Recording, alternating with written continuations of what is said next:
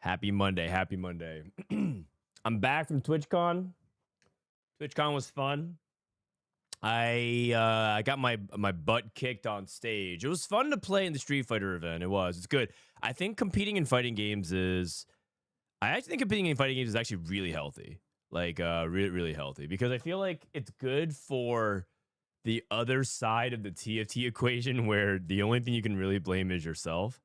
Versus in TFT, you know, it's important to maintain your mental strength. So sometimes you just can't take accountability. You just can't. That's just not how it works. I did get a cool nameplate, though. They gave me this thing that says Frodan, a little pennant. They gave me this. Ah, pretty cool. Pretty cool.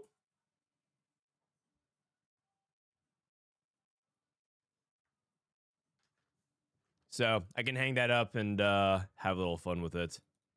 Anyways, today and for the next few days, it's going to be Scrims, getting ready for regionals. Are you guys hyped for regionals? Lobster, wait, what is this notification? Lobster has reached a 3-stream streak, heart rate 0. Uh-oh. So let me just hide that real quick. My watch is charging. I forgot to charge it when I got back, so. All right, let's go ahead and start hop into some scrimmages, shall we?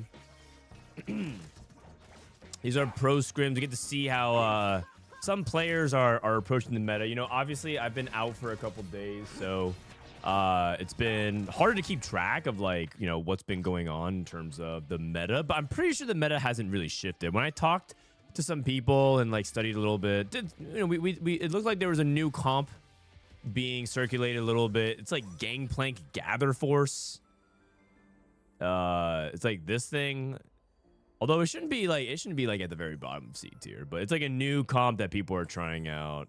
It looked like it's like something that's enabled mainly through range extension. You could play it without it, but I think it's a lot weaker.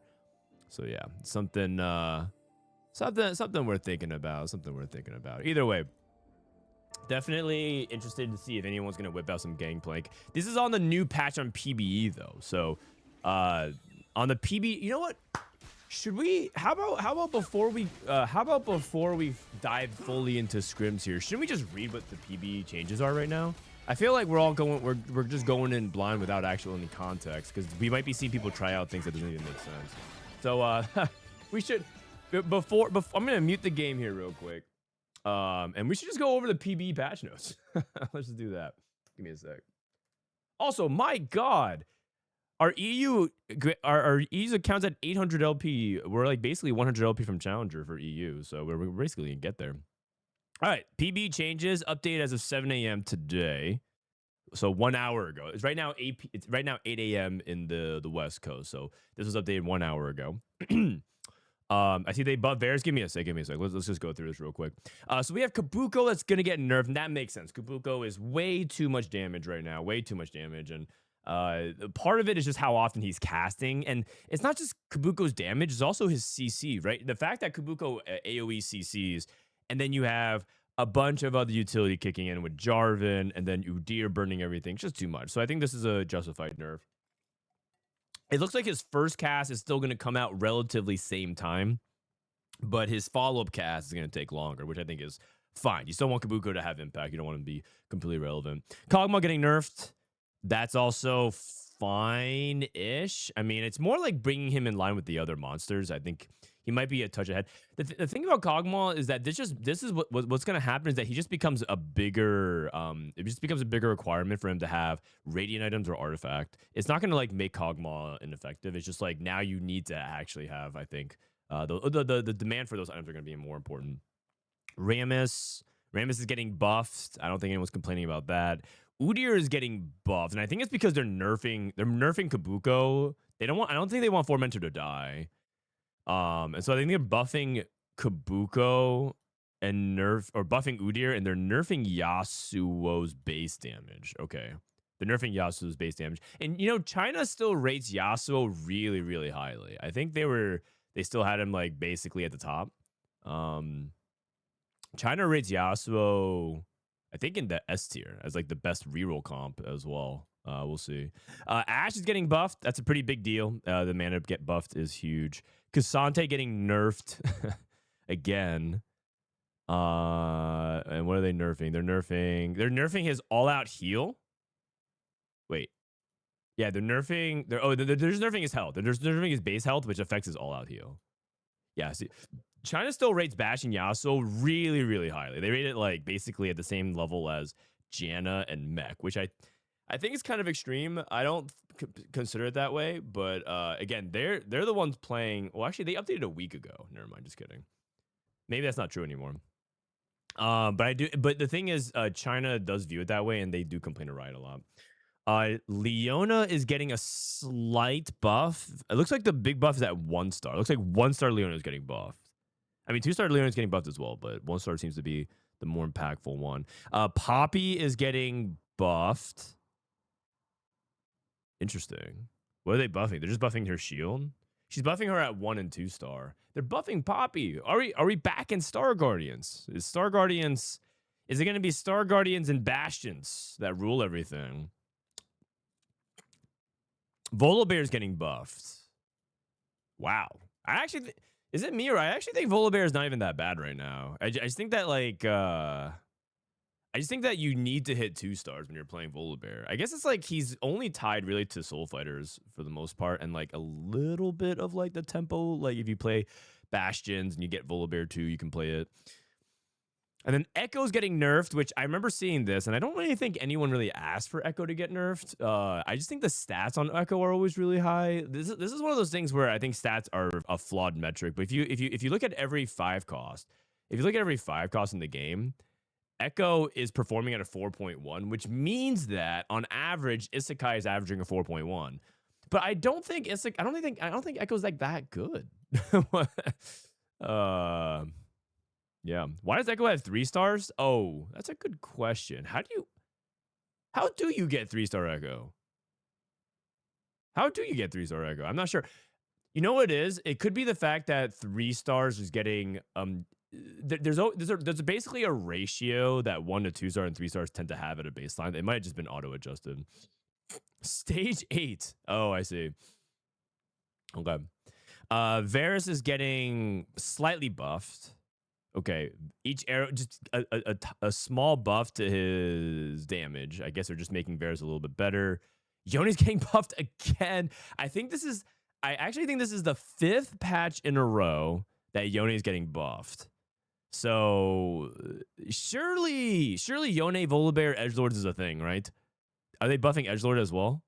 Sniper, they're buffing the mid-range version of snipers. They're buffing the mid-range version of sorcerers. They're buffing the mid-range version of soul fighters. Strategist is getting buffed.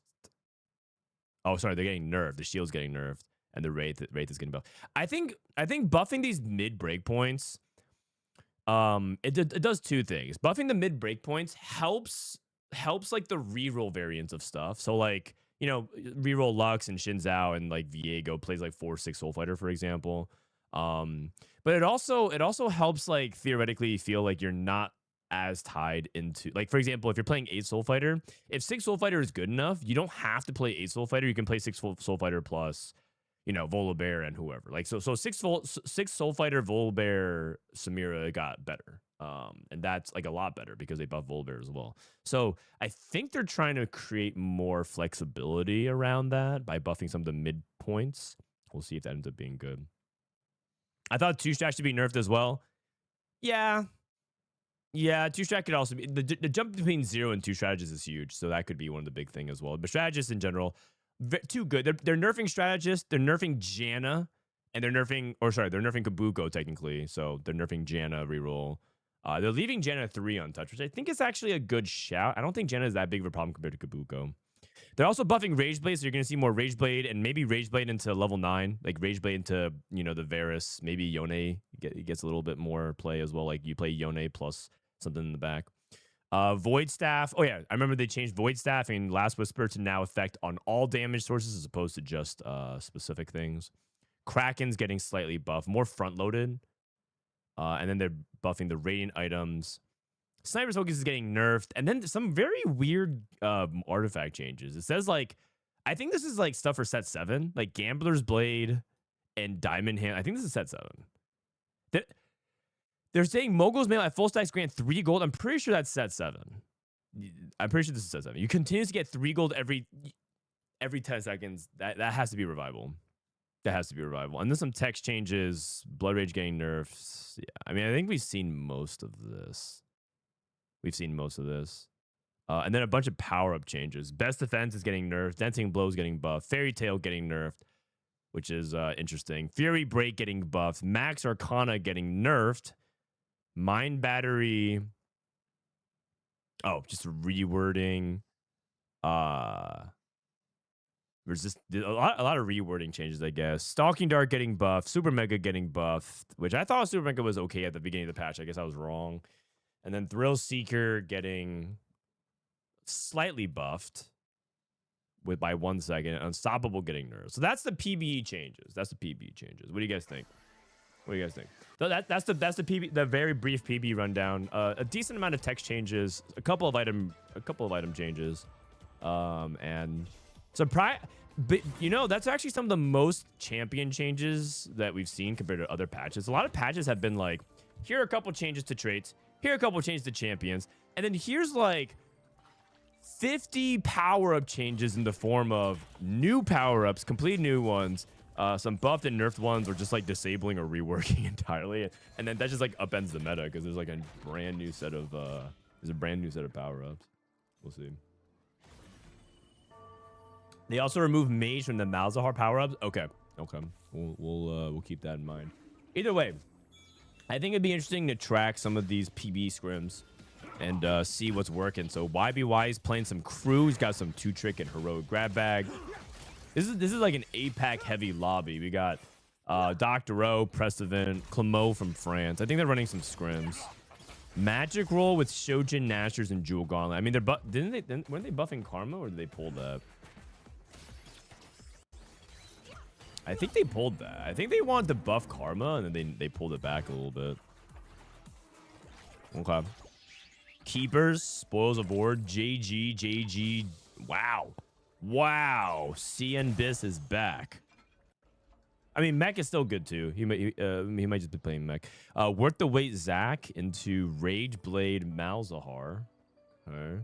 So, is this like a fast 9 attempt into Kale? He's actually going for Zac 4. It's probably not. He might just be playing heavyweights.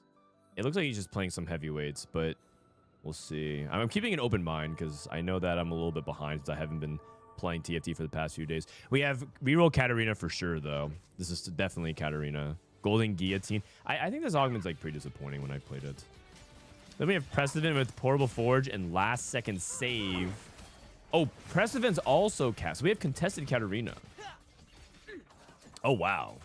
And Prestivent's playing dual carry Caitlyn, which is a very, very expensive version of it. And I think that he's playing this very... Actually, he's not holding on to the Caitlyn. Just kidding. He's just having Caitlyn... hold the Yuumi items. Okay. Okay, never mind then. I thought he was just trying to dual carry Caitlyn. And I think the only time you can ever get away with this is if you are swimming in gold and you have something like... like gold subscription and rig shop. Worth the wait frontliner is never a bad thing. I do think Zac is one of the weaker ones. You said Zac is a pretty good one. I think he's one of the weaker ones because if you just compare to what you could get, couldn't you get much better ones? Let me try to look at some team builder. I guess there's some bad ones, but like Neferi is really good, right? Any of the those are like Garen for the Bastion frontline is also quite good. So is Rel. And then you don't mind some of the carry ones like Syndra and Lucian. I guess you're talking about like just comparing the front line only. This is Prestivent's roll down, 7 cats. Actually, it's 8, just kidding. And there it is, cat 3. Clemou is re-rolling Keepers Nico with Star Guardians. Wait, I just realized something going through those patch notes. Are we not nerfing 5 Crystal Gambit? Is Crystal Gambit okay? Or did they maybe it's hidden changes. Maybe it's hidden changes. Over 9,000 check. Here we go. 8 AP, 4 HP. What? 105?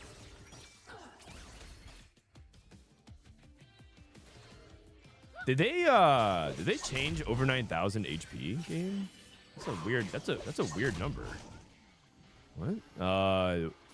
And what interval is 105 divisible by? I guess it's divisible by 5. You get 21 HP now? Oh, it's 35. Oh, yeah, you know what? That actually makes sense. Dr. O also hit Katarina 3.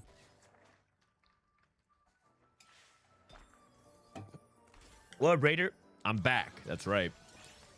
Oh my goodness, JRC. Forward thinking. And he just got his gold. And he's still playing Crystal Gambit. He's trying to go for a straight fast 9. He played blue buff, Nashor's JG. Like a forward thinking Crystal Gambit fast 9. Wow. Okay. And by the way, to what you were saying, Johnny, it looks like Worth the Wait Zach is pretty good. So, you know, with the combination of like Noxious Trap, Tankzilla, like I said, he's kind of might be trying to angle for fast 9. Looks like he's just playing Malzahar. So. Crystal Nico cash out only gives 1 instead of 2. Wait, what? Crystal Nico cash out only gives 1? Oh, the duplicator. Sorry. When you said Crystal Nico, he's playing Crystal Gambit and he's playing the Nico Hero Augment. So I kind of, no, he's not playing the Nico Hero Augment.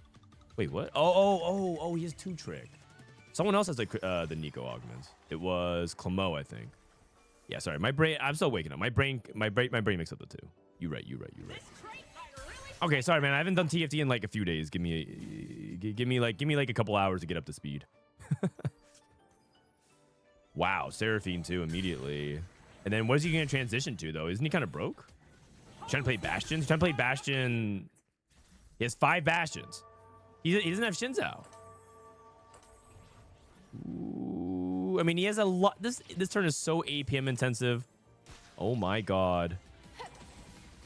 He still has 2 Anvils. Missed Crown Guard. I think you also want to take some carry items.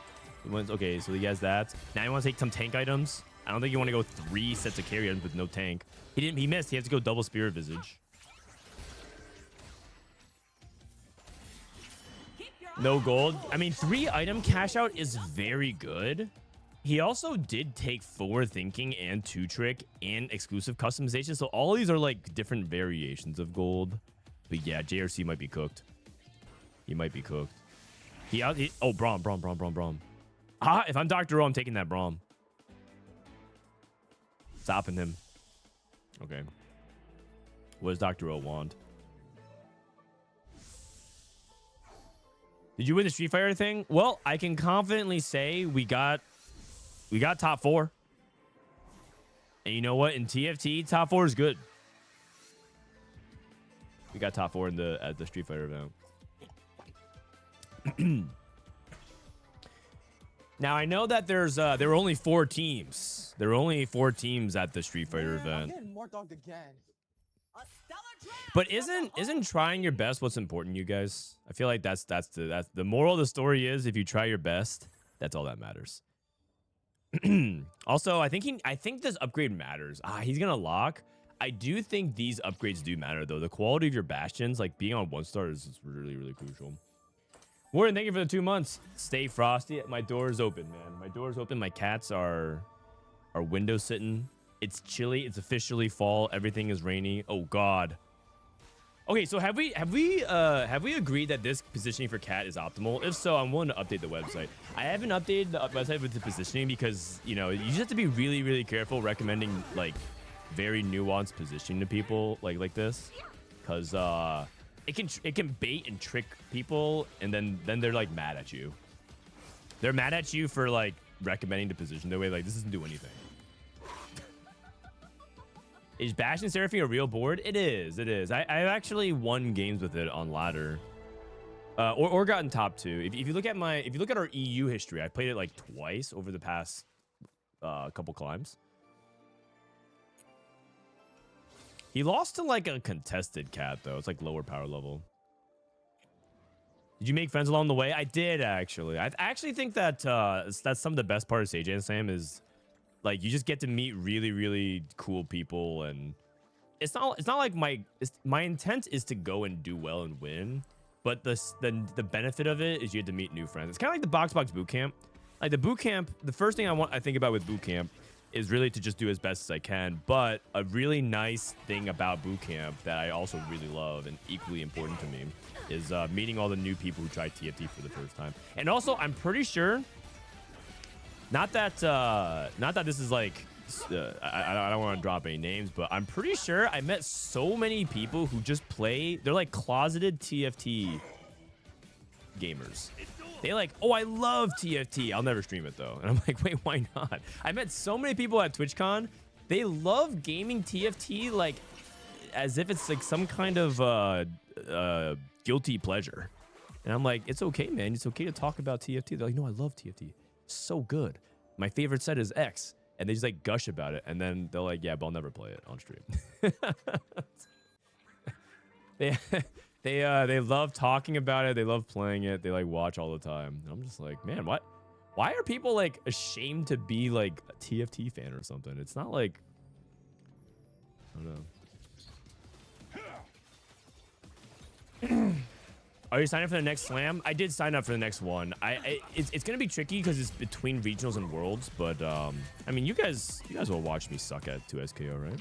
A little bit. I mean, obviously, I'm gonna be still locked in for TFT. It'll be the same thing. I'll basically be doing TFT almost the entire day, and at the end of the day, I'll like do some 2SKO. Assuming I can get in though. Also, I have to say that for the Street Fighter event, Box and Sajam, like they knew what they were doing by having me. Okay, so basically the way these slams work is that there are 4 skill divisions, and my hour count and my rank meant that I should have been in the second slot, which is the one above the weakest. Like the weakest players in slot 1, or I guess technically the weakest players in slot 4, and the second weakest players in slot 3. And my hour count and my rank and everything like that by all means meant that I should have been in the third slot. But they had 5 players, and they needed 1 player to move up to the second slot and face a bunch of people who are like way better than me. And they gave me they actually like gave me the whole butter up speech. Like, Frodan, you're such a gamer. We know you can do it. You have the fighting game genes. We're gonna promote you to tier 2, and you're gonna prove everyone that you belong. And I'm like, yes, I'll do it. And then I lost every round.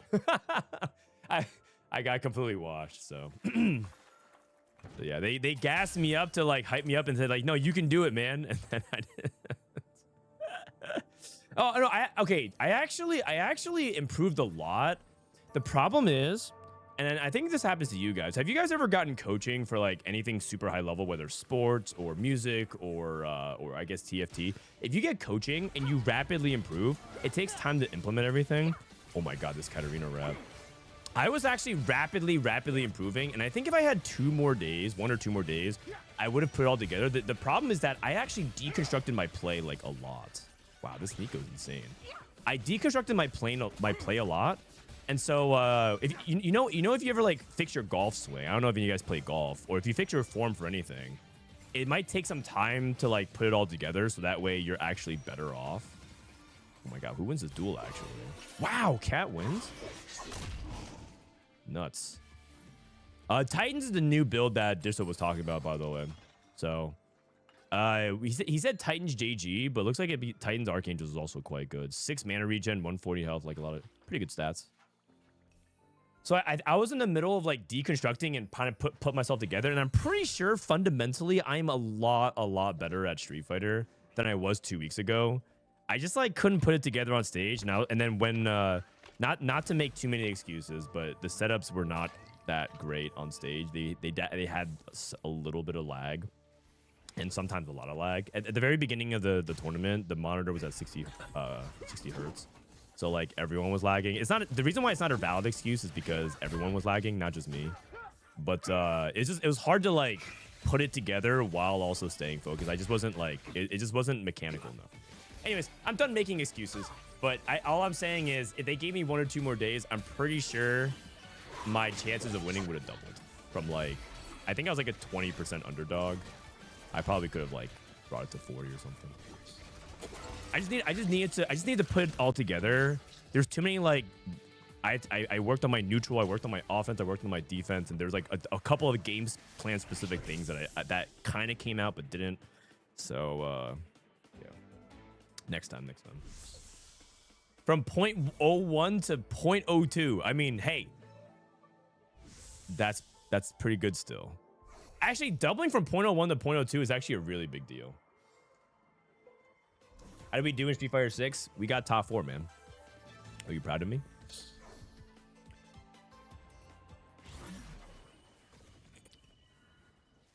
I don't blame for not streaming. The fan base goes crazy if you want to enjoy the game and play it casually. Are you talking about TFT? Yeah, dude. These people who want to stream TFT, you know what the problem is with TFT is? Looks like Pandori missed on his Darius 3. I'm not sure if he should have like rerolled for Mouse 3 versus push levels, but looks like this roll for his thing at level 7 was not very good. You know what the problem with streaming TFT is? If you aren't like in the know of the meta, and TFT, you have to like study the game so much to be in the know. You feel so stupid. You feel really, really stupid. Everyone always keeps talking about like how TFT just makes them feel so dumb. And like, it doesn't matter if you are a genius player at something else. If you just don't know, especially this set, if you're playing this set and you don't know how fruits work, and you don't know how like all these specific interactions and heaven forbid the bug list, you just feel so dumb. But it doesn't mean that they don't like TFT. It's just more like they're just scared to like stream TFT or even like talk about TFT, if that makes sense. Who will win the Americas region? So I was thinking we run it back on Thursday. I think we should do an official Frodan versus Chat GPT draft.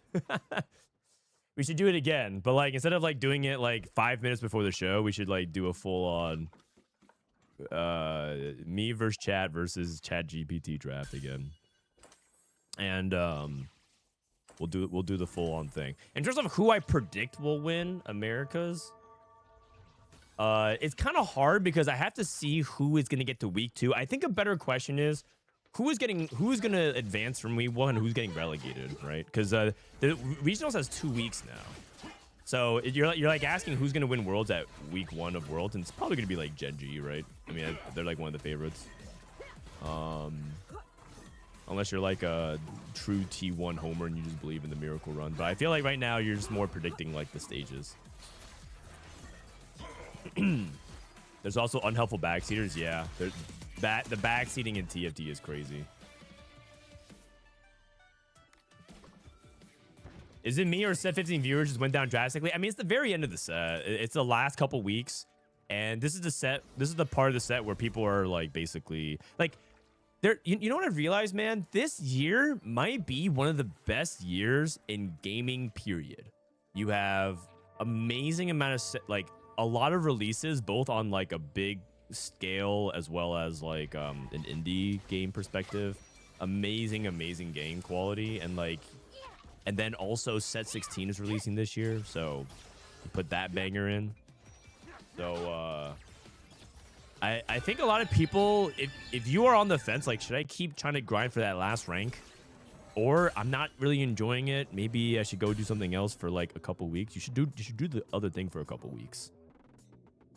I mean, you can keep my stream on. I would appreciate that. But if you want to go do something else for a couple weeks and like play all the games in your Steam library while you have an opportunity, because that's this thing's gonna take all the time, you should do it. This is one of the best years for in terms of the gaming releases. Just look at the quality of the lineup, man. That's not rage bait. You might think I'm just like saying that. I'm pretty sure just look at the releases from this year, man. And honestly, gaming ain't pretty good. The newest Pokemon is Beans. Okay, well, I mean, that's one game. There's still like, I mean, there's the stuff that people hyped up, right? Like there's Silk Song, there's Hades 2. I haven't gotten a chance to try it. I did watch some videos of it though. It looked pretty fun. There's Blueprints, Expedition 33. Teamfight Tactics, set 16, whatever the hell that's named. There was a Riot Mixer. There was a Riot Mixer where I met a bunch of people, and it was interesting because that was like the first Riot Mixer that people were doing at TwitchCon that had also like featured a bunch of 2xKO people. All I'm saying is, All I'm going to say is Riot has pretty high hopes for set 16 as well. I feel validated hyping it up at every juncture because Riot was like, dude, set 16 is really good. I'm like, okay. I mean, the thing is, I feel like they weren't obligated to say that unless they actually meant it. So.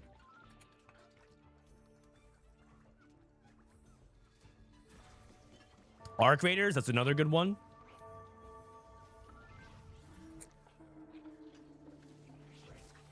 This is the way. Mega Bonk on one screen. Frodan, I mean, Mega Bonk. I mean, yeah, a bunch of surprises too, man. Like, I think those kinds of games came out of nowhere. Like, no one out here was like, saying like, oh yeah, Mega Bonk's gonna be a new thing, and then that just ends up being like an awesome Survivor game.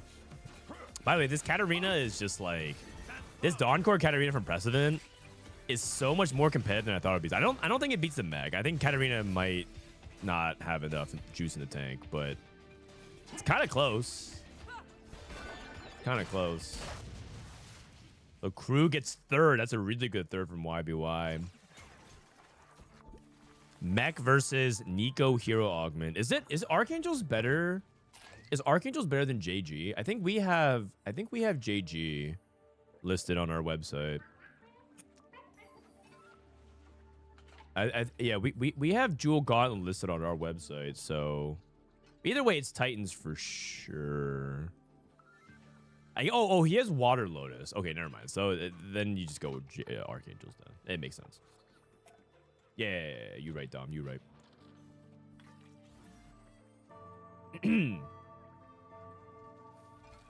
I'm not falling for that one. What, the next set's going to be the best set ever? Okay, I mean, honestly, it's your loss. I'm pretty sure. I haven't gotten the preview yet. As you guys know, they usually invite some influencers and creators and professional athletes such as myself. I mean, I don't mean to brag, but I did just compete in tier 2 a few weeks ago, and I was 1 point off from day 3 and top 4 at the Sage Am Slam in Street Fighter. And so they invite a wide variety of people to these play tests. I haven't done it yet, and the reason why I can say that is because they haven't gotten me to sign an NDA that I played it yet because I haven't actually done it. But when that happens, you already know that I won't be saying anything, and you guys can just you guys will be able to read between the lines. I'm gonna go from, man, set 16 is gonna be the best set ever to say, you know what? I don't know, man. Set 16, who knows? I don't know anything about set 16. the complete switch up out of nowhere. You're like, what?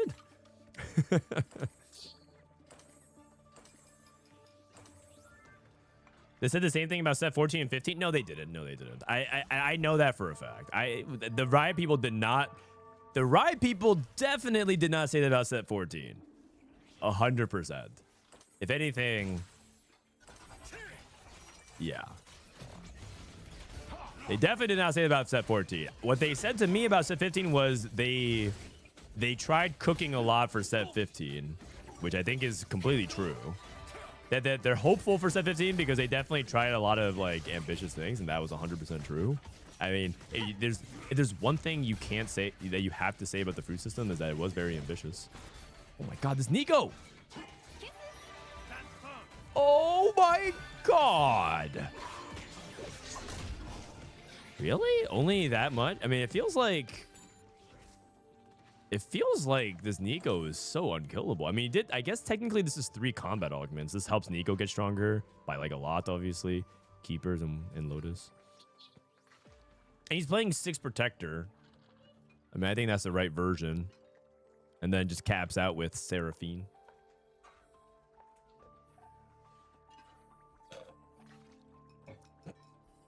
These last 2 sets have been bad. I think that they ended bad, yeah. I mean, I actually thought the beginning of this set was okay. Because it was just, the beginning of this set was actually really exciting. Almost like every day there was like a crazy degen build coming out, and like you were like, it felt like old TFT where it was like everything, there was like some insane combos, and like every 48 hours a new build release, and it was like, oh my god, what's the new tech? And then at one point the game just broke, and also the balance problems persisted, and then the classic thrashing came in. So there's just like a bunch of like things like kind of reared its ugly head all at the same time, and I think a lot of people lost enthusiasm. But you gotta admit, man, that first week and a half, when was the last time we saw such radical meta shift day after day after day after day in modern era? It's almost like because upon launch, usually on launch sets or set launches, it's usually like after a couple days we figure out like what the meta is, and that's just what it is until like they either patch the first patch or they just like wait for the second patch. But like the very first patch, man, it was like new comp after new comp after new comp that completely changed the meta. And then and then GP took over and killed the hype. But you know what? That was almost inevitable if you really think about it, though. Oh, Emily's playing PB. I was like, is Emily scrimming? Emily's playing PB. It was interesting though, because it was like each build got more degenerate. So I was thinking for the 5 months, it was almost like every build got more degenerate, right? The very beginning was like Mech Yone, which was like Mech Mentor Yone Rise, and that's just like a strong build. It is what it is. And then it became like what if you did all out Cassante and then you like fish for this fruit? And then what if you decided to play, I mean, I'm starting to forget the meta now. What else came out? What if you just like hyper tempoed and played this unkillable Mundo out of nowhere, Jin Mundo? And then GP came out. So I mean, I missed like one or two things. I remember EWC book. The reason why EWC, I think Vitality struggled at EWC is because every day there was a new comp coming out, and we were scrimming. We should have been solo queuing. We should have been solo queuing. By the way, what is this? Bastion, Hydra, Yone. Oh, because he had called the Chaos and he reforged. Interesting. Into a Titanic Hydra. Woked. Every day there was like something new coming out. It was just like blowing our minds.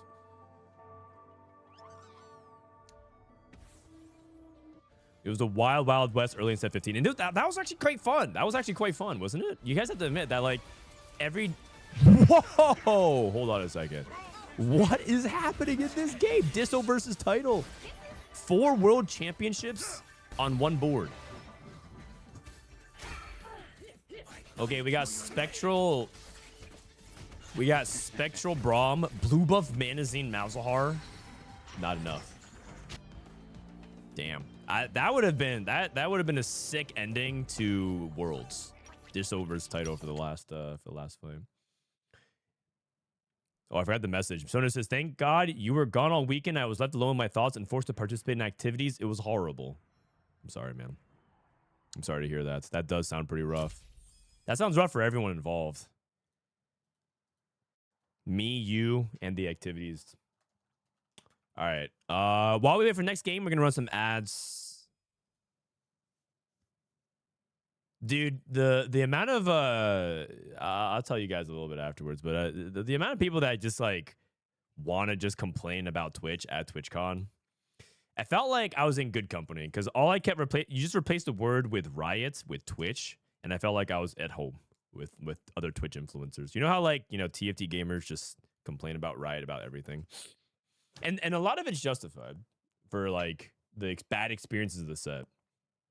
But man, I felt like I was right at home. Like, you know what? I have a bunch of social anxiety. I'm like, oh my God, I'm going to TwitchCon. Does anyone even care about TFTs? Like, I'm like, Twitch is all about IRL now. Who cares about gaming on this platform? None of my friends are here. Am I going to be able to fit in? And then everyone just complains about Twitch. And I just say like one qualm I have about Twitch. And everyone's like, yeah, you get it. And I'm like, yeah, all right. So I fit in pretty fast. It's really easy to socially integrate, man. You just basically just say the T word. Twitch. Twitch deserves it. Yeah, the drama, and it's not, I mean, drama is actually underselling it. The controversy around the lack of security is very real. It's very real. Looks like some people are finishing up some of their scrims. I think Enzo might be finishing up his scrim. Let's go just check out what's going on. Used to work for Twitch, and that was also fun too. There were two elements of it. Not only was I not only was I like talking to other creators, but I talked to a lot of Twitch staff, right? Because a lot of Twitch staff, a lot of my colleagues still work there. And some of them feel like, you know, some of them are like hopeful, like, oh, maybe Twitch will turn around. A lot of them are just like, yeah, I'm stuck, man. Like, I'm amazed. A lot of Twitch staff came up to me and was like, dude, how did you do it? How did you go from like a Twitch staff and now you're like a creator, man? You need to coach me. And I was like, you can't follow my footsteps, man. I don't even know how it all happened. But like, they're like asking for tips. They're like, dude, like you got out. It's like I'm visiting my old inmates at the prison. How did you get out for good behavior? Dan blaming Emmy? Oh, the CEO of Twitch. Oh, they're talking about me. Yeah. It's not. I was okay. I know that you guys know that, as you know, I am in charge of Riot's balance team, as well as when PB Set 16 comes out. I know that I'm in charge of those things. But contrary to both of those popular beliefs, I am not also in charge of the security at TwitchCon. I'm just not. Common misconception, though. Common misconception. Do people not realize that you can just find another job? It's actually kind of hard to find another job in the tech industry right now. Tech is basically trying to cut jobs. I think Amazon is actually, didn't they like announce, or there's just basically like a very open secret that Amazon's going to do another giant wave of layoffs. So finding another job in tech is really hard. So a lot of Twitch staff feel trapped right now. They obviously, like, what's really sad is that morale just is very apparent in the Twitch staff behavior. And like, it's because they like, a lot of them still love like Twitch as a product. They love the Twitch communities. I think they don't really love like the leadership and the company or the corporate aspect of things. Like, they really, like, anytime they're talking to creators and creators are talking about, like, a good, like, I was on the Twitch rival side, right? Not a meeting for the 7 months. Whenever we're talking about, like, the creator side of things and the events, they're joyful. They're super happy to talk to us. If anything, it's, like, because they don't have to talk to anybody at Twitch. But they're talking to us, and they're having a good time. And then whenever it came to, like, the business side of things, you could just tell that their enthusiasm drops, like, 100%. I feel bad. I feel, it's kind of like how some people are like, you know who I feel bad for? You know who I truly feel bad for, right? I know it's like, I'm not sympathizing with the company itself, but I feel bad for like the Set 15 art team. I feel bad for some of the people who did some of the things around Set 15, because I feel like there's a lot of pieces of this set that are actually kind of awesome. And I feel like the lack of QA this sets and a lot of the other problems around like the systems and things like that have made a lot of that work feel like people won't remember it fondly as much, because it's like mired by the fact that there were so many problems in Set 15. So it feels like, you know, if you're like a person that worked on, like, who's a really cool champion this set? I think like who's a cool champion this set? I mean, there's a lot of fun ones. I think like the Spear Bomb Seraphine is pretty epic. It's like a unique, like, we haven't had a Spear Bomb champion in quite some time, and they brought back the Ari. I think it's actually really cool, right? I think Lee Sin is a really cool design champion. I mean, there's also like a bunch of like small things too. And I think like all those kinds of things get kind of like lost because everyone's like, my God, fruits are annoying, balance is all over the place. I mean, actually, balance is like kind of fine now, right? But like for a while throughout the set, and then of course, does the game even work? Shop, wave, bug, whatever, monster trainer toggling, which wasn't even true. Yeah, so it kind of feels like that at Twitch. It feels like a lot of people who do the good things and try to maintain and uphold the integrity of the company are just like regularly overshadowed by very easily mitigated unforced errors. There's just so many unforced errors on Twitch's side. It's just embarrassing. Ash pre-change was sick. Yeah, actually, I really like Ash's arrows as well. Like the portals summoning the arrows. I mean, that's just straight out a Fate character. a Fate Universe character, right? I mean, if you're an anime, there's a lot of great references and ties of like what they really want out of all this stuff. So many cool elements of things like that in this. It's a waste. Can you make me a account for veteran Callista? Sure. Play Callista and Mentors, and then play all the Executioners. And then you want to play blue buff. I'm pretty sure you want to play blue buff, i.e. Guardbreaker. Or Striker's Flail.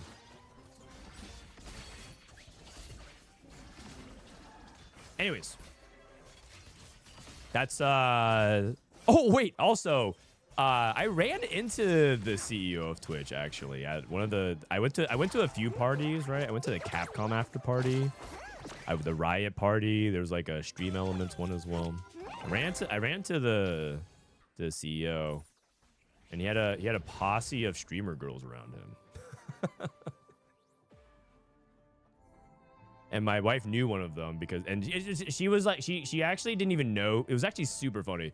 Taylor ran into one of her friends. She was with the CEO, and she didn't know who the CEO was. So like the girl, I think her name was Erica. She was like introduced. She was like, "Oh my God, Taylor, I haven't seen you forever. How you doing?" Taylor's like, "That's awesome." And then Erica's like, "Oh, this is Dan." And then he's like, "Hi." And I think he was assuming that Taylor would know who he was, but she didn't. So it was a little awkward for like 10 seconds. And Taylor's like, "Hi." And then she's like, "Anyways, how are you doing, Erica?" She's like, "Why introduce me to this this older white man?" Anyways, it was kind of a funny moment at the after party. Nothing else happened. That's all. Frodan, I love Volibear carry. What's the best comp for him? Right now, the best form of Volibear carry is playing him. If you want him as your primary carry, I think you want to play him when you have a good front line. So I think one of the best ways to play around him right now is in a Bastion setup, or you play him as your duo carry in Soul Fighters. Volibear with the Soul Fighter emblem is very, very good. He loves basically everything about it. He loves the scaling stats. He loves the HP. So on and so forth. Let's watch Dishsoap's game here in full speed. In terms of the veteran Callista, drop Yasuo. I think. I don't think you want to drop Kabuko. I think Kabuko is too good to drop personally. And then Udyr connects as a Juggernaut, so I think you would drop Yasuo. But maybe you're supposed to keep it. Oh, I guess Yasuo is an edgelord that connects to Samira. That feels like so the problem of what you described here is that you're rerolling a 1 cost and you're playing around 4 costs. J4, Samira, Rise, and Set. That's 4 individual 4 costs. That's a very expensive composition. Very, very expensive composition. So you're not going to pragmatically get there. So just yeah. It feels like impractical to suggest.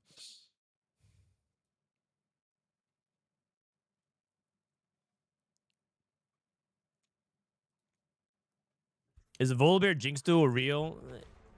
I mean, it's real in the sense that if you somehow hit both on your roll down, theoretically, it's something that you could flex. You could flex like this Bastion core and you play Volibear Jinx.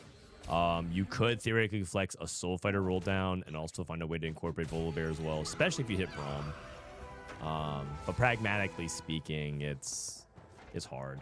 It's just one of those. It's a composition that you can only play if you high roll your roll down, but you're not likely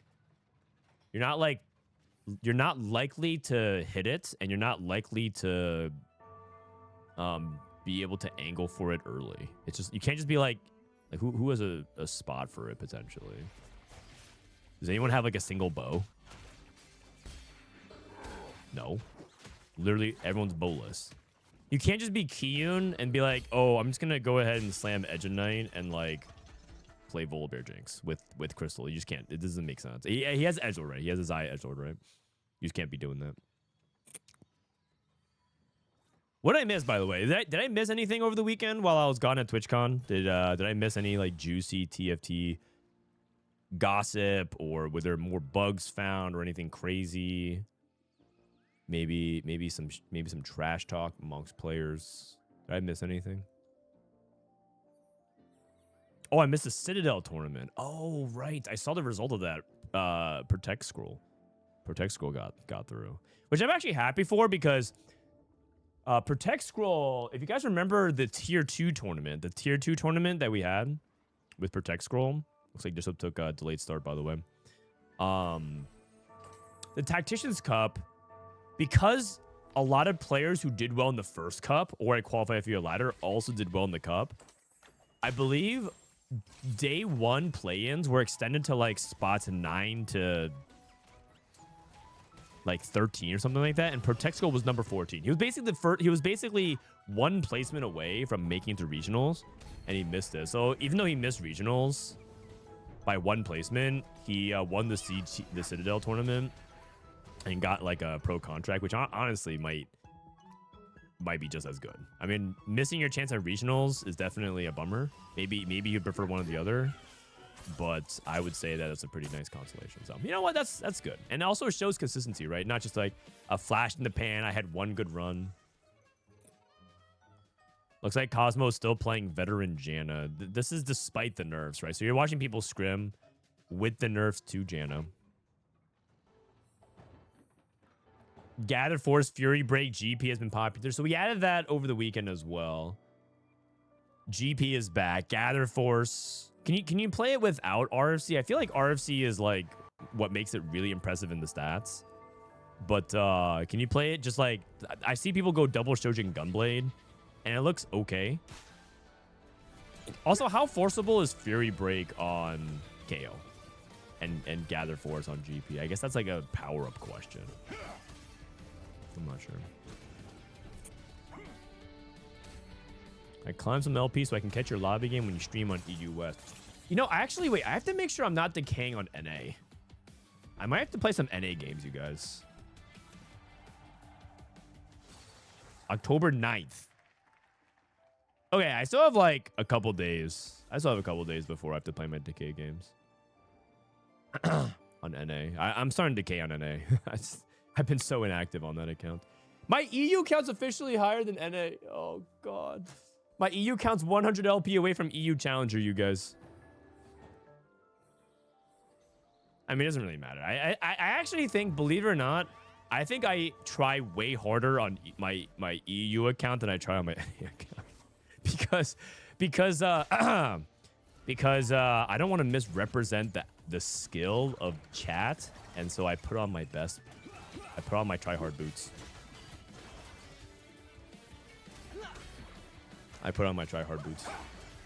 We're seeing some Rammus play. Okay, let's see the new Rammus. Let's see how good Rammus Malzahar is. How much do you decay per day? I think you decay like 200 something LP, like 250. It's easy to hit Fury. You have to hold multiple copies of KO. Gather Force is the harder one to hit. Okay, I'm gonna try it today in our ranked games. If I get a spot to try it, I'll go for it. I guess GP shouldn't be that hard to hit unless there's like 3 mech players in the lobby. Why is it Gunblade? So it's interesting when I was looking at the stats. Well, when I was looking at the stats, first of all, it doesn't look that good. It's a 4.76. That's why it's like hard. But when I was looking at the stats, it didn't even say that. Like, it said that this build is the most popular, but it's like okay. I think Quicksilver is also pretty good. And I'm not sure if like RFC is like where it actually becomes really good, and if you extend that. Like RFC is like guaranteed to be good. RFC Sniper's Focus of some kind.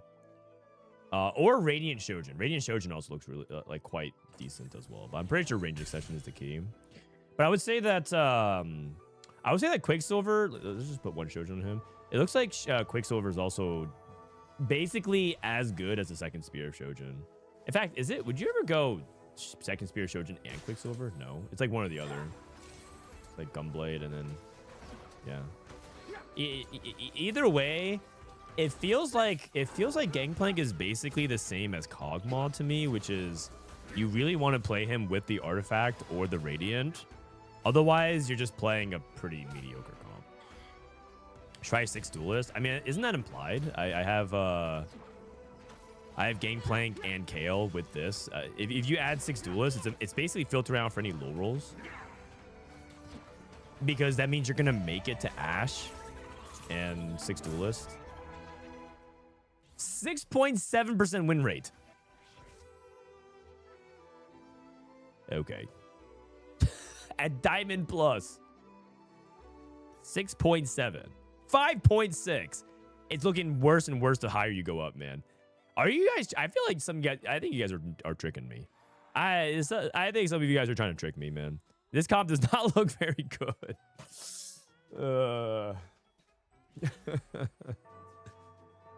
There's also the 4 mentor version. Okay. But then how do you get Fury Break then?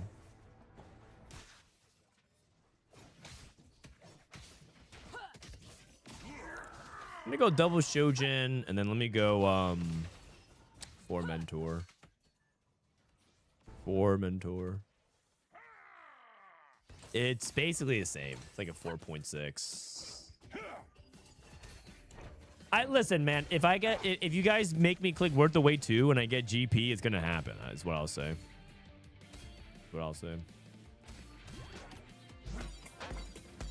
The stats are a bit fake. I've seen a lot of players in Diamond and Matches going wrong power-ups. Yeah, that's also true too. Again, stats can tell 2 different stories. It could be players are bad at playing it and there's a lot of room for optimization, or the comp's just bad. It's possible. Both are on the table.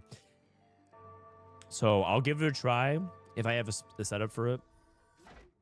We'll see. The game moves to the point where every champion is playable only with proper fruits. Agreed. And that's why I think that this set, the closest set to set 8. I basically think every fruit... I think fruits are equivalent of hero augments. And sometimes you get like a generic hero augment that's like okay. And sometimes you get like the absolute like nuts, which is like the difference between whether it works or not. Like veteran for Janna, or I guess gather force for GP. Okay. So Dishsoap with a full streak on delayed start, by the way. Very good. Shojin Spark Slam. Is that mech? Is that Sorks? I mean, we'll see. He's just playing generic tempo right now. Just generic tempo. Warmogs. Caretaker's ally into Rakan. So he has 7 Rakans. I wonder what Solo's going to play with Rakan 3. Maybe Yuumi, perhaps? Probably Yuumi.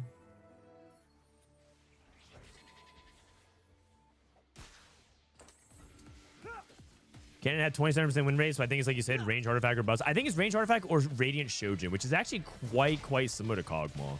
I think GP is just basically a Kog'Maw alternative.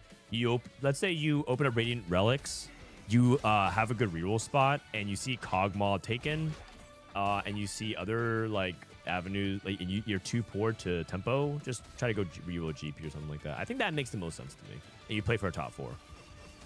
You could also go like open up ranged artifact and then force your way in, and then maybe you play GP or Yasuo or who's a good range extension holder like for reroll? Yasuo, GP, Viego. I don't know. Something. Yeah, Viego. Any opinion on high rank double up? Okay, I need to show you something, Joe. And I think my opinion will speak for itself. If you are alt tabbed and you're not looking at my screen, I need you guys to see something right now. Just for a second here. We're gonna go to we're gonna open up a new tab. We're gonna go to are you guys on my screen? I'm on the leaderboards for ranked. So NA right now, rank number 1 is 1800. Flancy from China, 1800. If you look at global rank across all these servers, right, the smaller servers have 2000 LP, which is impressive, but it is smaller servers. Brazil, 2100, 2000, Latin America, EUNE. So these are the small servers. Double up population is small. What do you think is the LP of the rank 1 global player in double up. What do you think? Because, like, again, I'm just going to tell you it's inflated. The double up LP is inflated. What do you think is the LP of these double up players? 3,800, 4,000, 3,100, 5,000, 6,000, 6,969, 12,000. Okay, now you guys are just saying random things. And believe it or not, some of you guys who just threw out, like the guy who's evil over the top said 6969. He said that as a meme. He actually undershot it. I'm going to click this double up button. Rank 1 global is 9,386 LP. 9,000 LP.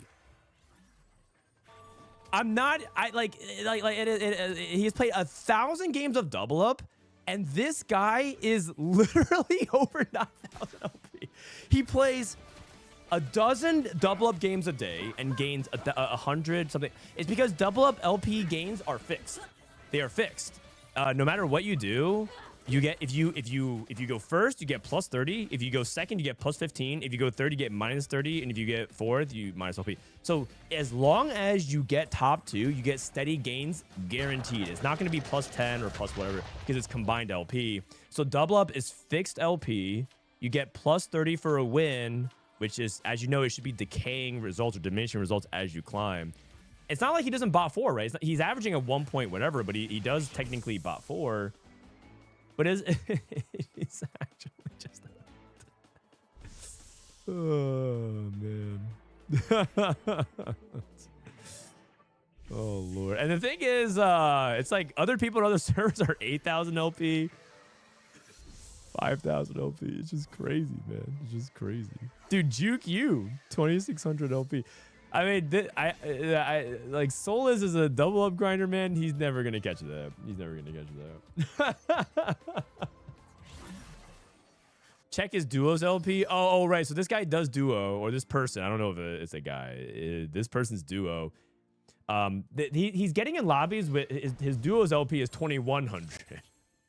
And they're going up against like a bunch of people who are challenger 760 LP. A 9,000 LP cap. Oh my God. Oh my God. It's actually ridiculous. Oh man. It just sounds like TFT hyperbole. Like when they just say like, yeah, I'm queuing up and the LP is so fake. This guy has like 9,000 LP. That just sounds like typical TFT streamer hyperbole, but that is the ridiculous counts of the LP differences, man. Oh my goodness, man. That guy has more LP than some entire servers. Like if you look at the Middle East server, just look at the Middle East server, man. Just look at the top ranked servers on the Middle East.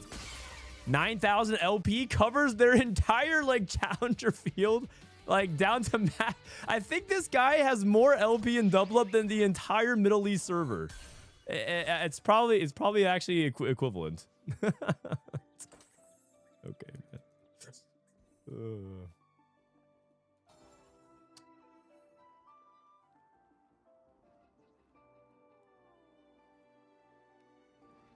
Anyways. I feel like I didn't even answer your question. You asked me what do I think about double up. I think double up's pretty fun. I actually think that the change they made to double up last set was quite good. I think that double up lacks proper balancing and it lacks the incentive to climb, which also kind of goes back to the previous point, which is because not enough players are like playing in it, right? It's not invested to balance it. But the potential is there. I think it's actually quite fun.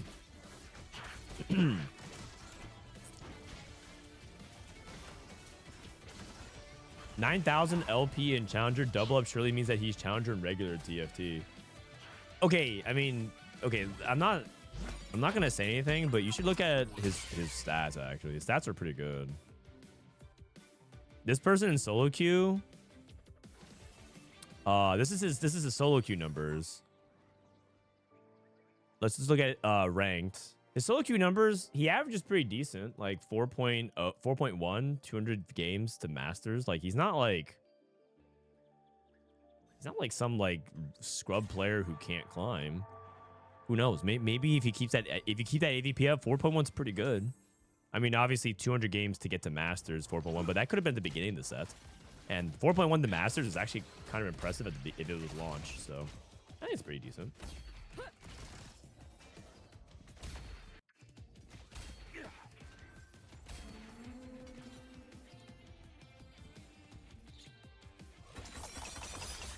Double up is lit, but not to be taken as super competitive mode. Yeah, I think that's a good summary of it. I don't think it's that competitive. Looks like we got Janna 3 here.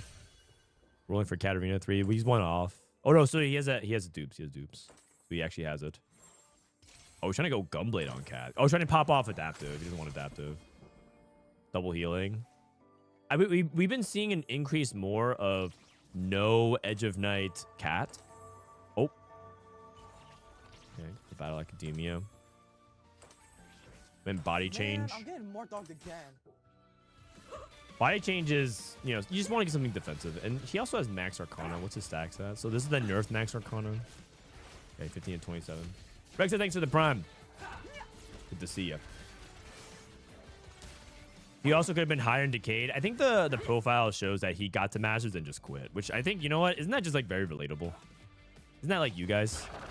I think he just literally hit Masters and just quit.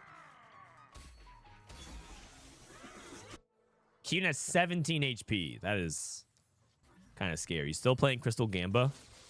Here we go. 4-2. Kiyoon. You can't even really see the skill, even if you have 100,000 LP. The only way to tell is to see gameplay.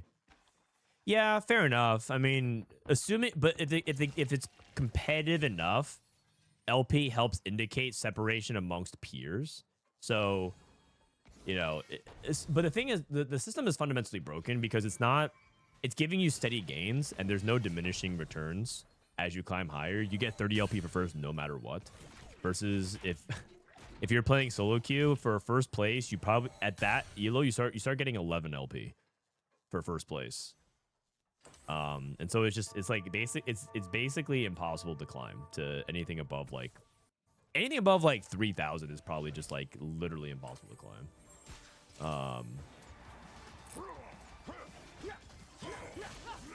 For mentor rise. Oh no, this is Akali. Oh no, this is Lee Sin. This guy hit Lee Sin. Playing Yasuo duo. Garen with Radiant Shojin. Kiyoon kept his Radiant Refractor on the bench. Ooh! Almost a Radiant diff. Almost Radiant diff. He needs to use it. What do you use it on? Do you use it on Death Cap for Rise? I know Kiyoon likes Efficient. Okay, he's gonna switch off. What's he gonna go for? What is he looking for? He skipped a bunch of the Rise specific stuff. Keen Eye. Oh, is he looking for Sky Piercer? He's looking for Sky Piercer because he doesn't have any utility. Magpie. No, he's looking for Sky Piercer because he didn't have any Shred and Sunder. He missed.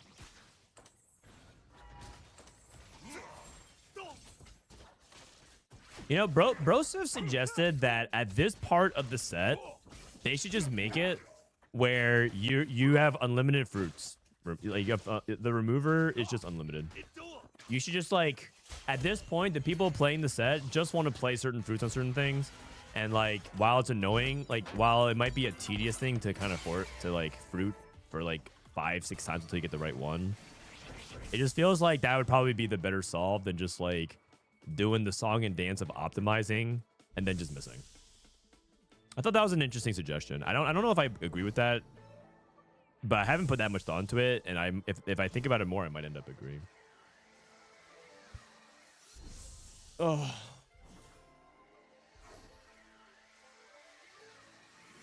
Cambulee still win streaking, by the way. Let's take a look at what's going on here. So we have Fast 9 from Cambulee with Mess Hall. Wow, he took Silver Destiny, Spoils of War, Combat. Garen 3. Janna reroll. Janna reroll still looks fine. I mean, maybe it's just not S tier, but it does look like Kabuka got nerfed to 85 mana. We'll see. Oh, Dishsoap took Called to Chaos and got Radiant Kraken RNG Golem. He's also playing Salvage Bin. Oh man. Oh, Dishsoap's fast 9ing. This was fast 9ing. And then we have Radiant Gunblade. And then we have the Kiyoon. Oh, Kaito ended up playing 5 Crystal. 5 Crystal Malzahar 3. But apparently they fixed the Malzahar bug on PBE. And they also took Mage out. I guess Noxious Trap is still good, though. Swag, thank you for the 6 months, man. Glad you're back. Hope you had a good time. I did. But honestly, I miss streaming. I think I streamed too much. And I was like really exhausted. But also there's another side effect of streaming too much as a streamer, which is it's become such a habit. You like don't know what to do if you aren't streaming. It's like streaming it almost feels like compulsive. Like I feel like I feel like I just have to stream for I just felt this like compulsion to need to stream. So what was the Malzahar bug? So it's been a bug since the beginning of the set. But basically, I forgot what exactly happened, but under specific circumstances, his visions or his whispers, it says that if a target dies, spreads to the nearest uninfected target. I forgot what the condition was, but basically that would spread to the 2 nearest targets instead. And that actually made Malzahar do some crazy damage towards the end of the fight, where sometimes it would like tick and then activate a lot, and then all of a sudden he would just like wipe the entire board. And they fixed that, and apparently that's been like the case since like the beginning of the set. But because Malzahar was never really a problem, they never fixed it because it was like sort of assumed that was just part of like he was always just played as like a Wraith bot or like a Prodigy bot for Yuumi, and so because he was never really a problem, no one really like rose a stink about it, and it wasn't a priority because like we weren't complaining about it basically. It's arguable whether or not they should have even just like basically that was it was a bug that shouldn't really be fixed if it was like balanced, right? But obviously when they buffed Malzahar, it was not balanced. So.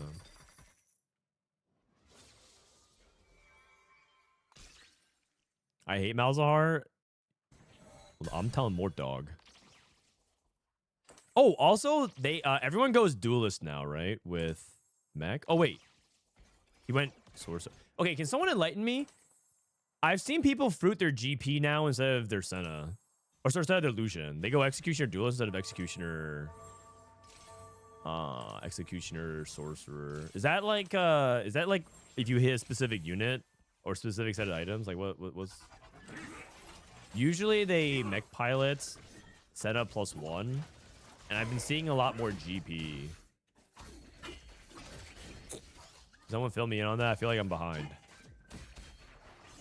Aatrox plus GP, but why did Dishsoap just go Lucian then? Is it like items? Like he has death cap, therefore he puts it on Lucian? I've been seeing Aatrox. It's Aatrox and GP. Oh.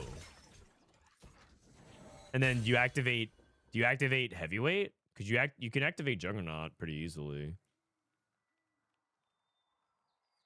People are just testing stuff out. Oh, okay. Odds are highest on GP. Isn't actually the highest on technically Jarvan, but like you're not. If you fish on Jarvan, you're like you have a pretty decent chance it goes disastrously, and now you just have a fruit on Jarvan. At least that's what I'm under the impression. This is the fast 9 from Cambulee. Cambulee got Noxious Trap. I actually think Cam is one of the favorites going into regionals. But I think that might be like it's like a hot take because I think a lot of people are gonna pick established names. Soju is rank 1 over the season. Robin Song won a cup, right? Dishsoap and Setsuko and everything like that. They're gonna take a bunch of the spotlight. But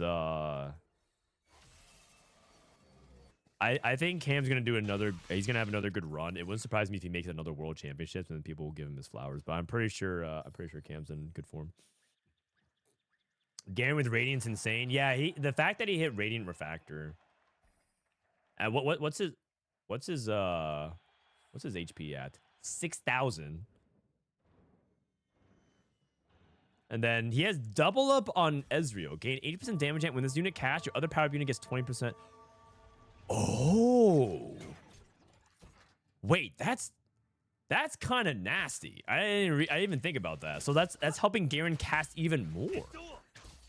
So when Ezreal casts, he gives Garen 10 mana. Oh. Okay, well the mech shit on him, but that is you know, I never thought about that. Because Garen's like a unit that needs to spam cast to have success, right? He's basically a one auto cast. Yeah, Garen basically has like 10 mana. Because the attack gives him mana, right? The attack gives 10 mana. The Shojin gives another 10, so he's at 20. And the Ezreal gives him, every time Ezreal casts, he gets 20% of the mana, which is 10 mana. So he's basically just getting one auto attack, one auto cast. Do you see that Twitch is not showing viewers as viewers unless they type in chat? I've seen that. Did they confirm that? I thought they were just saying like they're not counting people who have like 5 streams open. I think it's like if you have 2 streams open, it counts, but like if you have like 5. So sadly, if you're watching 5 streamers, you don't count. But if that's true, then I'm gonna have to. It's sad to say, but I might have to engagement bait you guys a couple times per stream. What if I'm watching your stream 5 times? I think it counts it as 1 time. That'd be an infinite hack. You are a new streamer and you have your mom open 10,000 tabs of you watching. I definitely got there was an IRL streamer. Okay, TwitchCon. You know, I shouldn't really be surprised. And I don't want to make it sound like I'm talking super down on these people. Looks like Solo's dead. Dishsoap lost. Dishsoap lost to Canbizz Fast 9. It looks like it's Cambulee and JC +1 for top 3. There was an IRL streamer who was a grown-ass man who was with his mom. And he was talking to chat at IRL streaming. And he's doing the IRL streamer thing, which is like trying to get access to places he shouldn't be. And then the security guard's like, no. And yes, there were security guards there, contrary to popular belief, but some of them just didn't do their jobs. But there was security guard. The security guard's like, no, you can't come in here, man. And then he's like, okay, chat. They said no, we can't go in. And I ignored these people most of the weekend. But I couldn't help myself. This time, I actually looked over his shoulder, and I saw that his view count was 2. And then I saw that his mom had his stream open. So literally, this guy was IRL streaming to his mom at TwitchCon, who was right next to him, man. And it was, I just couldn't handle it. Like, no one was in chat. He was talking to his chat, and he was talking to his mom, who happened to be the only viewer right next to him. And he had a full rig set up and everything. Oh my God, this guy hit Jarvan 3 off his Pandora's bench. Oh my God. And so I didn't know I didn't say anything, obviously. I just like walked by, and I respect the hustle, man, I guess. But also it wouldn't surprise me if that was the only person that had that kind of arrangement at TwitchCon. There was a lot of people trying to make the IRL stream thing happen there. Plug his Twitch. I don't know his channel at all. I didn't know that channel at all. It was just something that I just happened to notice. Okay, who do you think wins? Janna 3, Jarvan 3, or Garen 3 with Quicksilver? Because here's the thing about Jarvan. Usually the number one thing that scales is the CC timing. Jarvan 3 is 8 seconds long. Wait, it does 3,000 damage. Oh, okay. The other thing is a shield, but Archangel's Jarvan 3. Oh wait, no, it's masking itself as a Kabuko 3. Maybe Dishsoap won't notice. Maybe Dishsoap won't notice. Here we go. Oh, it just killed. It kind of glitched, but it killed everything. Okay, well, yeah, Jarvan 3 is pretty good.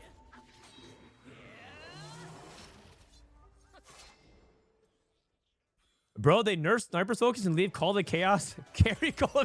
I forgot about that too. I forgot they nerfed Sniper Focus. Oh yeah, you're right. You're right. I read the changes this morning, and there's a handful of them. I forgot that they nerfed Sniper's Focus as well. That's so funny. Oh god.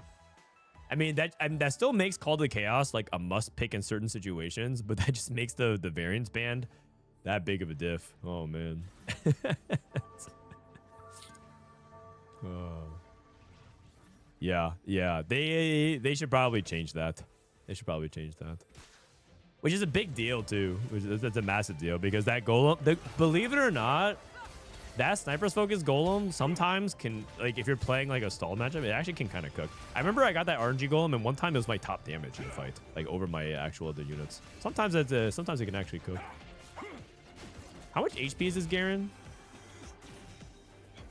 Dude, this Cosmo guy did the French move. He took the Bandor's bench into reroll a 4 cost. And Jarvan, by the way, is one of the most contested 4 costs in the game. It's kind of amazing that he actually got Jarvan 3. 8,600. He almost reached Korean double up LP numbers. My god. Bro got Jarvan 3 before Rise 2. There was a lot of Rise players, weren't there? There was like the Katarina player, and there was I think there was like Kiyoon was playing Mentors. You just FF if that happens in tournament. You're not allowed to forfeit in tournament, but you would. There would be some players who would like mentally give up for sure.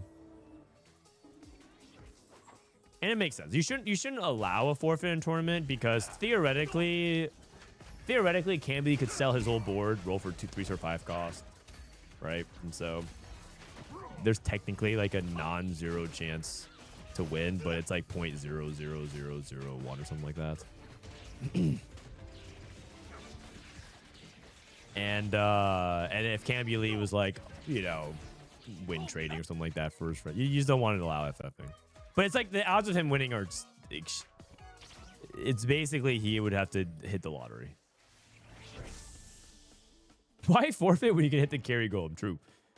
How much HP does Garen need to win against J4? That's actually an interesting question. How much HP does Garen need? At least double this. Because we see Jarvan is like one-shotting the whole team, and then Garen almost dies. So, I would say at least double this HP. So, I'd probably say 8. He's just not going to get there.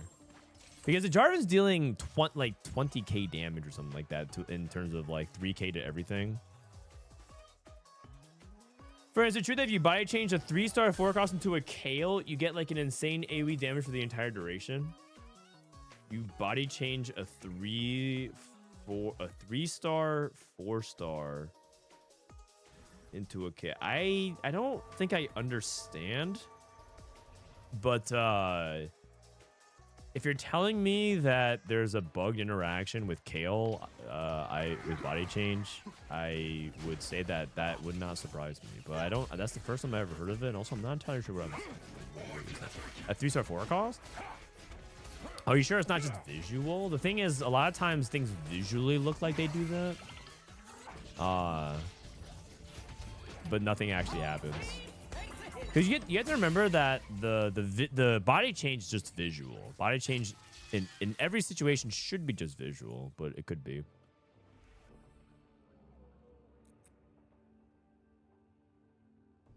I saw that it was a tech with China used it with Kale and body change.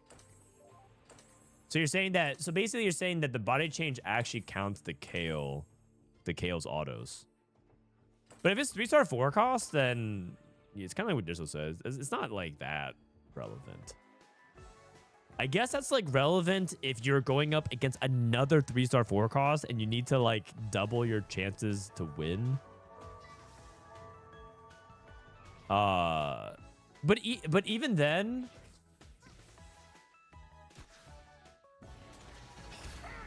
I guess what you're saying is like you take a kale and you look for body change. I mean that's like very very very specific. I feel like that's not. Let me put it this way. There's a lot bigger fish to fry in terms of fixing the bug. I guess you're not really saying that like Riot needs to fix the bug. I guess you're just saying like, did you know that? No, I didn't know that. And that's a funny interaction if that's true. And so I guess you're not really complaining. I guess it's a fun fact. Fun fact. 7 Casantes.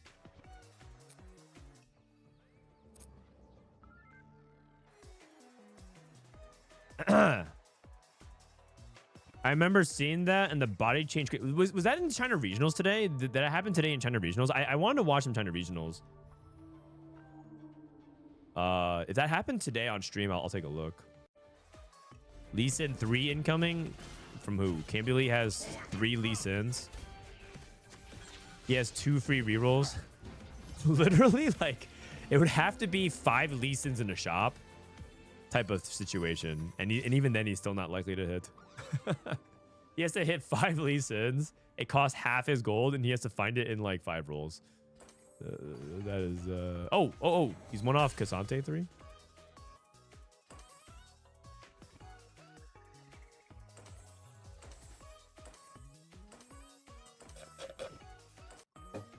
I guess that might take more size. Maybe the guy's not answering just because he doesn't actually know. But I guess it's 3-star 4 cost. Mess hall. Here we go.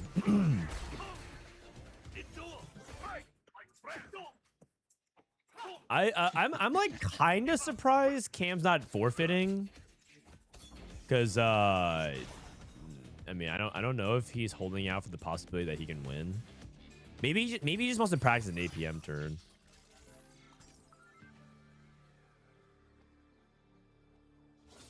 Levels of 10 for a Kennen. Okay. And the guy hit Casante 3, actually. It was like a brief thing, but Cosmo hit Casante 3. It wasn't from the stream today? Okay. All right, let's check in on... Let's run some ads, and then we'll check in on Prestivent and YBY's game. See what the goats are up to. All right, 60-second countdown for delay. My favorite player won Worlds once, and it was a 3-star 4 cost for 3-star 4 cost, so maybe it could matter. Bintum's your favorite player? Oh, no, sorry, Bintum didn't win. Sorry, I was trying to make a joke. God damn it. God damn it, I had something for this. Can we watch Marcel P? I think Marcel was in that lobby, wasn't he? I want to watch some of the top players and see what they're up to. Like a lot of the scrim is like to me to download the tech. So I feel like watching. I mean, I guess we could watch Marcel, but isn't Marcel streaming? I want to watch YBY. I feel like I don't get a chance to watch him very much. Mainly because it's hard to watch TFT in other languages these days, is it not? I feel like. Oh, also I need to update a couple things on this website. So I need to update. I need to update mech because I think mech is they're experimenting with different people to fruit now, so I think I need to write that. On IM holders. Actually, I guess it's not finalized, but like the idea is people are powering up GP and Aatrox as well, and I guess no one really knows what's optimal. People are just experimenting. I guess that should be updated then. I want to update Katarina's positioning thing though. A lot of people are doing it, so now we'll do the thing. Now we'll do the thing.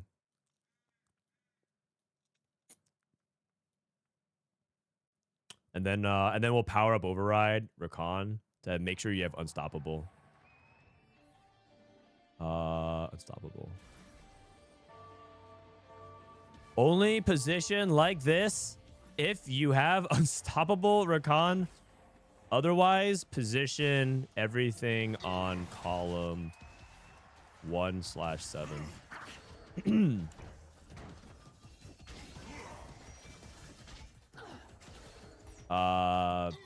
Katarina best with scaling power up. Okay. And then you also don't necessarily need Edge of Night nearly as much anymore, so we're gonna deprioritize that. And then put sword here, I guess, because the sword can be... Actually, it's bow. A lot of people want Nashers. And then tier is like not that important. Actually, we'll just go let's go Rod. Like Spark slash. Yeah. Okay. Boom. And updated. Here's a clip from the KO thing. All right. Tagio's got the hookup. So let's watch the KO clip real quick. This page isn't available. Oh, sorry. Well, let's watch the short real quick. YouTube short. Body changing is insane. A KO transform Kabuko just melted with every auto.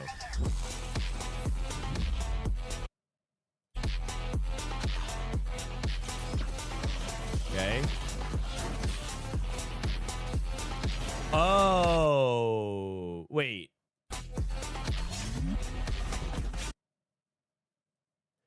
Oh, what the heck? What the heck? Wait a second. It actually looks like it does work. What's with the MLG edit? Oh, I guess, isn't that just like what the Zoomers do for the meta? I've been rethinking it. So, as you guys know, I basically took a lot of this set off from YouTube because there's just been so much going on. But I feel like I figured out, like, I feel like I need to, like, figure out a better YouTube strategy. I think I landed on something I'm happy with. But I want to do more. I want to do more things that can do more YouTube shorts. But also, I don't think I'm gonna do like the MLG edit stuff. That stuff is probably not my type of content. But TLDR, basically, Mortdog did a bunch of informative shorts of here's how this works type of thing, and now there's basically a giant gap of that. Prismatic Destiny into Wandering Trainer. This guy just got Volibear. This guy got Volibear Jinx. Nice. Except I don't know if he's going to actually do that.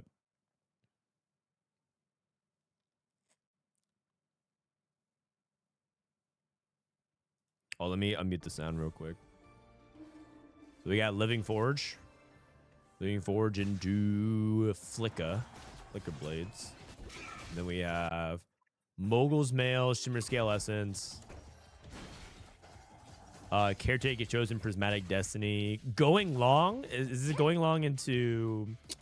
I'm not sure what Going Long goes into these days. And Rageblade got better, right? They buffed it to 7%, so it might be generic. Also, have people tried Ashe on PB? I guessing they have. The fact that we haven't seen anybody try to just play straight up Ashe might be telling that the buff isn't enough. Because they buffed Ashe's mana from 80 to 70. I'm not gonna lie. I feel like the PB Scrim so far in the 2 game sample size we've watched so far. We only watched 2 games, but it feels like the meta is pretty similar, except more Fast 9's a little bit better. And Janna looks like it's less popular. Crystal Gambit looks like it's less popular. Is this weekend the tier 1 regionals? Yes. This weekend is not only who is going to advance to week 2, but it's also who is going to get relegated from the Pro League, from the Pro Circuit. AKA, who is Soju going to tag on Twitter for the next 4 months? Because last set, it was Spencer, Phoenix, and Wet Jungler. Who's going to be in Soju's mentions for the next 4 months? Also, Crew's pretty good. Yeah, I guess Crew, they did buff Malphite, right? Prestivent went 5th with 6 Juggernauts Ashe. Okay. This lobby's pretty good. We have Achi, YBY, Canbizz. I don't know who OP Chase is. Then we have Ripple with Soul Fighter +1 flexible. See what he gets all flexible. Does anyone have like an expected unexpectedness? I don't think so, right? Nope. What does TPC mean? It means the TFT Pro Circuit. It also is like a plumbing construction thing, I think. Oh no, sorry. It's the Tournament Players Club for golf. And it's also a used bike sales, the Pros Closet. And also it's the Transaction Processing Performance Council. And also, it's the global leader in producing value-added products, aka for petrochemical raw materials, for hydrocarbons. It's also the Tax Policy Center. It's also the Tudor Perini Corporation.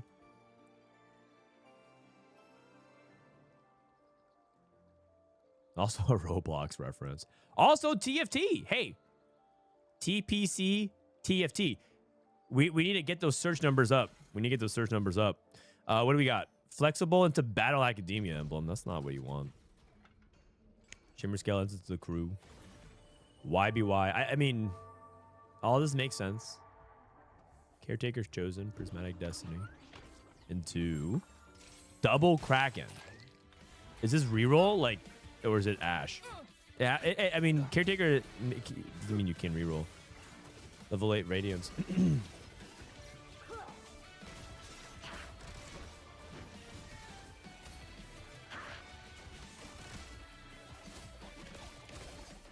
Oh. Why is the Pokemon Company not a top result? I think people colloquially say Nintendo instead of the Pokemon Company. Don't they? I feel like most people say like just think about the casual. Like what would the casual say? Would they say the Pokemon Company or would they say Nintendo? All right, take a look at YBY's spot. He's going to play upper mobility into Fast 9. Looks like there's going to be a heavy Fast 9. Heavy Fast 9 setup here. Crew?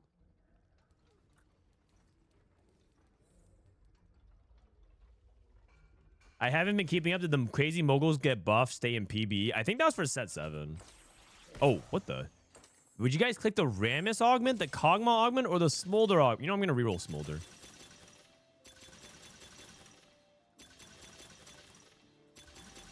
Wait, you guys can hear the sound as well, right? Okay, I wonder which. I think it looks like he chose the Smolder augment. It's just a fun visual bug. Where's the moguls play? I think it was Achi. Yeah, the moguls buff was for set 7. At full stacks, grant 1 gold, continue gaining 1 gold every day. That was set 7. That was set 7. I remember like thinking like there's just no way.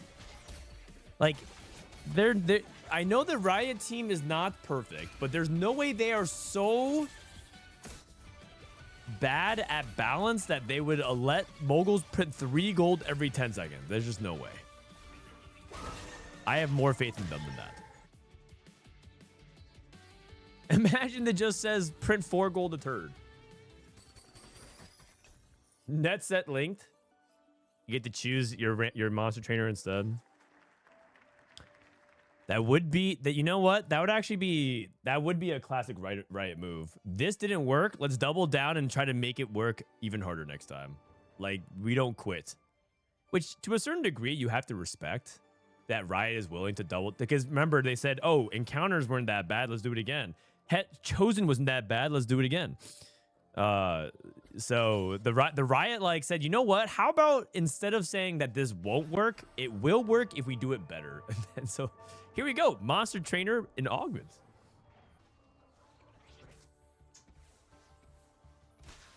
You gotta respect the double down every now and then.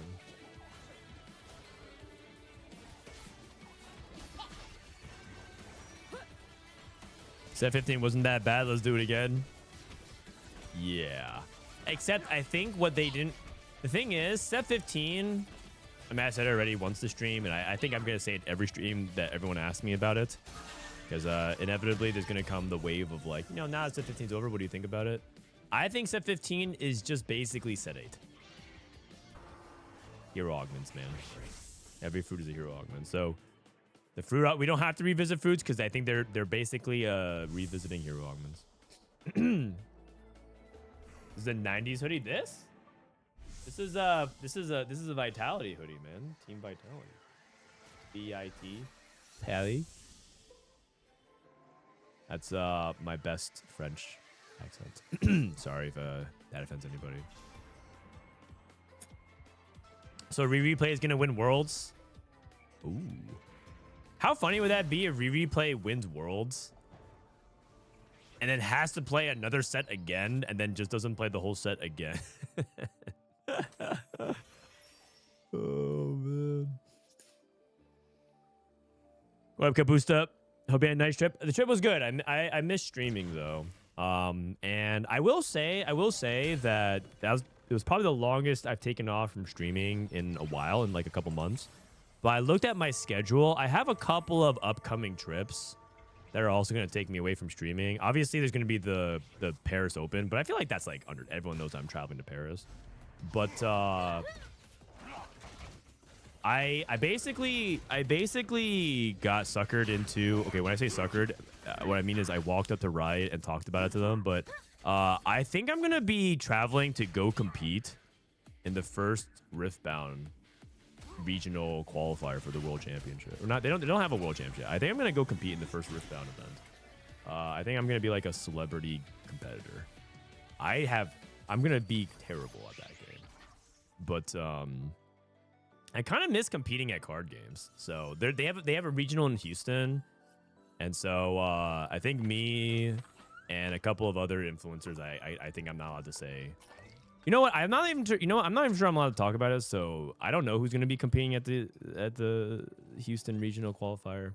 I know some cool people are going, and I may or may not be taking time off stream for that. And if so, I'll probably see if I can find a way to stream anyways.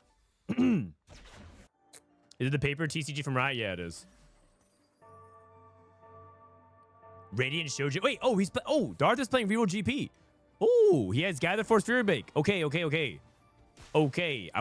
he has Radiant Shoujo. I've been wanting to see this. So I basically said, right, it looks like you want to play with Radiant item or you want to play with artifacts. My God, Fury Break GP.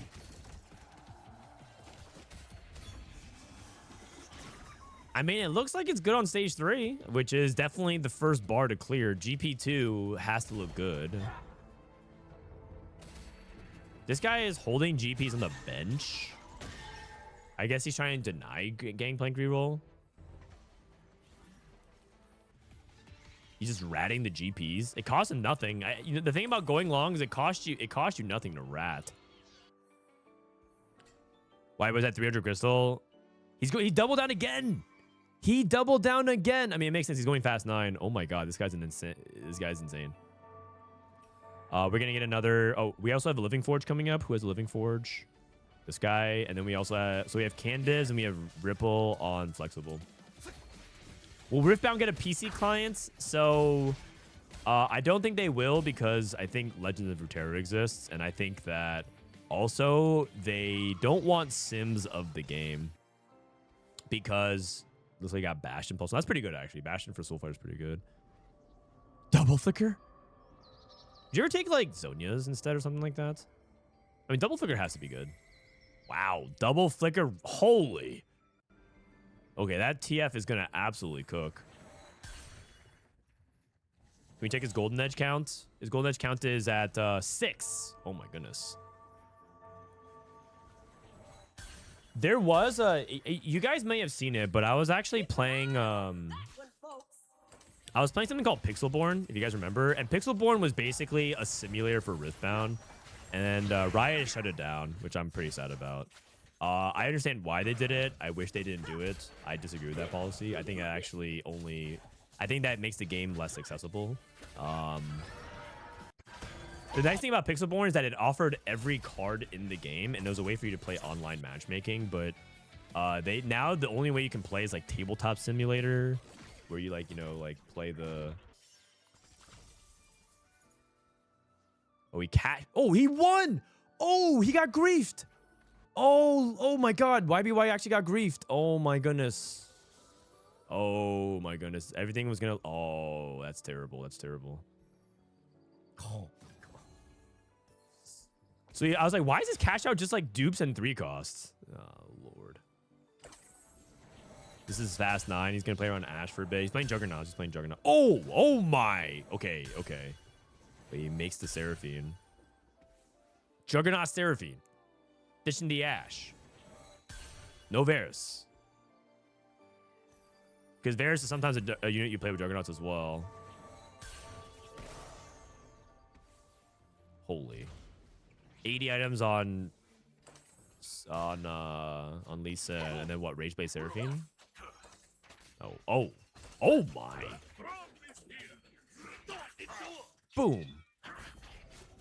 I mean, Lee Sin 2, Juggernaut Lee Sin 2 is some of the highest single target in the game, right? He does so much damage now. What the heck? It's Saitama.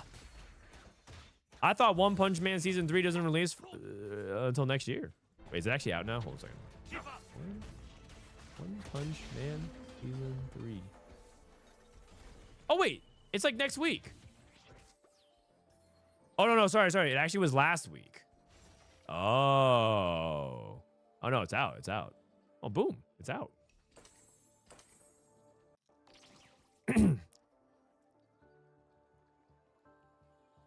Okay, so he went twisted. So the Seraphine 2 was just to buy him time. How's a GP player doing? GP3, Fury Break, having Kale die. That's actually smart. I think the way we have it right now is like, I think the way we like showed this positioning was like you play like Kale on one of the ends, but that actually makes more sense. Wait, can he beat YBY? No way. He just lacks the single targets. Not the worst performance though. Positioning we have is like this. I mean, the solo frontline Kale makes sense, especially if you get something that can like range extension and whatnot. So this is good stuff. Like, picking up on those small things these players are trying to do. That's what I need to do. That's you see me snap your brain back into TFT mode. Super Mega got buffed on Jinx. The Lilbear ended up playing. Edgelord, Volibear. So Chase got Caretaker's Chosen, ended up going for Radiant Guardbreaker. The animation is wild. Wild as in bad. For One Punch Man? The animation is bad. Sage. Season 2 is pretty bad already as well. Have you ever tried Double Trouble in Starry Night? I haven't. Is it good? The Log Season 2 was bad. It was, but sorry, it's because Season 1 was so good. But you know what, man? I'm starting to think some people like I'm starting to think that it's gonna be like the standard moving forward, because I feel like the industry is just like so worked and cooked, and like isn't it like the companies that also formed because of like the bad working conditions are now becoming the companies that are having the bad work conditions? At least that's what I read. So I started going the opposite way. I just started expecting less. Unless we have to do something kind of unless we're slowly gravitating to the point where we're gonna need AI, which is also not great either. But at least for like the artist part of the industry, if you're just like, oh, I'm a consumer, I don't care as long as the quality is good, I guess you're gonna be happy. But yeah, the reality is, I just think the expecting quality standards to be as high consistently all the time is just asking for people to be overworked, or you have to like figure out a way to make it not cost as much or come out slower or be okay with the AI thing. But I think that's just the way it's trending, you know? I mean, I feel like a lot of you guys also have come to that realization as well, which is why it's like depressing, but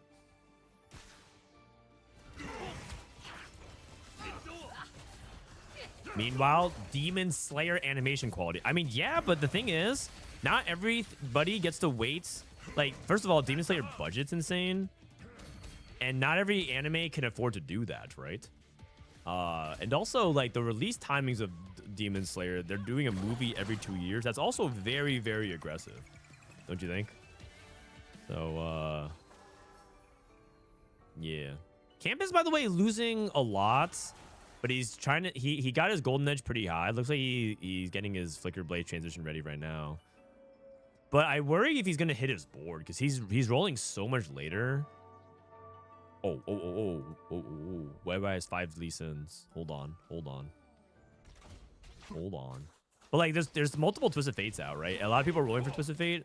So I worry if Canbizz is too late to the party. Expecting less is how we end up with mobile video games and their monetization entering the PC world. I mean, I don't think that's exactly how it works. I think it's I think you're putting, I feel like that's like a really unfair thing to put onto the consumers. The reason why mobile gaming and monetization like that all enter the world is because you guys keep buying stuff. It's literally as simple as that. They wouldn't do it if you guys didn't buy it. The end. So to like say like, oh, it's because like, you know, we lowered our expectations. Like, no, it's because there are people who are addicted to those kinds of like, I mean, obviously a lot of that stuff is predatory or psychologically based, but it's because people buy it. The businesses price it that way, and they do the scheming stuff like that because it works. That's it. I think Canbizz is like dead. Ripple's already dead. I said nipple. Ripple's already dead. This guy picked going long, so he's dead. You know who's not dead yet? The GP player actually beat. Oh, he beat Ripple. All right, let's watch the GP board for a couple of fights. Demon Slayer has got heart, animation wise. Oh yeah, because I mean they put a lot of love into it. Can we see a GP record on stage 4? It looks like he lost.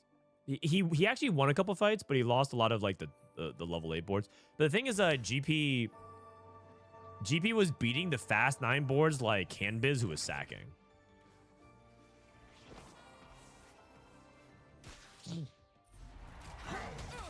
Is Mordog making the Riot Gacha game? He is, actually. It's called Teamfight Tactics Set 16, coming out in a couple weeks. You're gonna love it. Did you guys see one of the things, by the way, on Twitter about a potential Set 16 league? Again, I have no knowledge of Set 16. I have no knowledge of Set 16, so I can speculate as much as I want. But pretty soon, I'm gonna know nothing about Set 16. Apparently, there was like a game mode in China that released a synergy trait of T1. Let me actually look at it real quick. Are you talking about like T1, the League of Legends team? Yes. Hold on one second. TFT China T1s.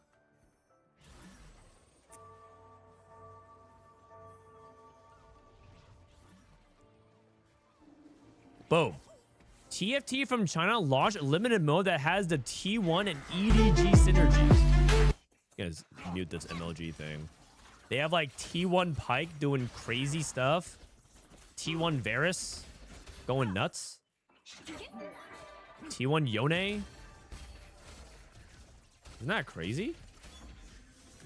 I mean, we can watch the rest of this after the game, but...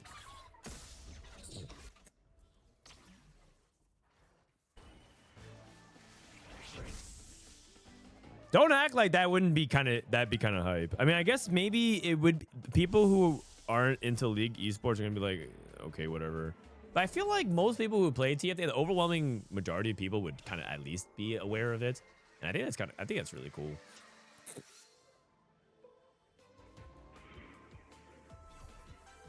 A TFT set that uses teams as traits. Oh my god. That'd be kind of funny, because then there'd be a vitality trait that gives HP. And then Soju is a 1 cost. Man, that'd be so funny. Darth rolling down, looking for Ash 2.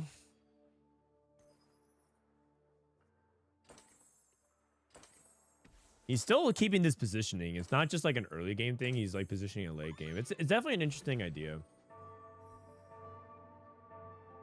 Faker person controls every Azir you play. That wouldn't surprise me. But if so, how come I still bought 4 then?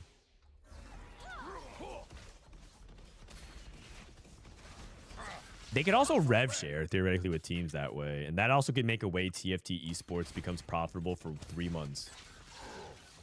Teams are forced to pick up players and they put the team skins in the game. And that's pretty hype. Yeah, you know, it's looking like it's gonna be a barely a top 4. Like I think Darth is gonna squeeze in 4th here because he's definitely not stronger than the 3-star crew. I think, from what I've gathered, I don't think this GP is stronger than the crew. And I'm pretty sure this little bear guy is also not weak. He has 2 Star Garden emblems and 2-star everything with Radiance. Like, he's definitely not weak either. I could actually see a world where Darth Noob actually goes 5th. It looks like YBY won out, by the way. They grieved his Shriek and he won out. This guy's an actual demon. He lost? Oh, he lost to Bastion Volibear. Oh, Bastion Volibear is back. Finalist. On the edge. How much damage jam does he have? 39 damage jam. Okay, Little Bear's dead. Darth Noob at 1 HP. Is that Bish GP? So, Radiant Shojin is Biss for sure. And I don't know if Quicksilver is part of it. We were actually looking at the stats earlier. Let's look at Radiant Shojin on Gangplank. What's the actual best build on him? I would trust Darth Noob with this. Let's go ahead and just filter wide here. You guys aren't missing anything, by the way. It's creep rounds. So. Oh, I cut the 4 mentor. The best builds on GP is apparently it's Gunblade and Quicksilver. Okay, that's another thing to know. It's not a second Shojin. It's not a second Shojin, which makes sense because the Radiant Shojin's already 2 Shojin. So do you think 3 Shojins is best? Probably not. So Quicksilver has good synergy with it. Stops him from getting CC'd. But I would say that overall this looks like a top 4 farming comp and not that good for winning the game. So not good for checkmate, obviously. How much gold is it farmed? That is a good question. Let's see how much gold is it farmed. 20? So he's paid for himself and then some. He's at 17 gold. 21. Excuse me. It's interesting that it's Gunblade to me. It's interesting that Gunblade is his best 3rd item. But do you guys feel like that's right? I mean, a healing item kind of makes sense because he's a melee champion. But Gunblade is like the surprising one. I figured it would be something more like BT or something, but BT is pretty bad in stats, so.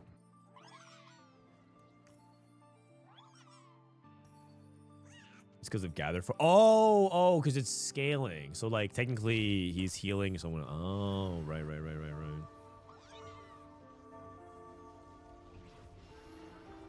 He's dead in 4th. I mean, it's okay. It's a top 4.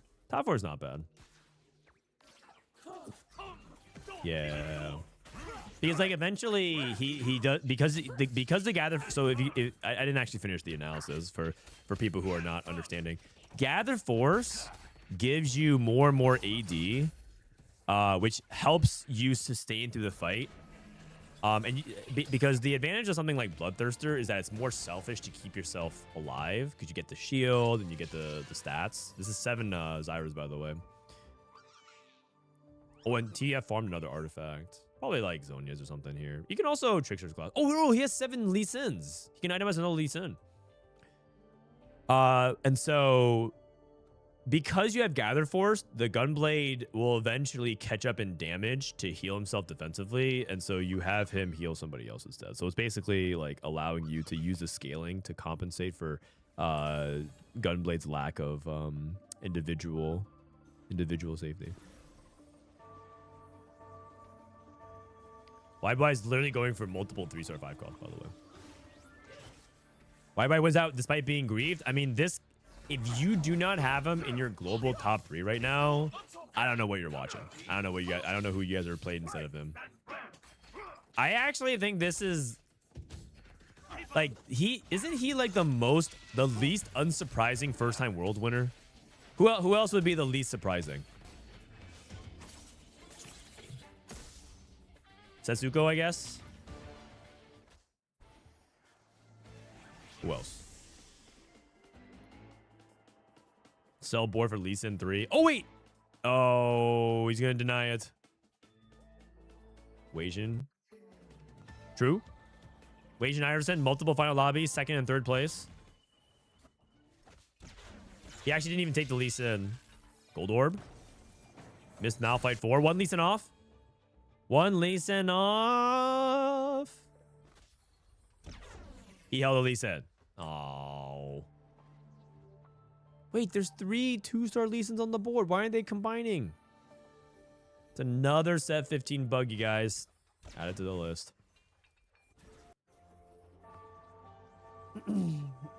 Where did YBY get the artifact from? He has TF. TF can, if you keep him long enough in the game, the rogue captain rewards get better and better. It's just bounty cards get better for each play round. Eventually you can start getting things like artifacts.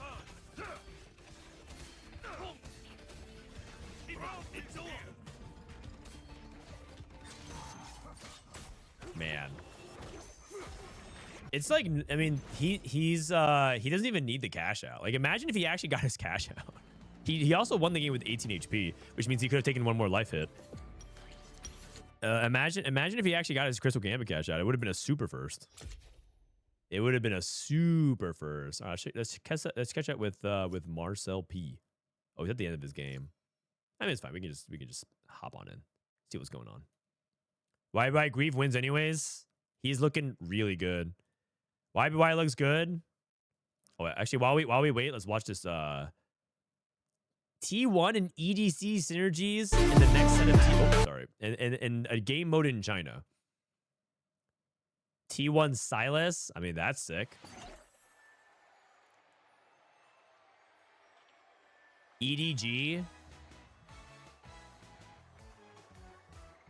Damn. That's pretty clean, man. Yumi, Zoe, Aphelios, Sejuani. I mean, that's pretty clean. Do you have to pay for this mode? Is that free? This is just free content? What's that green BT? So blood is not allowed to be shown in China. And so they have to change things. It's game censorship.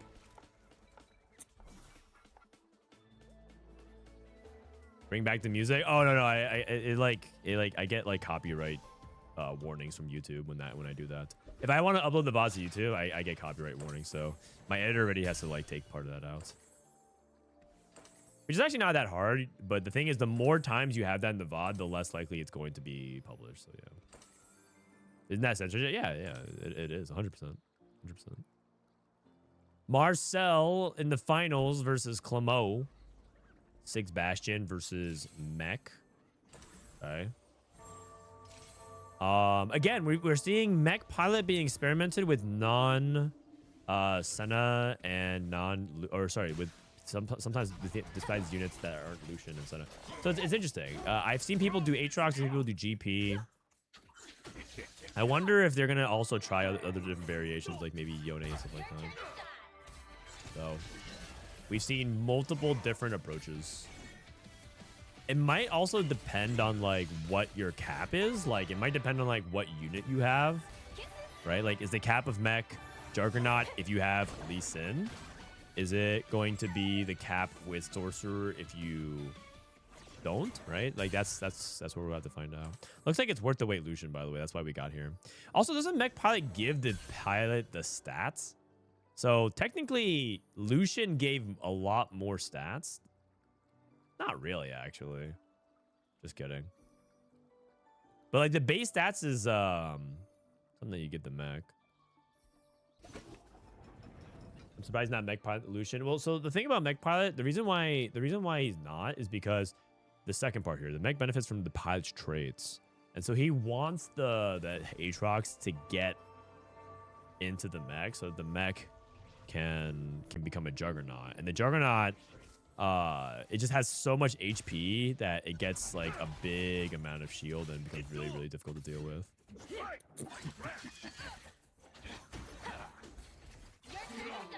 Also, he has Lee Sin too. I mean, Lee Sin 2, Aatrox sounds like a reasonable cap.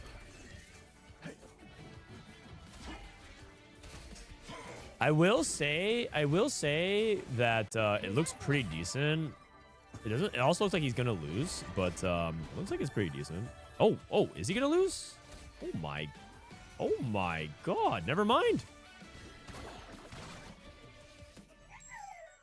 Just kidding. You know, I guess it's because of the durability from Juggernaut. The durability from Juggernaut gives him a lot more. I've seen the mech die pretty quickly from that spot, and I think it's because it doesn't have Juggernaut. Okay.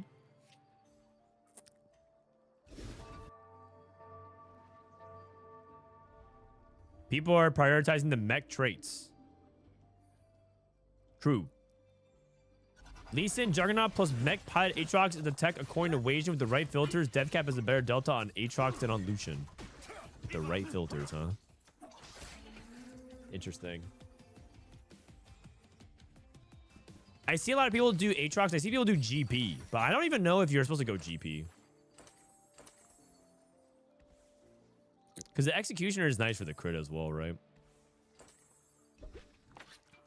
Cherry picking filters. Well, the thing is, it might sound like these guys are victims of statistics, but at the same time, if you're not using those filters to try and look for small edges, then you're gonna have no edge. And so they could be wrong. They could be victims of statistics, but that's how you get edge, using stats. And that is also, by the way, one of the things that you can do even without augment stats, right? A lot of people actually talk about all the time, I use stats to get edge on the field because, like, I don't have time to play the game. I need the stats. I need the stats. Give me the stats. I can't play the game. You're just favoring people who play the game. Like, I mean, these guys are using stats. I mean, Marcel won out. Look at that. Look at that.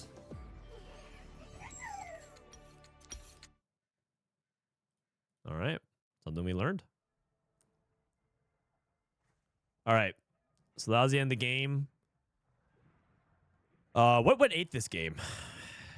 Is this Nico Hero Augment? Looks like Nico Hero Augment went 8th. Vi Juggernaut. Oh, so this is, sorry, this is Mundo Hero. So 2 Hero Augments went 6-8. And then Fast 9. Crystal Malzahar 5th. Akali 4th. Reroll GP. Another Reroll GP top 4, by the way. This time he played Mentor version of it.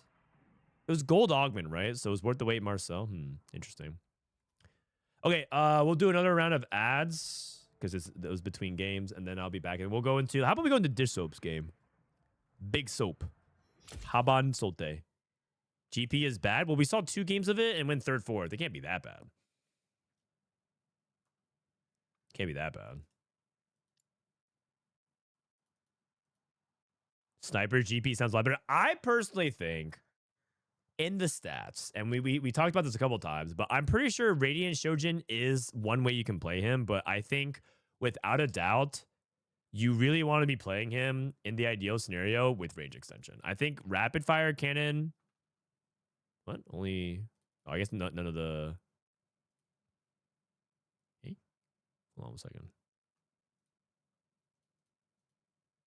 I'm pretty sure rapid fire GP is quite good. And hey, remember what I said? Were any of you guys here when I said rapid fire GP was back? I said that at the beginning of the previous patch. I actually said this. Was anybody of you there when I said that? I was like, I'm pretty sure rapid fire GP is like a thing. I just don't know if it's like the Mentor Mech version or something like that. There's probably a VOD somewhere from 2 weeks ago at the beginning of the patch that I said that. I can't run the ads. Oh, it's because I think I ran it. I wasn't sure. I wasn't sure if anyone else is going to. I was there. Thank you, Umi. So I called that. Okay, but the truth is, it doesn't take a rocket scientist because you know what rapid fire does? Rapid fire just makes him unnerfed stretchy arms. So it's not even like some crazy like, man, I'm a genius. I'm pretty sure like a lot of other people could have predicted that too. Is the meta you have to explore completely free or do you pay? No, it's completely free. It's completely free. I personally. I'm just gonna go ahead and reply here.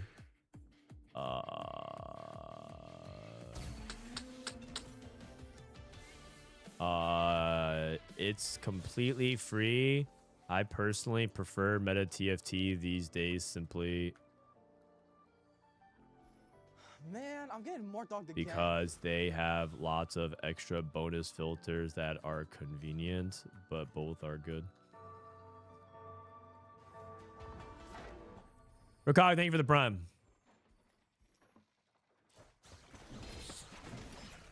Both are good though. And I actually subscribe to both their Patreons, you know, so I just support people in the scene. Are you doing patch rundown tomorrow? Yes, I'll do a patch rundown tomorrow. Tomorrow will be patch rundown, and then if we don't get challenger today, we're getting challenger tomorrow. If we don't get challenger today on EU, we'll get challenger tomorrow, and then after that, it's basically full on competitive season. It's regionals week 1, relegation week, which is honestly going to be really, really exciting. And then we're going to have, oh man, relegation week. And then we're going to have relegation, or then we're going to have the regionals into Worlds week. I haven't finished the guest lineup. The guest lineup is really hard because it turns out with 2 weeks of regionals is now spanning something like 60 something players. And when you have 60 something players playing in regionals, it turns out very few people are able to commit to the co-stream because they may or may not make it. So I have to wait to see who gets eliminated in week 1 to announce week 2 guests. But week 1 guests is settled. Oh, we got GP with RFC. Glad to see you back. It's good to be back. Okay, we got Dishsoap with GP. Lilbear with Kabuko, Kaisa, and Zaya. Oh, he gets to play a very rare comp. Lilbear gets to play Mentor Zaya. There's a veteran Zaya build that he could play. Upper mobility. And then what else do we have? Holy Ramus. Protagonist and 9,000 volts Kennen. Shimmer Scale Essence with a Sterix Gauge. Okay. I wonder if he's going to just lean into Mundo. Like, maybe this is just Mundo. Shimmer Scale Essence. Star Guardians. Build the Bud into Malphite. Probably Crew and then Upper Mobile. So 2 people Fast 9. 3 people looking like they reroll. 2 people with, like, generic openers. And this is not technically a reroll, so this is, yeah. Are you planning on going to Spain for the World's co-stream?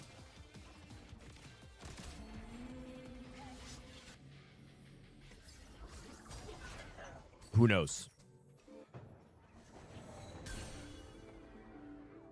Who knows? Dishsoap is try-harding for regionals. We have Living Forge with the GP. It'll be interesting to see if he can get this GP going. Well, Void, good to see you. Holy Pedro Potato in the lobby. Oh, we got the legend Pedro Batata. Can you get veteran on 2 new units? No, you can't. You cannot. You can get veteran only on 1. That'd be so... Fruits would be so busted if you can get 2 of the same ones on certain champions, because that just allows you to double up on like the most OP ones. I haven't played TFT in a while. How's the PB patch? Well, this is the patch for regional, so they didn't change like that much because we're basically super deep into the set, and what you don't want to do before going to the final competitive patches, basically the people still playing TFT this set are the people are 3 camps of people. 1, people who are competing in events, right? They have tournaments like regionals and worlds coming up. 2, people who are addicted to the game and they can't quit for a multitude of reasons. Or 3, and believe it or not, these people actually exist. People who like this set and think this set's awesome. This is gonna be something that maybe I get some pushback on, but there are people who are going to say that this set is their favorite set ever. There are. There's gonna come a time where I'm gonna talk to chat, and we're gonna do the thing where we reminisce about like our sets, And there's going to be people who say in chats, and they are not rage baiting. I promise you, they legitimately think set 15 is their favorite set. And they think it's a good set. They think it's fun. And so there's a lot of people who still play the set. And you know how I know this is true? Is because I did something that I never do. I did something that I never do, and I hope this doesn't make you change your opinion of me. But I went outside and I talked to people I had never met before. And they at TwitchCon. And yes, it's true, it did. And I talked to them about a bunch of things. And one topic that came up was TFT set 15. And they asked me, what do I think about the set? And I said, well, you know, I think next, I'm really excited for set 16. And then we talked about set 16. And then, of course, I decided to be polite back. And I'm like, what did you think about this set? And expecting to hear a bunch of flame. And they told me they love the set. They think this, like, man, this set was awesome. Like, they told me that they loved the Collie. It was she's a streamer. She streams. She's like Emerald, and she's like, I love TFT. It's my favorite game right now. It's all I'm streaming, and I love this set. And like, I was like, when they made a Collie viable, that shit was my jam. And she's like a one-trick Collie player at Emerald. Stop gaslighting. No, I mean, I have her stream. Like, I can prove it. I can prove it. You can go and talk to her. She's a streamer.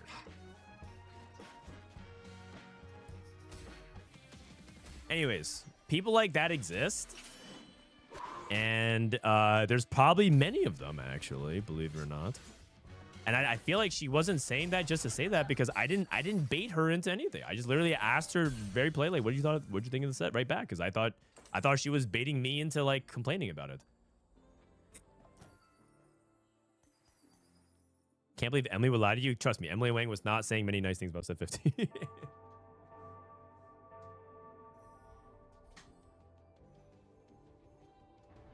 This Emily Wang girl is very, very ready for set 16. She's very ready. Clearly she doesn't watch other TFT streamers. Well, she did say she watched me. That's how the top. Well, I mean, gold orb. Oh, 2 dupes. Anyone get spat? Who got spat? One spat. Only one spat.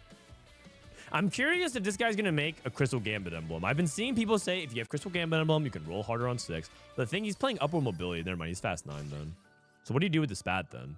You can do like strategist emblem. You can do, and if he's playing bash, you can do bash and +1. I guess we'll see.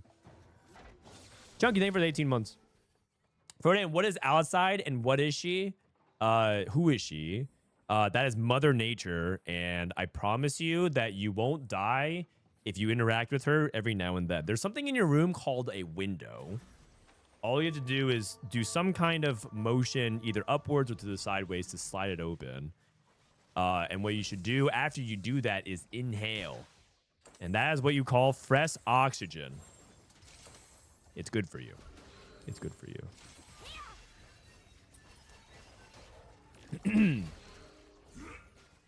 It's good for you. Do you see the clip of Fan on stage with Emily Wang? I did not. I'll have this clip for between games while we're watching scrims. Not my favorite set of all time, but I'm having fun. I play casually this set, and I used to be challenger. Great. You know what? And you know what you were in? You are in the perfect spot in life. You get to play TFT and enjoy it, because TFT is the best game of all time. That's the funny thing about a lot of people who can't stop interacting with this set, is because they legitimately think TFT is an amazing game and one of the best games of all time, and they're like so unhappy, but they keep playing the set or talking to players about the set or interacting with players about the set. They can't pull themselves away, man. They just can't. All right, take a look at the Kiyoon's POV. He took prep. Okay, so he's actually... Oh, he's prepping the cannon and the projectors. Okay. I think that's a good spot for prep. We got duplicators for Dishsoap. So... Rage Blade, Shojin, Rapid Fire Cannon, Gather Force. How much gold has he printed? 3 gold so far. No, it's not that much, but he lost most of stage 2.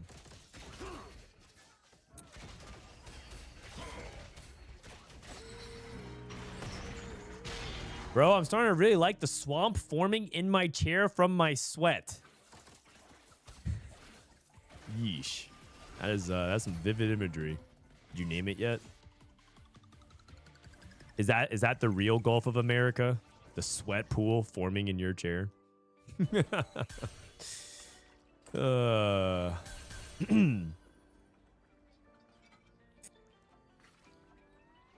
They probably just really love the game. They just hate all the bugs. Oh yeah, okay. I think the issue is Twitch tends to be a hyper concentrated, self-selecting echo chamber. Just like many different pockets of the internet. It tends to be something that reinforces itself, right? The longer you hang out on Twitch, no matter who you are going to be influenced with the same talking points of wherever you tend to hang out. And that's actually true of not even just Twitch, but also just every corner of the internet. And quite frankly, in real life as well. And so Twitch is like very, very concentrated because you have access to this at all times. And people who watch Twitch tend to watch a lot of Twitch and consume a lot of it. And so people tend to just like circulate and have the same conversation over and over. I don't think... Okay, you guys might think that I'm like a streamer that don't remember your guys' names or whatever, but like I remember a lot of you guys. Not everyone, obviously. I try my best, but I remember a lot of you guys. And I see you guys talking in other streamers' chats about the same topic you talked to me about. And you guys have like the same talking points. Like, or you guys reiterate the same thing. I literally had this conversation with you like 4 hours ago, and then you guys are in T-Li's chat talking about the same thing. and so I see, I'm like, wait, I feel like I just had this. So I mean, I'm not saying anything. I'm just lurking in chat, but it tends to reinforce that over and over. So,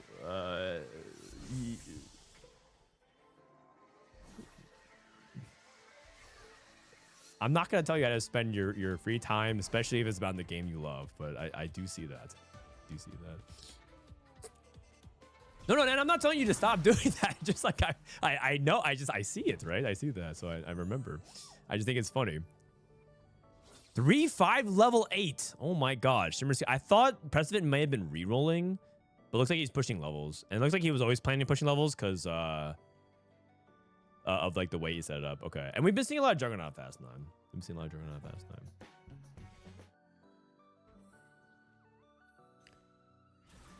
I mean, it's cheaper than therapy, going to Twitch chat and just and getting it off your chest. Healthcare is expensive these days. Also, I'm starting to realize, because I think I want to also start doing that. It's been a while since I've gone to therapy, and honestly, therapy is just generally good. It's definitely not a sign of weakness. It's actually just, it's no different than going to the doctor, just getting a health checkup. And so I've been trying to go for it. I kind of realized one thing is that the search for a good therapist is also like very exhausting and incredibly important. So that part I'm not looking forward to.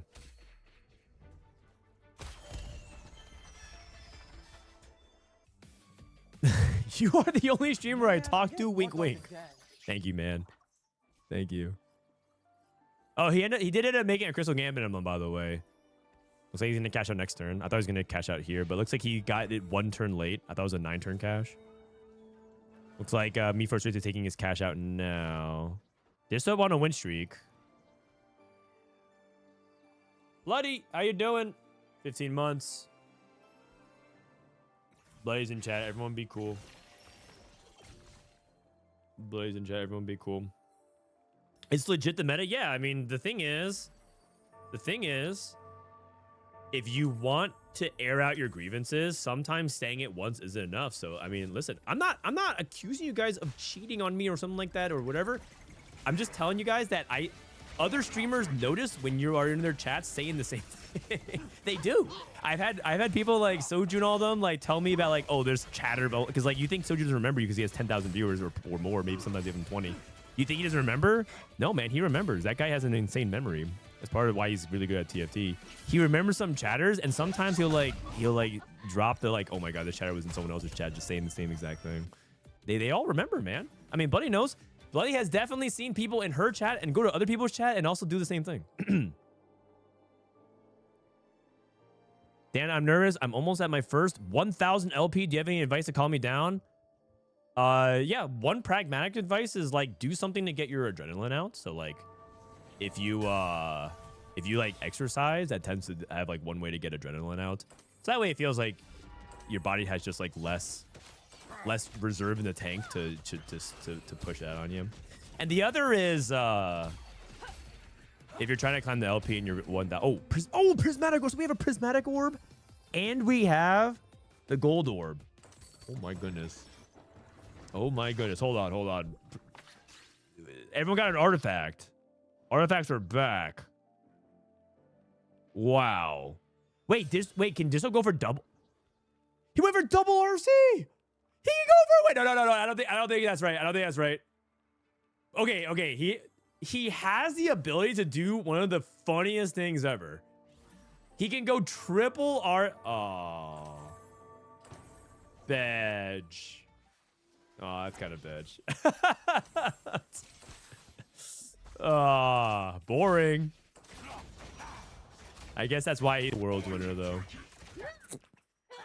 I mean, it's obviously not good, but yeah. Oh, no, he got pulled.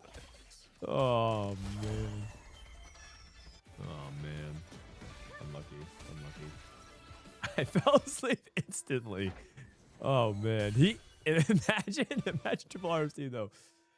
Is there anything you could get that combos really well augment-wise? Probably not. Maybe know your enemy for damage amp, but I don't think it's either of them. 2 is probably too much already. Yeah. Oh, actually, he took last second save. Okay, so he actually favors defensive over offense. They buff know your enemy, so I thought maybe it's worthwhile. Looks like we got Ash 2, 5 crystal, reinforcement for me, first to Wraith, Hurl grab bag. He still hasn't cashed out his Exalted Adventure. Looks like he is like 2 off. One off. Okay, now he has it. He has it guaranteed, right? He has 4 dupes. I guess he's rolling for just extra. Okay, so dupe Kabuko. He's trying to go for Yasuo 3 as well. Oh, those are pretty good items. Oh, those are really good items for Yasuo 3. Gunblade, I guess. And then Hodge. Yasuo. Wow. And he has Horizon Focus Kabuko. He got the veteran on the Xayah. Wait a second. This guy may have cooked up something kind of crazy. He went Mentor Xayah with Exalted Adventure because it's Kabuko Xayah. And then got 3 item Xayah 3 with Kabuko 3 and Yasuo 3. What the heck? Crazy setup. He's also 1 Yasuo, so I think you go to 7 and roll for it. I like going to 7 now because I don't know if he's going to... Like, I think this lobby is going to be so insane power level-wise that you might need to preserve as much life as you can. Like, greeting for an extra 10 gold might not be worth. I feel like I would roll here, though. I feel like I'd roll, like, once or twice because Yasuo 3 is, like, a massive spike. He did level for Volibear, too, and he's putting items on Volibear for now. And then once he gets Yasuo 3, he moves the items over.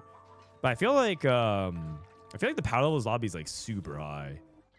Super high. Me first to Wraith, 7 mech. A bunch of 1-stars, though. 1 star, 1 star, 1 star, 1 star. So that half his board's 1 star. This mech is, like, a lot less threatening. He probably should win this fight, then. Do you just go Hodge? I think he's thinking he doesn't have Sunder, so I think he's saving it for Last Whisper. But you could also reforge the tier.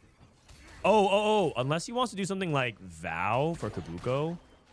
Oh, he has Corrosive. Oh, no, he has Corrosive.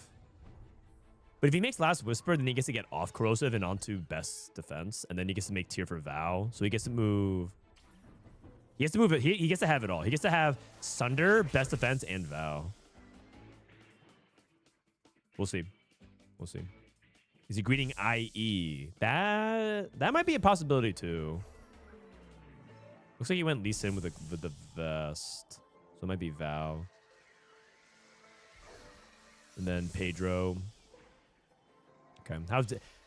Unfortunately, I think this prismatic orb really screwed players like Dishsoap because his advantage was artifacts, and now everyone has artifacts, so he doesn't really have that big an advantage anymore.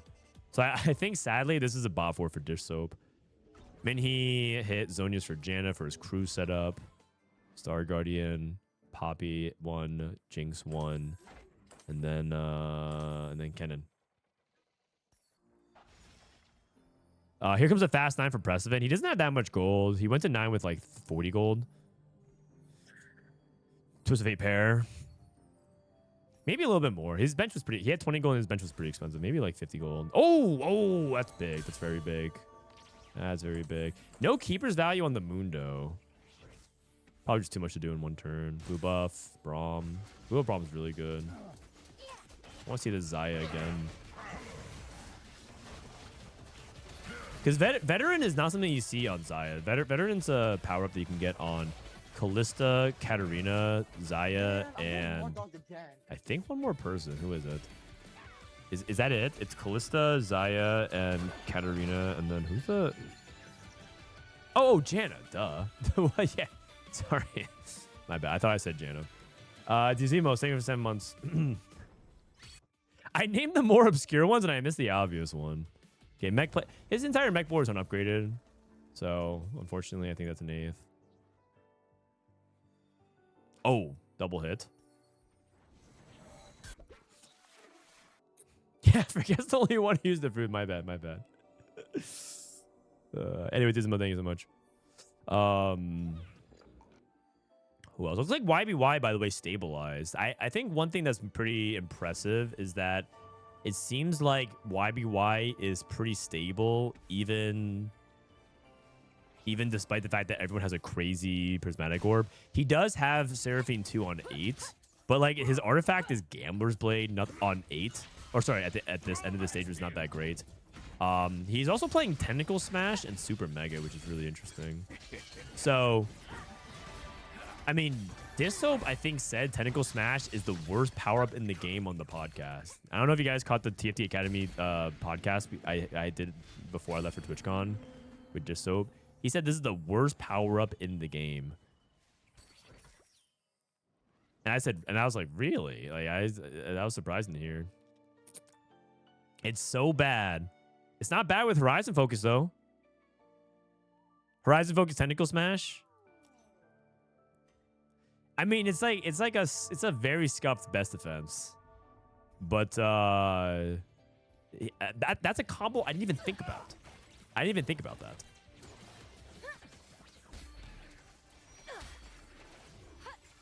His artifact is actually Horizon. His Gambler Moguls from his first augment. Oh, you're right. You're right. I thought this was something else. I thought this was like, you know, there's a lot of Forge icons. I missed that. Oh, you're right. Also, he got Horizon Focus and then picked Tentacle Smash. Oh, genius. You know, I think there's like small techs like that are, if you just like know all of them, it just pays off big dividends. Yasuo 3 finally.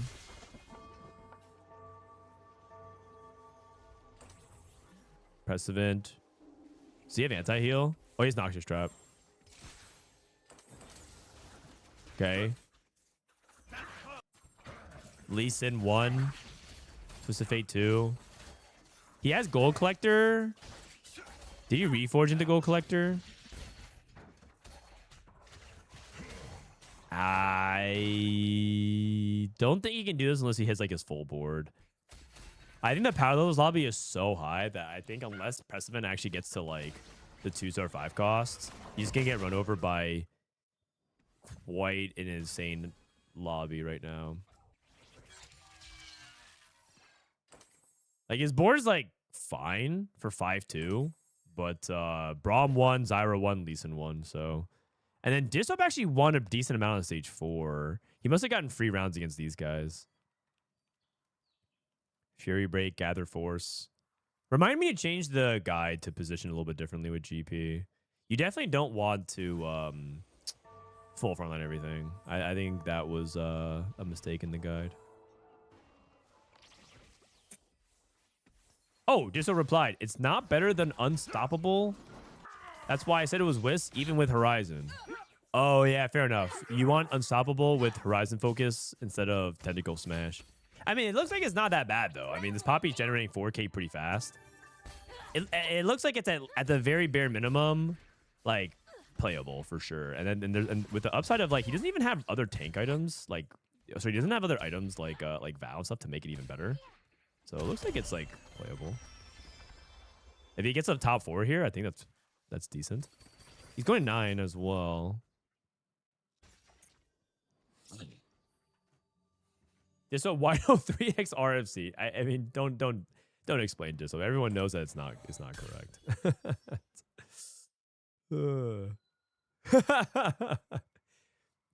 Dude, they're just rage baiting you, man. They know 3 RFC is actually just bad. But the thumbnail would be better. It is true. It is true. Frank, can you remind me to never take Prismatic Econ last augment if it's Prismatic when the others aren't? You should... In general, in TFT, there are very few instances where you should use the word never. And you have to use them in extreme situations, right? Like, in general with TFT, when it comes to, like, actually thinking about nuanced positions, instead of, like, oh, never sell your carry and roll and then roll to 0 or something like that, and then forfeit the game. Like, obviously, you can come up with elaborate sentences that no one would ever do. But if you're talking about, like, general heuristics of, like, how you approach TFT, you should eliminate the word never. You should also eliminate the word always.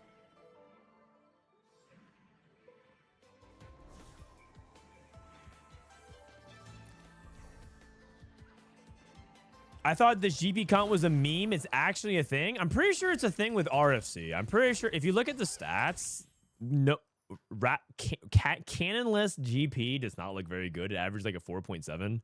But with rapid fire that's why when we made the guide last night, if you look at the guide on TFT Academy, it says that rapid fire cannon is like the suggestion. Like when we put these icons, they're there for a reason.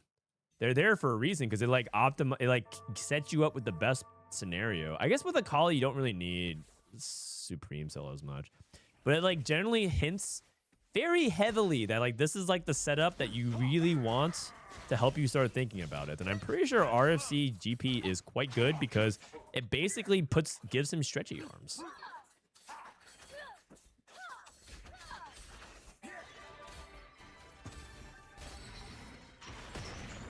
I haven't checked TFT Academy in a few days. I'm not a real fan. Well, you know what? I'll allow it if you promise to remove ad block. Icy cold stare. Arcorn, thank you for 2 months.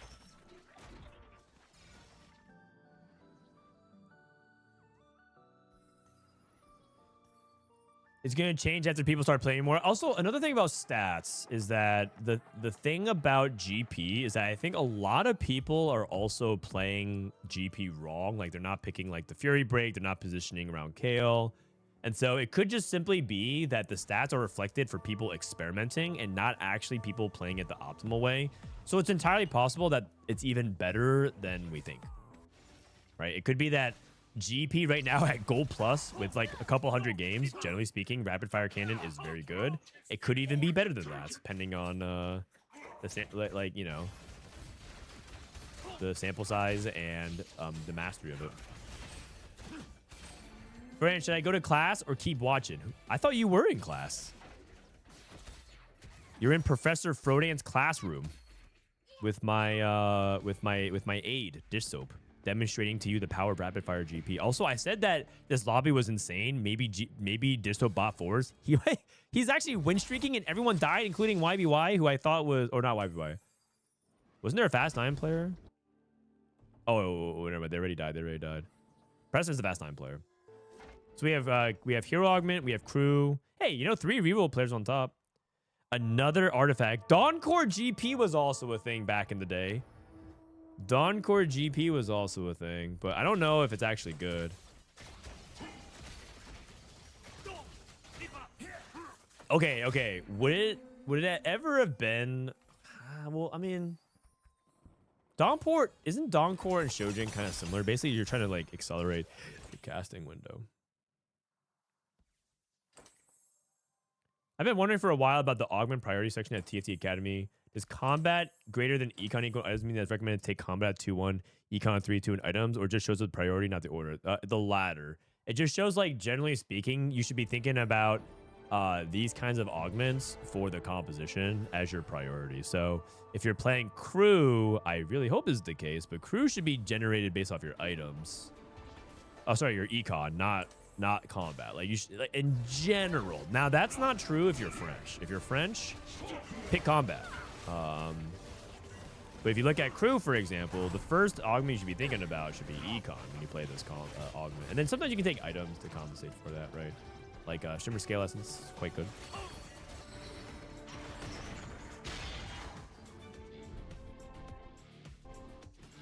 Why French? Oh, there's just like an inside joke on my stream, but like every time I see a French player play crew, they pick combat and they hit and then they win the game, or they go 8th. But it's like it's like they don't ever take econ in one of the most econ hungry reroll lines in the game, and it's baffling to me because they hit anyways and then they win.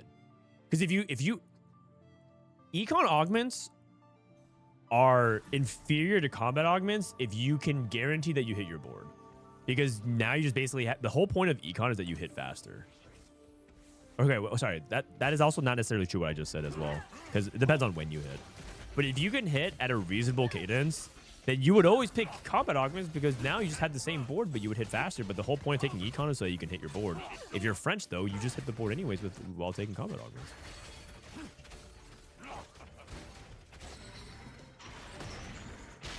GP's going first. That's the dish soap. a comp that has a 5% win rate. You know, I was like not sure about the double RFC because, you know, theoretically, is that overkill? It looks like this actually might be Truebish GP. Truebish GP actually might be 2 RFCs because he's like completely safe, and it basically means he can start hitting backline very, very fast. So I'm starting to think that the true Bish GP isn't like RFC plus Flicker Blade or RFC. Maybe it's RFC Snipers actually. Maybe RFC Snipers is actually true Bish. But yeah. I'm starting to think the double range is like disgusting.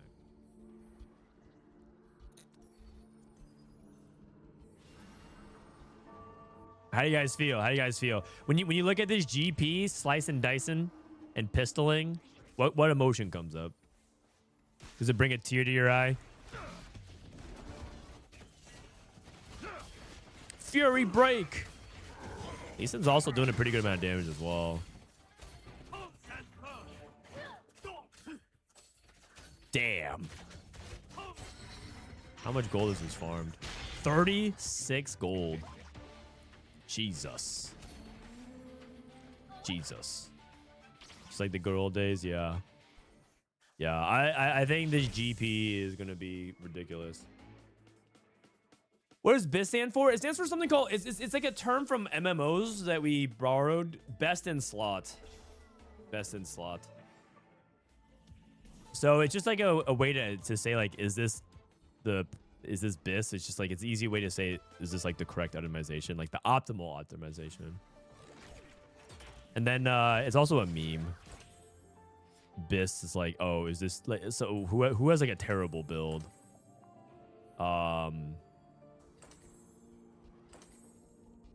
Like, is Sunfire BIS Sivir? You know, that people like to say that all the time. Like, oh, like sometimes you get like this ridiculous thing and they just say sarcastically BIS.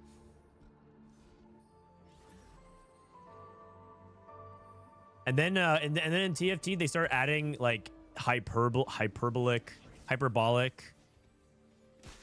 adjectives to start describing it. So they say Mega BIS, Astro BIS, Giga BIS, Turbo BIS, Super BIS, and then there's BIS BIS, and then there's True BIS, and then there's Giga True Astro BIS, right? So they just start adding a bunch of words to just try to drive home the emphasis.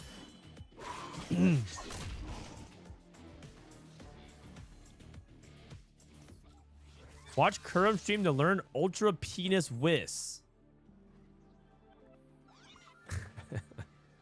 Yeah, or not. I mean, I'm cool. I don't really need to.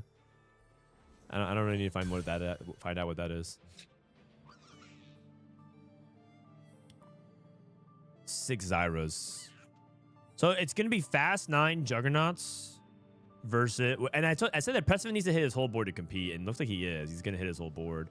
Versus Dishsoap. I wonder if this is like a side thing. Like if he's on the correct side, Dishsoap will get there.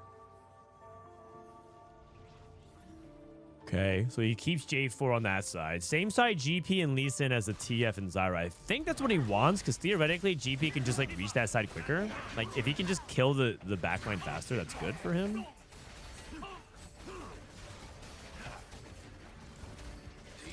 Like that. Wow. Yeah. Dishsoap masterclass. Honestly, there's a lot of like these firsts coming into scrims where those would be really good ending games. You know what, man? I think the regionals patch might not be awful, you guys. We'll see. We'll see. There's still time for things to get degen, but we'll see. I don't think it's dominated. It doesn't look like it's dominated by Janna, right? The Kabuko nerf, I mean, so far, maybe this is underplayed, but so far, the 3 games that we've seen, actually, the 3.5 games that we've seen, it's not like Janna reroll dominant, right? Before we would see multiple Janna rerolls like in the top 4. It won't be a multicaster patch. That's good. I mean, part of it's that, okay, that was kind of a degen game, though, because isn't that game partially enabled largely through artifacts? Everyone got a prismatic orb. Everyone got a prismatic orb. All right, I'm going to grab a snack real quick. BRB. 70 seconds. Oh, we should watch this Emily Wang clip.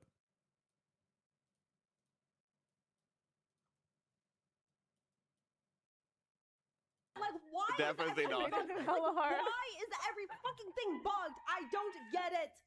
Oh, they're doing a can you pick the streamer? See? Like, I don't actually understand this No. set. Like, why Definitely is not. why is every fucking thing bugged? I don't get it. Like, who is in charge SK. of bugs this set? It has not been this bad. This is SK. There's Lily, Pichu, there's Boke. Emily I Wang. don't get it. And I didn't even Why play can't I this hear set. you? I can't hear you. Wait, what's happening? I have never What? seen a buggier I got set in lost. my What's her life. answer? Like, why is half of Oh, these yes. bugs bugged? Yes, yes, yes, yes, yes. Emily Wang. I couldn't hear you. Emily What's Wang. this? Wait, good job. Is she playing Street Fighter? What's She's playing Team Fight Is she Tactics. playing Street Fighter? No, she's playing Oh. TFT. I don't actually understand this set. Like, Oh, why is that's everything nice. bugged? Oh, Why crashing. is every fucking thing bugged? I She's don't get it. crashing out. Holy Holy It has crap. not been this bad since like set 1. Holy I Okay, SK, you don't guys got the point for like this set one. I just went by what people are Yay. saying. I have never seen a buggier set in my life. She's still going on. Things that appear She's still She's going. really mad. Oh, she's really bad. Really mad. Relax, am I right? Oh, damn. She hit her with the chill, bro. Also, this was what was the context of this? Is this like a trivia thing? Fun game, fun game night? Is it like who is the streamer or like guess the game or something? She got hit with the only game. It's only game. Why you have to be mad? Hit him with it. The classic. It's only a game. Why you have to be mad? 16 million views. He has the voice of an angel and the reasoning powers of a genius. Why you have to be mad? He's a good guy. That's what he said afterwards, right? I watched the full interview. Like many times. Why you have to be mad? He's a good guy. Is rank disabled right now? I don't know actually. I'm not sure. Oh, that was trivia. Okay, got it. I didn't know that. She's crashing out indeed. I mean, it is what it is. Like You have to remember one important thing. I need to stop saying like so much. That's definitely something I picked up a lot from hanging out with TFT streamers. There, you have to remember that as a streamer, if you don't emphasize enough, if you're not saying it with your chest, if you only commit halfway to the crash out, then you make people uncomfortable still as if you are crashing out, but it's not that funny or entertaining. You need to like dial it up a few notches higher than you actually want. Like Emily's not actually that emotionally distraught over TFT, but like the emphasis, saying it with your chest, is a way for it to be so extreme that it feels like it's not that big of a deal. It's why Soju actually, when he crashes out, is like pretty funny. Some people I wonder like, why is it when Soju does it, it's funny, and other people it's like kind of uncomfortable or not the same? It's because of the way he does it. He like that. He has a perfect dial, like perfect notch on his dial settings to like make it that's like simultaneously ridiculous and fun, but also kind of true, but also like way over the top. And then a lot of people don't have that correct dial settings. Anyways, it's all about the nuance of crashing out. Not to overanalyze it, but hey, that's what I do. All right, what do we have? We have Golden Gala, Gold Orbs, or sorry, Gold Start, Tiny Terror. So what I'm trying to say is when you see, so we watched Emily crash out that clip just now, but I mean, she's clearly amping it up. Like, it's not like, and that's not everyone's cup of tea, right? Not a lot of people just want chill vibes, or maybe they just don't want to hear screaming in general.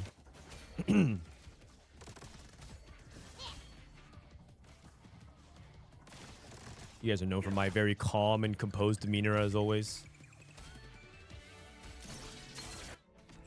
I don't even feel like I'm shouting sometimes. Sometimes I just like say things with a little bit more emotion behind them, like I care or I'm more invested. And people think I'm crashing out as well. I guess that's just what they say if you just feel fired up about anything. Crashing out. Crashing out, man. Okay, what do we have? We have Give Him the Chair Mundo with no items for Mundo yet. That's definitely...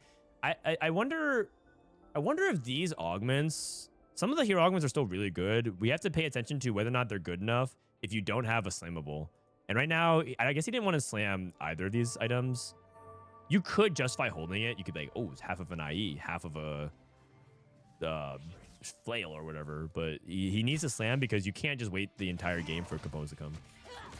Because like while you could keep the belt and the tier and the glove on your bench for like the optimal items, but you need to have the exact right items to drop here at the end of the stage. So it's just better to slam. Plus, Vigis is a pretty decent item for Juggernauts. Makes me feel like I'm watching a child throw a tantrum, and I hate children. Oh, I mean, I can't relate. I like children. I mean, I do. I generally like children. I mean, I think you should if you're a parent. If you don't like children and you're a parent, that might be a pretty bad mismatch. But I do get what you're saying. Is what I'm trying to convey. I do get what you're trying to communicate. You opt out of those situations to avoid it, and then when it's impressed upon you, it's pretty annoying to deal with.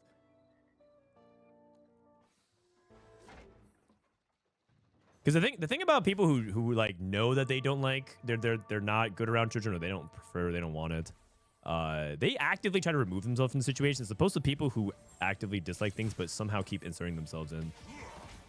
This is going to be Malzahar for sure. Looks like because he made JG. JG's for the Malzahar, so he made Deathblade, and he's going for full tempo. So this is him committing to slam.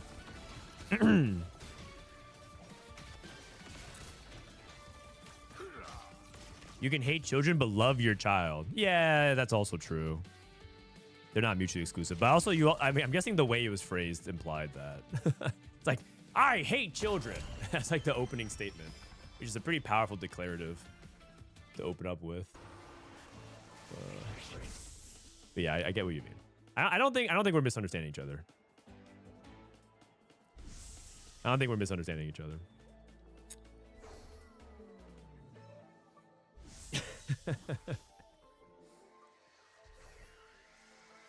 I'm not entertained by a negative emotion as opposed to something like Robin, which is hype, for example. Yeah, Robin's just like high energy in general. He's usually just like Robin doesn't shout about everything, but he's like borderline. Robin's girlfriend actually didn't want to move in with him for the longest time because he was too loud while streaming. So they rented apartments in the same building instead. He's too loud while streaming, so they're in the same building, but like not in this because he's too loud. But like Robin's not like he's not like angry. He just if he's upset, he'll be upset while loud. If he's hyped, he's hyped while loud. If he's having a good time, he's having a good time while loud. He's just high energy. I mean, I don't think it's anything personal. They've been together for a while, and I love them together, and they're awesome people. It's just a funny. It's just funny that she's like, "You're too loud. You have to. I want to live together, but like 2 floors away from you." Yeah. And then you want to be a good partner, so you have the stream on, and you don't want to have it muted, so you have to hear him twice. Anybody who's dated a streamer or a content creator knows exactly what I'm talking about. You hear them twice, because you hear them and then the stream delay.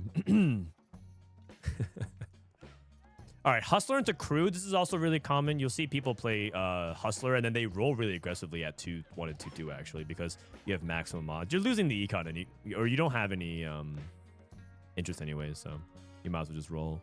And then we have Hero Grab Bag, probably into 5 Crystal Gambit. I also, okay, so 2 of the more dominant lines we've seen on the current live patch are not really around, which is 5 Crystal Gambit has not been as prominent and dominant, specifically 5 Crystal Malzahar and Janna reroll. Kog'Maw. We'll see how good Kog'Maw is post-nerf by Moritz. And then we have Ging. Oh, sorry, I think it's Ging. Ging is Gon's dad. Who I started, growing up is realizing that Gon's dad actually kind of sucks. He was kind of pitched as like this really cool, mysterious figure, and then you just realize his dad's a loser. Like, I mean, he's kind of like an accomplished dude, but he's also like a loser. That's real growing up, though. Anyways, Ging is he's one of the most accomplished players. He's the most accomplished player from Turkey, I believe. I mean, I know Clyde Cornyn made Final Lobby, right? But last set. But Ging has made it to like 4 world championships from Turkey. He's quite a good player.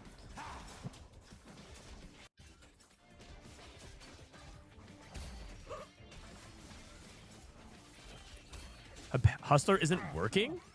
Wait, really? Let me see. I mean, it doesn't work on creep rounds. Give me a sec here. Let's take a look. Hustler isn't working?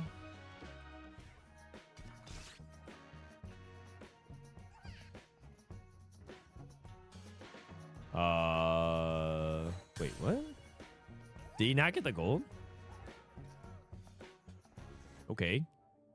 Hold on. I'll check one more round. Maybe I missed it. Maybe it went into the bank inventory and I just didn't see it. Like, maybe it's just a visual thing. Did you not get money? I mean, you guys can rewind the stream, right? If you're a sub or any sub or Twitch Turbo person, can you rewind like 15 seconds to see if it did? Then let me know. Rewind the stream.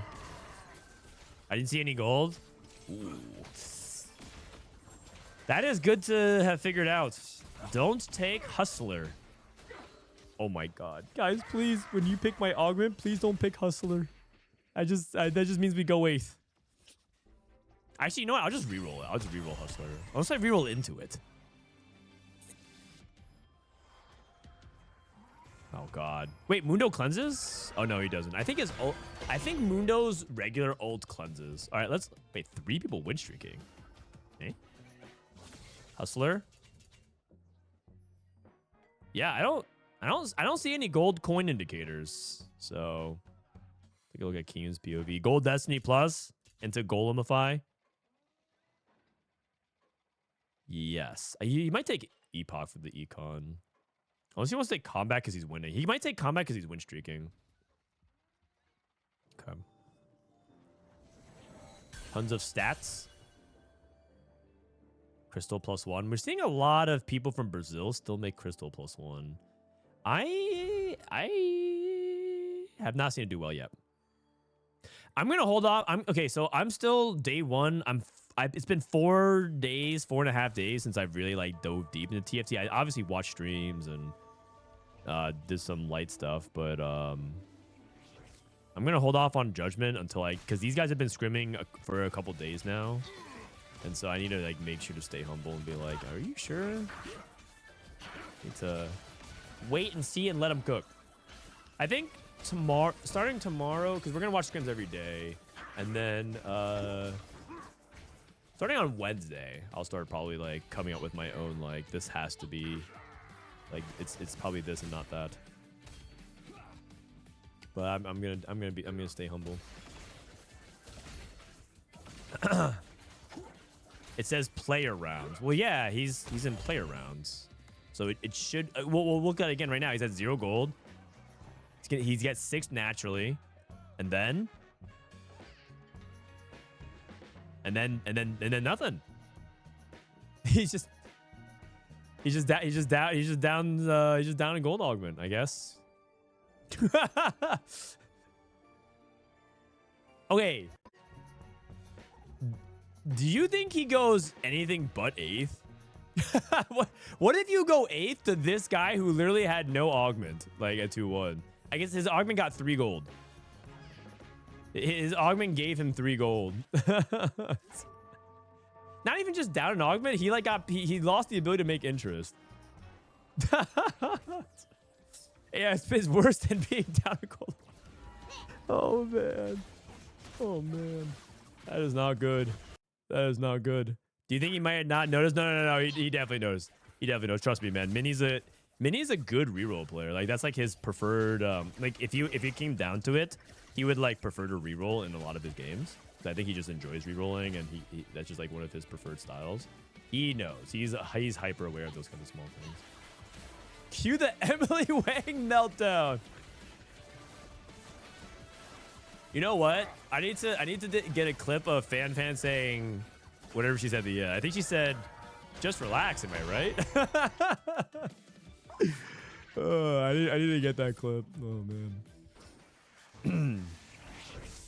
The minimizing. We need the minimizing. Good thing this is scrims. Yeah, I think the thing is it's scrims, and if everyone knows, then they'll just be down. They just need to be down.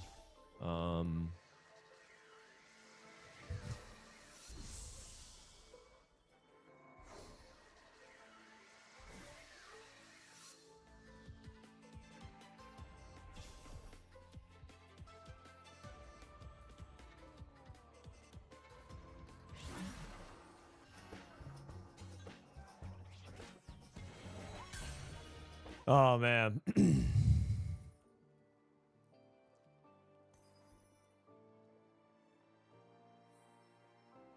This Kog'Maw is spitting gold. Well, yeah, I mean, the thing is Kog'Maw is generally really good with stacking attack speed, so it makes sense.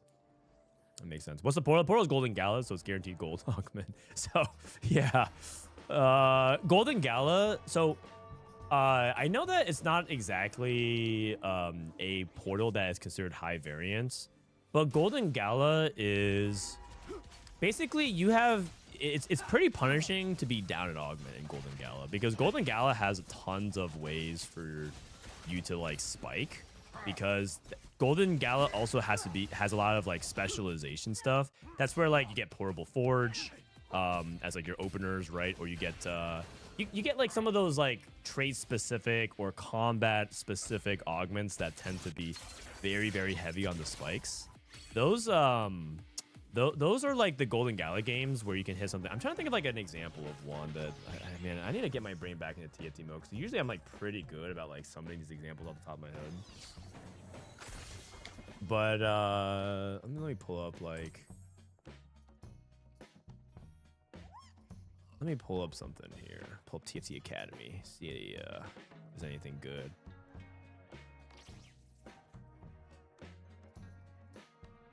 So mean, yeah, see portable forge. If you're getting something like a crest for a specific thing, if you have a good setup around aura farming. Okay, yeah, stuff like that, right? Stuff that's like specifically enabled by it.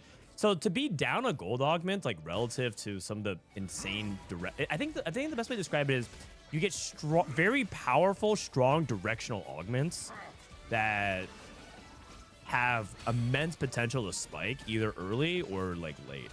And so to be down an augment in Golden Gala is like quite Man, severe. I'm getting more dogged again. It is important to have good augments in every game period, but in Golden Gala it's one of those portals where it's a little bit more, or even a lot more important than usual.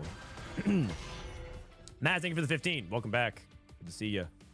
Have you tried the Warmog's Malphite with bomb? Yeah, I have. That was actually something that it was tech passed around at EWC, Atomic Malphite, and you have Kamikaze Malphite just go in and try to nuke everything, but it's not something very reliable. You can't really do that. Also, I'm not so sure about this Janna comp anymore because he does have Forb Mentor and Veteran. And in the past, this used to win fights on stage 3. The fact that he won 0 fights on stage 3, it might mean that Janna is not that good anymore. Unless you hit everything. Because we saw one Janna player hit Jarvan 3, and that's how he won the game. But he was also hitting like pretty fast. It's definitely interesting. I mean, I'm okay with Janna like becoming a B tier comp. I don't think. I think Janna has had her time in the sun. So we'll see. I mean, this is Janna 3. Dishsoap is fast 9. This is Crystal Gambit. Kiyoon rolling. He rolled until he hit 2 stars. BT, DB. Oh, he's playing Kog'Maw. That makes sense. I think he can Rage Blade as well. Again. Okay. Okay, I can see it. Ikaru's landing name for the 4 months. He greeted for the cash out. Oh, he greeted for a Crystal Gambit cash out. You know, but the thing is, I don't feel like that's correct then. I think macro wise that feels like it's not. I feel like you're only supposed to do that if you're desperate. Because the primary strategy you're looking for with 2-cost reroll is to be strong on stage 3. That's like one of the reasons you play 2-cost rerolls, that you have a strong stage 3. There's like multiple reasons to play 2-cost reroll, but like in general, we're talking about macro. Like one of the strengths of the of that playstyle is that you get to roll before other people, and you are likely to win every round unless 1-cost reroll.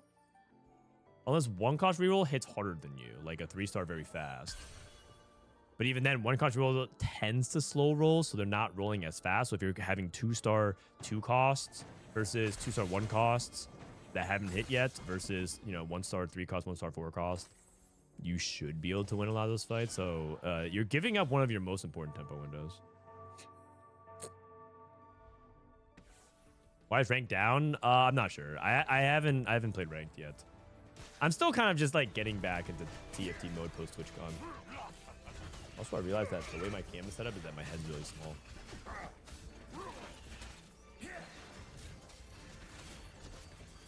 When I signed up for Solo's tournament and played for the first time over a month just to get a feel, I went 4 times in a row and signed out of the bracket. You went 8, 8, 8, 8. Holy cow. Oh, man.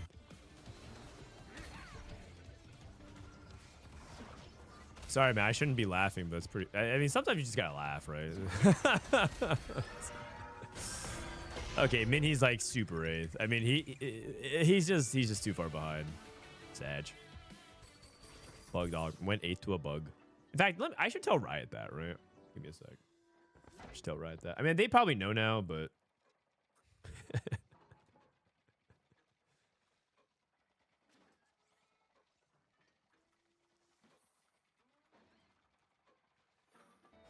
Let me go ahead.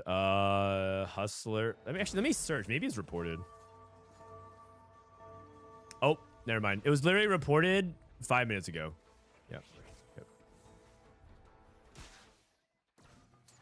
I'll add the reaction. +1.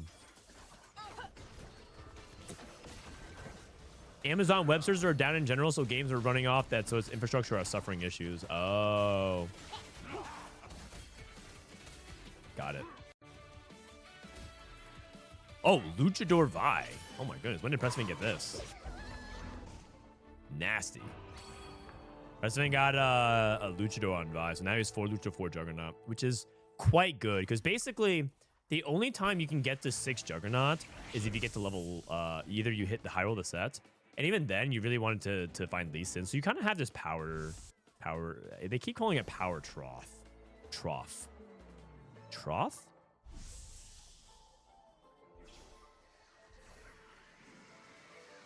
No.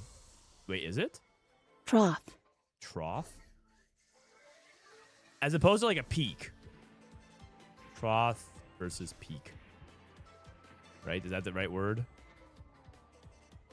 Wow, trough is the low point. Yeah. Awkward word. Is the correct word? Okay. I mean, I don't know, man. I don't talk for a living or anything. Moritz rolling for Kog'Maw. He's contested Kog'Maw, so he's playing Juggernaut Kog'Maw. Actually, I think he's level 9. Oh, I see. He pushed for fast 9. Juggernaut fast 9 Kog'Maw. Woof. Pedro has won every fight. 3 win. Prestivent also hit a Vi. Okay, so he actually hit the Lee Sin, by the way. I was like, until you get the Lee Sin, there's like this power trough.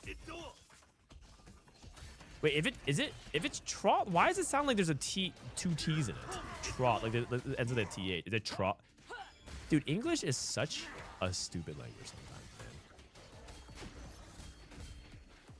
There's like a TikTok of like a guy that like just makes fun of English as like a teacher. He's like the student, and he's like the teacher, and then he's like, oh, so like this is like sour, like S-O-U-R is sour, and then he's like, okay, so then if you change this S into a P, what does that mean? And then he's in himself and he's like, oh, power, and he's like, no.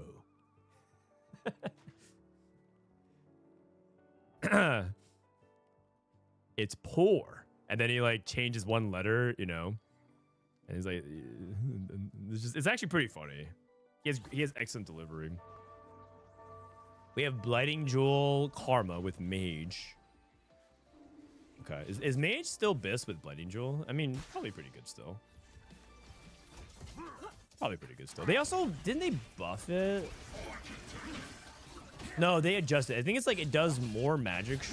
It does more damage, but they reduced the mana gain.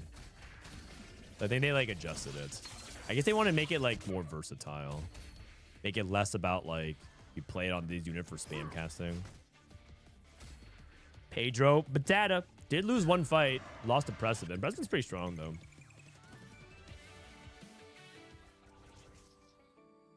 Why isn't there equivalent of Serpent Fangs in TFT? LOL. Serpent Fang? Serpent's Fang. Lol. Serpent's Fang. Unique. Shield Reaver. We're on PvE rounds. Shield Reaver will affect all shields except magic. Oh, it's like a shield reduction? Reduce all active shields before triggering damage instance.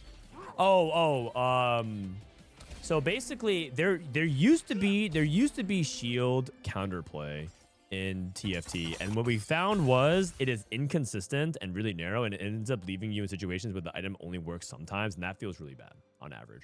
And so you would rather just create generic stats so that way it's more versatile and useful. Because the thing about in League of Legends versus TFT is that buildable items, because of how interlinked with item drops are and the fact that you want to play those items are really important. And you can get away with that in League of Legends because if it's a bad item, you just don't buy it in the shop. But if it's a bad item, and you based on your components, you are quote down component efficiency. So let's say like, well, it doesn't really matter. You can just slot it as like a random cloak item, right? But then cloak becomes a weaker component, and that kind of increases the variance and volatility of it. So you can't just like always say, well, you know, just have an item for this, an item for that, an item for this, because then you're gonna create like sharp imbalances. And that's what actually led to back in the day. This doesn't exist anymore, but back in my day, and now I am starting to sound old.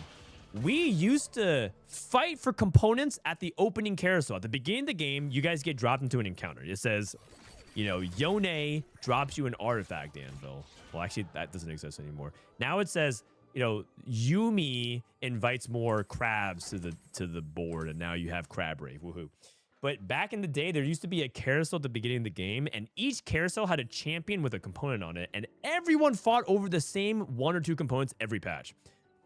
And if you were stuck with a bad component, you were super far behind because a lot of the bad components built into situational items, specifically Cloak. Cloak was like one of the worst components for years because it kept building into situational stuff that you never really wanted unless you needed exactly that. So you can't make it a craftable item. But then the danger is, what do you make into an artifact item? You actually almost have this exact same problem with artifacts.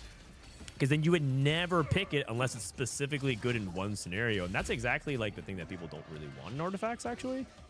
People have complained a lot about that. If it's like an artifact that's only good in one specific thing. So then where do you put it?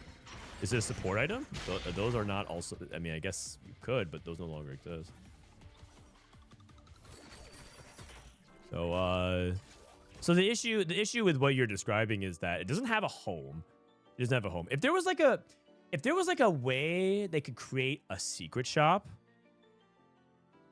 I know that I'm like borrowing things from Dota, but imagine if you could like buy, like there's a secret shop of items that you could buy for like 40 gold or something like that. Like maybe that could exist, because then... What happened here? What the heck? His cash out was like... what? Okay. There you go. I said that we didn't see much Crystal Gambit Malzahar popping off, and then all of a sudden, I see, what, 6 duplicators?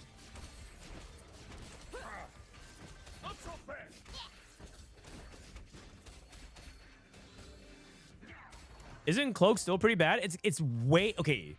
Cloak has been pretty bad at different points this set, but it is so much better than it was before. So much better. Cloak used to build Zephyr with a belt and a cloak. Quicksilver, before they gave it stats, Quicksilver just used to give you CC immunity, and that was basically it. It gave Runin's Hurricane, which is completely useless on anybody that isn't just a high AD auto attacker. Stone plates, BT have existed, and there's also different variations too. There was literally like a guard, like another version of like guard breaker or something like that like disarmed. It also was, let's see, Rod Spark, and then like a bunch of situational stuff, right? What was it before? What was it before adaptive? Q code. It was Q code. It was Chalice. Like so Chalice was only good in specific AP comps. So like it was just like really, really, really bad. Now it's like you can actually do stuff with it. Oh man, I forgot about Q code. The reason, if you don't understand that, I mean, basically there was like, so Chalice of Power was like Zeke's or Locket. It was like basically a support item that would buff the left and rightmost unit and give it not only AP but starting mana. And basically once per set, Riot would buff Chalice of Power to be extremely OP by giving it 5 AP or 5 more mana or something like that. It always happened. Like basically Cloak was always bad and Chalice was always bad. Then one patch every set, starting from set like 3, they always buffed it one patch and it was super broken. And then Soju just turned into a meme where like because he recognized the pattern, and there was one patch in set 6 where Chalice slamming was like the best thing in the game. Like you would always go for every tier and every cloak and you would always slam every Chalice. And that just became like a giant meme. that like Soju just became a chalice merchant and then just kept spamming his face on stuff, so he just became Kiyoon. Oh my god, I remember. Good times. Good times. Dishsoap, by the way, Juggernaut Ash. Juggernaut Ash. I mean, Ash doesn't look that bad. Double combat, best friends, overheal, bludgeoner. Is Ash back? Wait, Ash might go 1-2 in the lobby. I mean, he's playing Crystal Gambit Ash, which is different, but also he's playing more Malzahar. But to be fair, he literally just hit Malzahar, like in middle of stage 5. Check the DBAD. The DBAD. Wow, 20%. That is a lot. Can Dishsoap make it to Worlds? Yes, yes. Everybody here at regionals can make it to Worlds. It's but it's very similar to League Worlds. There's a day 1 of regionals is play-ins, and half the field gets eliminated on day 1.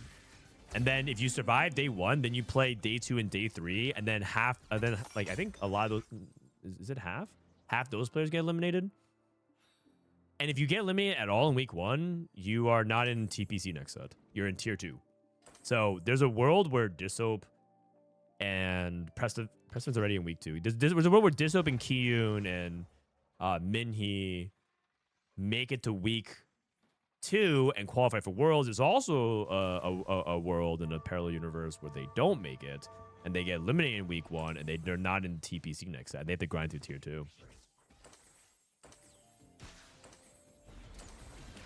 Are there any players you think get performed better than expected? That's a great question. And I would have to say there's 3 names that come to mind. And the first name that has to come to mind is Soju. I think Soju has overperformed relative to expectations because I think most people expected at his peak, they would expect Soju to have a strong performance, but not the #1 best performing player of the regular season. He's the #1 best performing player of the regular season. If you were like, who's the? We're in the middle of the baseball players, right? Who was the #1 team in the MLB regular season? It was the Tigers at one point, but then they like went through that crazy lose streak. The Phillies. So the Phillies had the #1 regular season. So he's basically like the favorite going in based off his performance. You know what's crazy? He comes in as #1 overall because Soju had the most amount of points. And yet, despite that, nobody is putting Soju in their #1 for like their predictions of the power ranking going into regionals. Nobody. I saw Robin. I see like Dishsoap and Weijin and Setsuko, right? Not a single person put Soju #1. That's crazy, man. That's crazy. Oh, the Brewers? Oh, you're telling me AI is wrong? Okay, I don't really care. I don't have a horse in this race. Damn, it's Darius. Okay, it looks like Dishsoap's going to be closing out in 3rd. I think he loses to Kiyoon. And I think he loses to Cash, because I think Cash hit critical mass.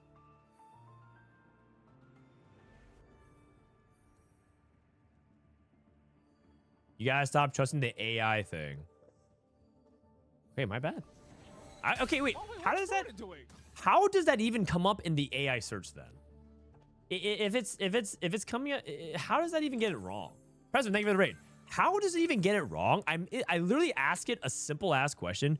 Who is the #1 team in the MLB regular season? And they just spit out the Phillies. How's that even possible?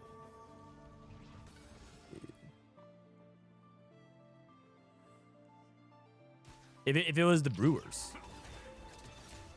Blue Jays. I mean, I'm sorry, Blue Jays fans. I'm hate watching. I live in Seattle. It's Mariners all the way. Yeah, the Brewers are 97 by 1 game. Okay, I mean, not that it's like understandable, but at least it wasn't like a giant gap in the Phillies like last year or something.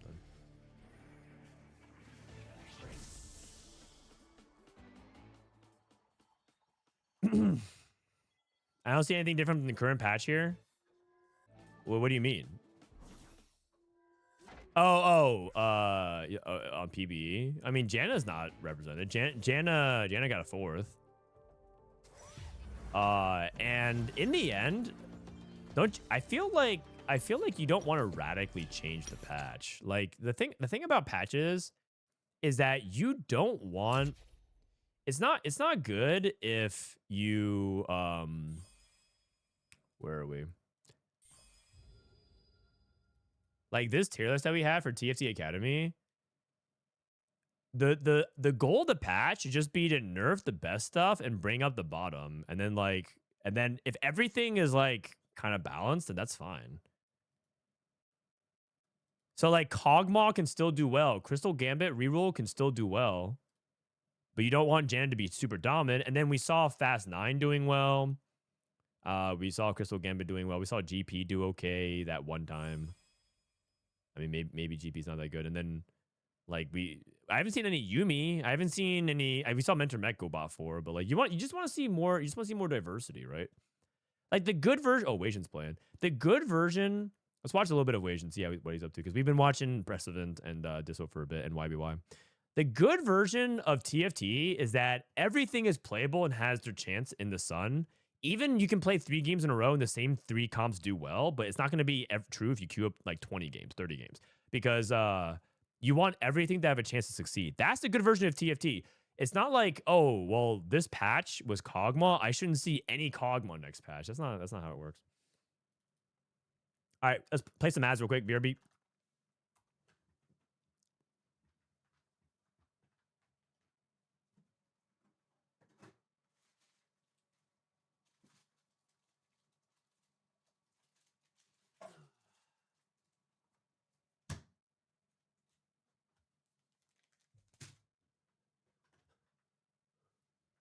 When's the rundown? The rundown's tomorrow. Passion's rundown tomorrow.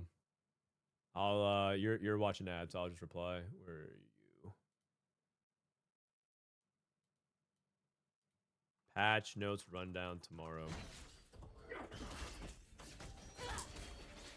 Seems like Forecast is underperforming. It's reroll or Fast 9.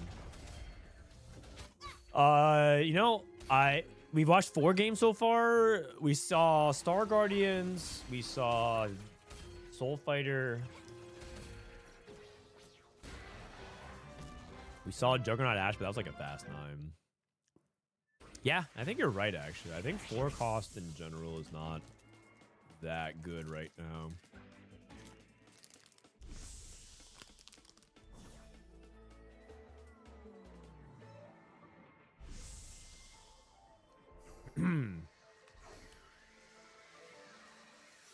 Wait a minute, 1-2-1-2-8-1. Holy cow. He's back. That's a Wasian scoreline. A Wasian scoreline is 1-2-1-2-8-1.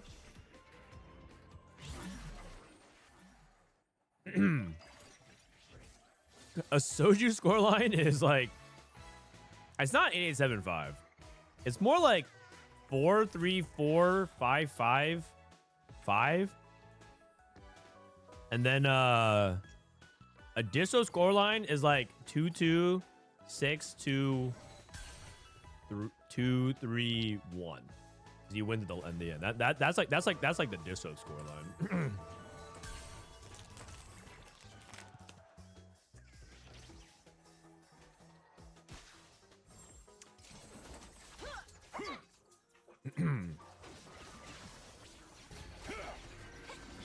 Soju hitting 777 at the cow was legendary.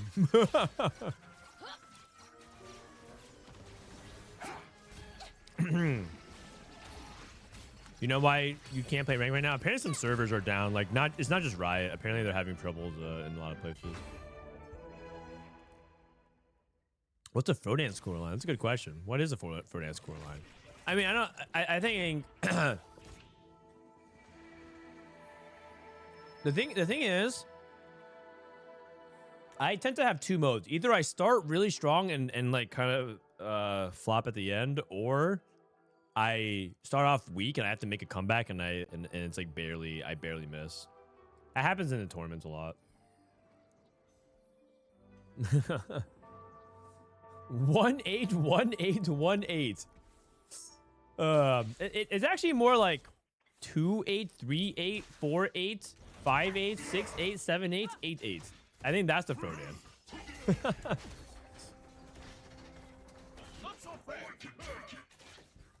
I basically like get every placement,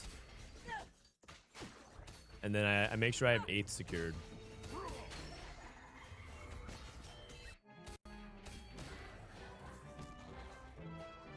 Daniel Naroditsky, the chess player? Wait, what? Wasn't he really young? Wait, holy wait, he did. What the heck? Grandmaster Daniel Naroditsky has passed away. It's with great sadness we share the unexpected passing of Daniel Naroditsky. Daniel was a talented chess player, educator, and cherished member of the chess community. He was also a loving son, brother, and loyal friend. We ask for privacy for Daniel's family during this extreme difficult time. Let's honor Daniel by remembering his passion for chess and the inspiration brought to us. This is so subtle. I only talked to him one time when I was working on a chess event for Twitch Rivals. I never like talked to him very much, and he was very friendly. So this actually checks out with me as well. This is so shocking to me. This is so shocking to me. He's younger than me. He's younger than me by several years. Oh my god. I'm so sorry. What just happened? I watched a stream the last couple of days. He was streaming a couple of days ago as well. That is so surprising. Oh my goodness.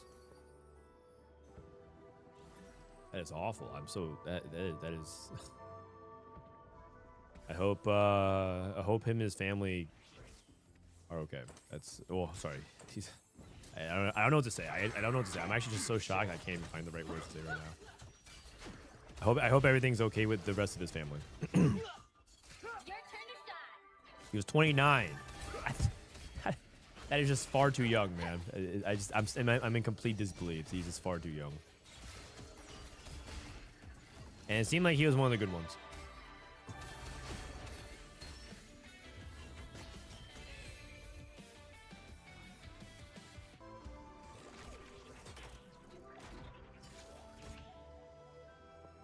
You never know what someone is battling. That is true. That is true. There's everyone has their own battles going on. So if it's a good reminder to value the life that is currently, both what you have and the people around you.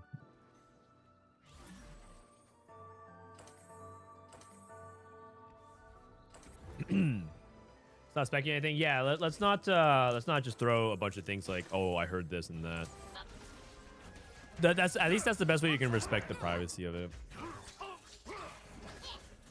And if we find out more, we find out more. Otherwise, we can just kind of honor the memory of him by remembering the good things. It looks like we have Star Guardians and Bastions, like a hybrid version here from Draco. Ariz is dead. He was playing reroll prodigies with Treasure Hunt. Yitzhak. This is an EU player. We actually covered Yitzhak in the Tactician's Cup. Jazlatte with Fast 9, Luchador Juggernaut. Looks like he's playing Carry Braum. Playing Final Boss. Final Boss seems pretty good. Terry's a top player from Hong Kong. Playing Bastion Zaya. It's Bastion on the Seraphine. And then Wasian playing reroll Janna. Looks like nothing much has changed in this front either. Looks like he found a way to get to Janna reroll. Calculate loss, preparation. The thing is, Wasian's at 2 lives, right? He could just technically take 2 losses and he flames down bot 4, but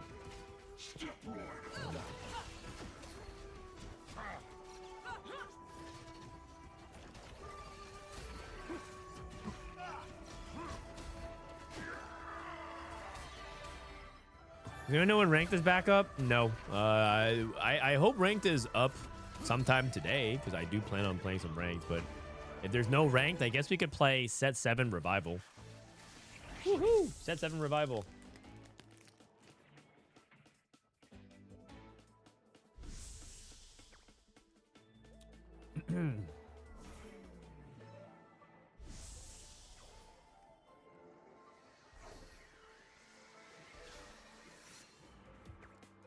Robin is so wise. It's Robin Williams. Everyone you meet is fighting a battle you know nothing about. Be kind always. You know, it's interesting. I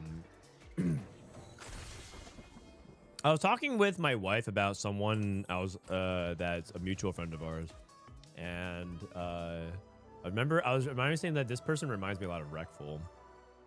And I was trying to remember Rekful because Rekful was I mean, we were friends. I wouldn't say that we were the closest friends, but I definitely considered him a friend because we hung out several times over the years. And I miss him. And I hope wherever he is, he's doing great and crushing it and having fun. Doing the thing and bringing good vibes. And I was talking about another person that reminded me of him that we were hanging out with at Twitchcon. And she said that person my wife said she never met Rekful really, but she was reminded by that person that we're hanging out with, Robin Williams. And I was like, you know what? I never really thought about Rekful being compared to someone like Robin Williams, but it actually kind of checks out in terms of that kind of personality. And it made me miss Robin Williams as well. Looks like Wasion's winning out, by the way. He successfully made it to the top 4. I'm pretty sure he's locked for top 4. I think the question would be whether or not he can actually go beyond that. We have Star Guardians, Mentor Mech, or Mentor Janna, Fast 9, Juggernaut Fast 9, a lot of Juggernaut Fast 9. Wow. I'm starting to realize we have 3 Fast 9 players. Someone said reroll and Fast 9 and 4 costs are struggling. We do have 1 4 cost that's doing okay, but it looks like he's falling off 4 losses. It looks like it's going to be reroll and Fast 9. That does seem to be the read going into the first half of today's games. Right? 'Cause we've been following Scrims for a few hours now, back and forth, getting a read on what the next patch is going to be. It looks like Wasion loses this fight. Does he actually? Never mind. Kabuko. Oh, I thought Jan was going to fall and then they could get it gang up on the Kabuko.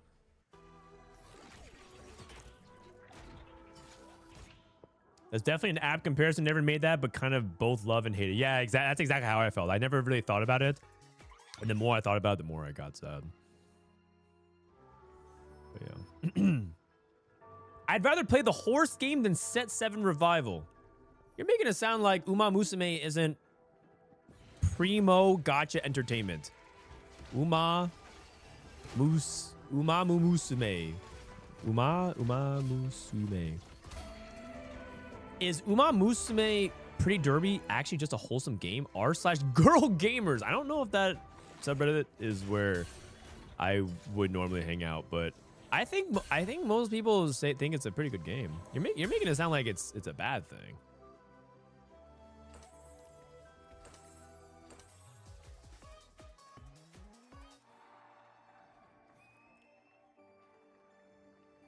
Literal mobile game of the year. Wait, is it? Like, as in, did it win, or you're saying it's your mobile game of the year? We need a Set 13 Revival? Oh, you already missed it. Wait, you didn't play Set 13 Revival? You didn't play Tactician's Trials number 2? You missed it, man. It was Set 13 Revival.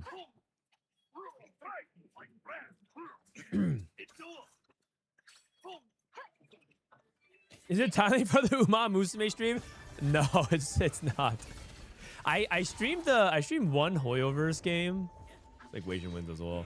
I streamed one Hoyoverse game, and I streamed the Honkai Nexus Anima, which is like their TFT game. It's like Pokemon. You go into the world and you catch Pokemon, except they call them anima, and you use those Pokemon to play TFT. Which is actually it's actually pretty good. I think the end game of that game, the end game content of Honkai Nexus Anima is pretty good. I do think that it's kind of grindy to get there, but I think the end game of it looks kind of fun. I was talking about it with Skara a lot because Skara, as you know, is big into gacha, and we were both kind of like talking about Honkai, and we both agreed that the end game of it is like quite good, but you know the grind. Are you gonna be able to like endure the grind to get there?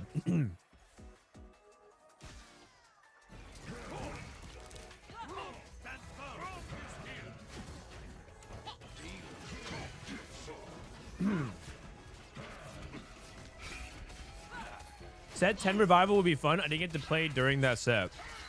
Oh, okay. I was kind of memeing before, but now this is actually real. You did actually miss set 10 revival. that is actually so sad. You actually did miss out. Oh no. Set 10 revival was like 4 months ago. 5 months ago. Unlucky, man.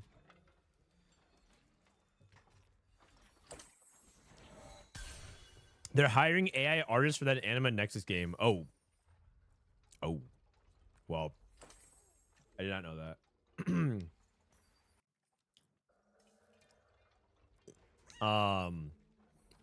Also, this is the part where I tell you that every company is going to be doing that. Even the companies that are like kind of known for that, like Hearthstone has done that, and actually they recently came under fire because they did an AI art promotion. They did a promotion with AI art for, I think it was like a Diablo Immortal crossover or something like that. Oh, was it? No, they did something with that and it got some backlash. Magic the Gathering and other games like that, like that's primarily known because like part of what makes Magic awesome is the art right on the cards. But yeah, AI art is just, it's like every company, if they aren't already exposed for doing that, is thinking about it or want to do it. So it's unfortunately a reality that is just going to become increasingly more common. And the thing is, everyone publicly, when I say everyone, I'm talking about the company side. Everyone publicly will be like saying like, oh yeah, you know, thank you for like letting us know. We're going to make sure that it's at the quality that you expect. Yap. But the moment anyone gets away with it as a company for precedent, you just know the floodgates are opening, right? It's like, it's just one of those things where all those companies are just waiting for like people to just give up and stop caring. And then they're gonna be like, okay, finally, we can do like AI stuff. So, yeah, not to be all like defeatist about it and everything like that, because obviously I appreciate the fervor that people have. Because, actually, I'm trying to work. Okay, I can't talk about it yet, but I will say that if you, I'm really hesitant to say this, but if you are an artist and you love TFT and you're like, specifically you love like my TFT content, I kind of need to talk to somebody or a few people about it. But like, because the thing is, I'm not sure if it's true, but if you are an artist, and I know some of you guys are pretty talented, please reach out to me about something. I need help with some specific project. The thing is, I'm not going to respond to you until after regionals as worlds. So I'm going to dono wall you for at least a little bit. My Emerald gameplay is art. Sure. All right. You guys don't mind hopping into lobbies, right? Hopping into the lobby. I think watching these scrims are pretty interesting. I think once they start dying, it looks like they're on like the last two lobbies. Once it starts dying down, I think we can go into rank. But I feel like this is pretty interesting stuff. Like watching how the pros are approaching it.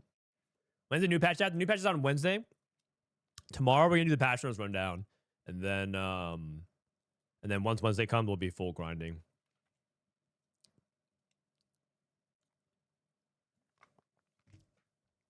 AI is a losing battle. It's inevitable. Sage.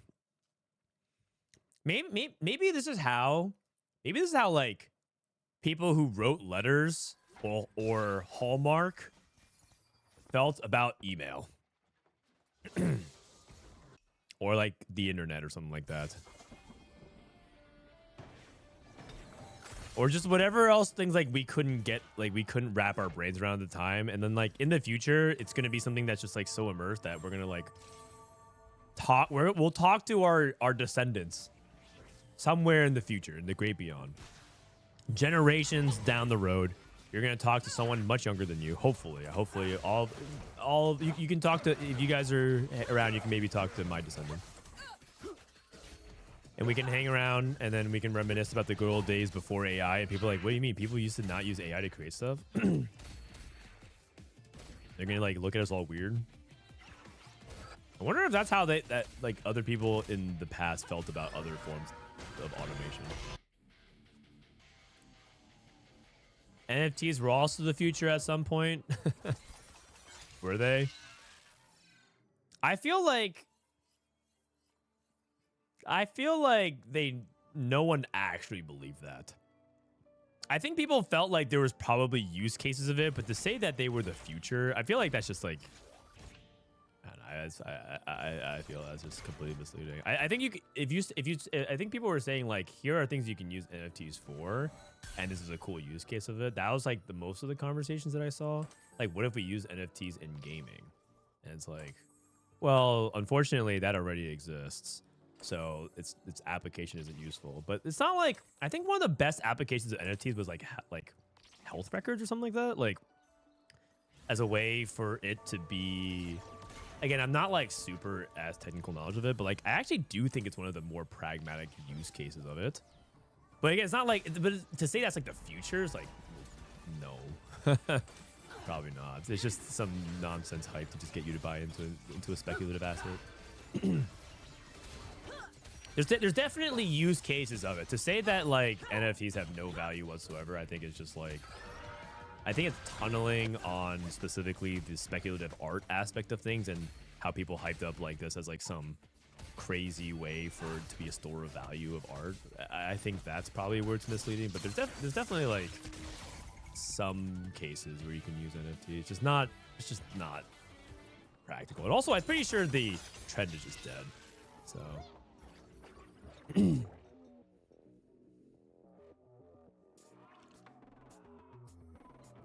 Because in the end, isn't the idea, and again, correct me if I'm wrong, there's probably going to be some people who are more technically savvy about this, but the idea of an NFT is just that it's like theoretically just a storage box on the blockchain. You can just put anything in it, but people just choose to put pictures of gorillas and penguins in it, and they're like, wow, that's worth like $10,000. That's what people are doing for the most part. But like the technology underlying is like, it's like a box that you can store in, and it's like something that you can verifiably prove digitally. That's all I know. When is Frodan playing? I think I'm gonna play pretty soon. We'll see. I think they're gonna wrap up scrims like in the next hour or so, and then we can play some games. What are these games? These are scrims for the upcoming regionals competition this weekend.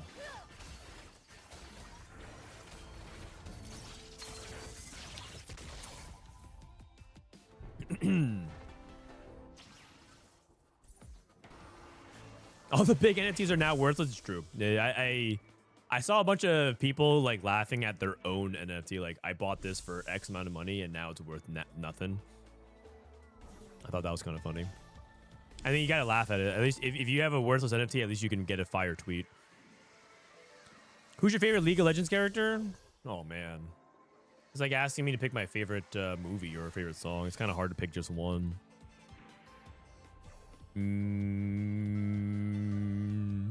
When I was first playing League, I really liked Lee Sin just as a character because I played mid/jungle, but Lee was my favorite jungler. Favorite League character?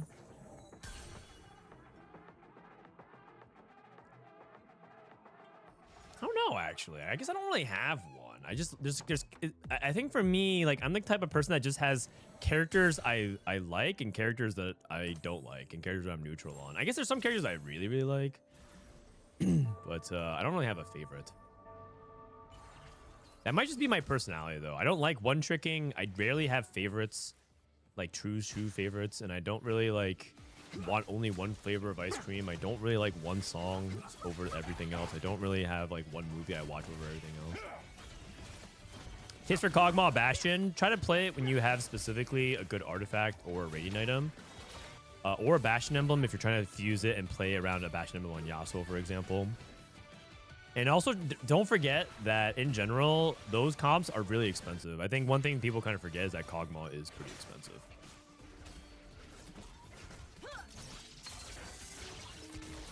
Is this a competition? This is pro scrims.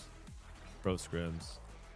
So you have like Dishsoap, Kiyoon. Prestivent was playing earlier, but Preston's bowing out. I think this is like, it's also late in Europe right now. Ging, for example, is from Turkey. It's probably like 10 p.m., 11 p.m. where he is, I think. This is Greya. Greya's east. Oh, I think it's in Texas. We have some people. We have some people that are like going to be logging off as well. And then once scrims kind of die off, we'll hop into ladder. This is Dishsoap's level 8 roll down around Star Guardians. He has 2 dupes, by the way. Greya's from Texas. Yeah, I think he's from Houston. So checks Dishsoap's cash out. Sorry, he cashed out 2 dupes. He checked out, cashed out 2 dupes. Executioner Jinx. 5 Jinxes. Oh. Hold on. Okay. Anyone holding Jinxes?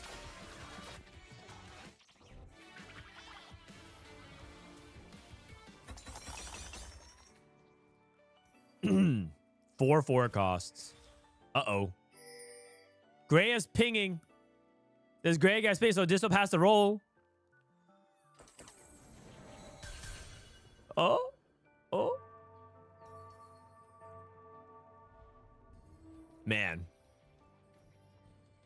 Man, oh man. And nobody has it in their shop, so... Everyone's aware? No one wants to roll on creep rolls just to deny Dishsoap. But he did not find... Oh, not the forecast he needed. Found Samira. Okay, here we go. Check this out. Sniper. Xante 2. Poppy. I mean, what if he inverts it and goes Poppy 3 out of nowhere? Oh? Sag. He's going to see if he can hold out for one more round and then see if he can has to lean into either. Oh, he's going to go Lee Sin 2. Never mind. Oh. I mean, he tried. He did try to go for it. Kog'Maw 3. Kog'Maw's really contested this lobby. Unfortunate. Blighting Jewel. Is Blighting Jewel good on Kog'Maw? I guess he does deal a decent amount of magic damage and might help him cast faster. It doesn't sound that good, though. Sniper Lee Sin. Actually, you know what? We should watch a little bit of Sniper. Oh, he also has Executioner Emblem. I just remembered. So he has Executioner Emblem. So he has playing Executioner Lee Sin. Oh, okay. Wait, that's actually kind of cool. So he has Executioner, Striker's Flail for the crit, Nasher 2 for the crit, Snipers for the range. The only issue with this is that I believe Executioner Lee Sin just dashes in anyways and dies. So the Sniper is not keeping him as safe as you would want. Theoretically, it's like better for Lee Sin to, I believe, have Juggernaut range. Because the Juggernaut is way more effective. The Juggernaut stance is way more effective with range. It's still cool, though. Still cool. Yeah, Lee Sin still dashes in here, right? So he loses the Sniper's bonus very quickly. It's still Lee Sin 2, though. And again, it's because he needs to keep it because of the Executioner bonus, so... Wow. Boom. It might not be an 8th. Actually, I think he can make a pretty decent sized comeback. Actually, look how close the lobby is. HPY. Oh my god. Greya's in 2nd, and he's at 27, and he's only one life separated from 8th. Like 1 loss. And Cash has flexible Juggernaut Ash. 2 of these emblems are dead. Played Rageblade Ash. I'm still under the impression that Ash is not good with Rageblade. Because they removed her attack speed scaling. I am under the impression instead that she wants to play damage items. Kiyoon trying to transition. Wow, rough transition for Kiyoon. He cashed out. He cashed out 3 items off his Crystal Gambit.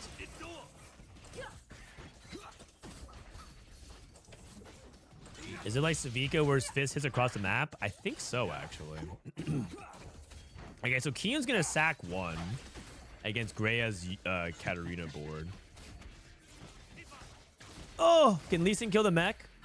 Kind of close. Oh, it's very close. Wow. No one died. It is so close. Oh, sorry, just kidding. Cash died. Just kidding. Kiyoon has a duplicator as well. What are you looking for? Looking for 5 costs, right? TF, Zyra. No TF, no Zyra.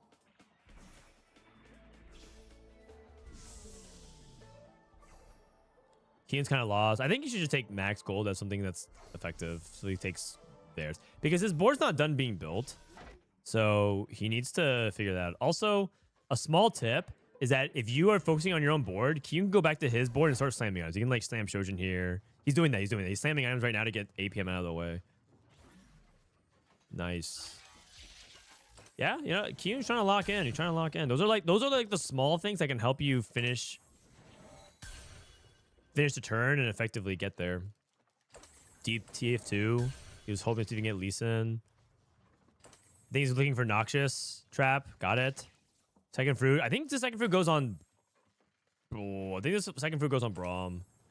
Mana Rush. Never mind. Amazing. Amazing. The only reason why I say that is because I don't think we have a good third item for Zyra, right? What did we put on? We put Edge of Night on her. Oh no, we put Adaptive on her. Yeah, I mean it's okay. I mean Adaptive is kind of weird with Mana Rush, but.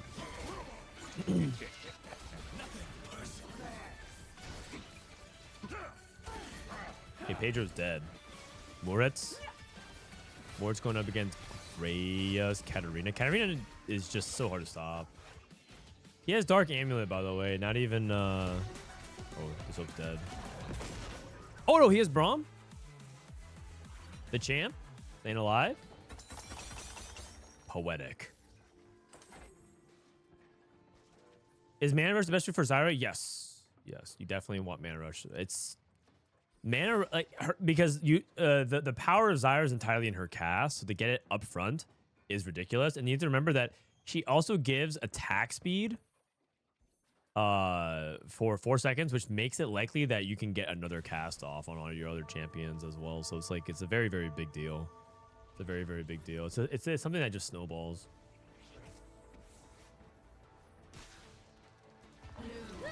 It is ridiculous.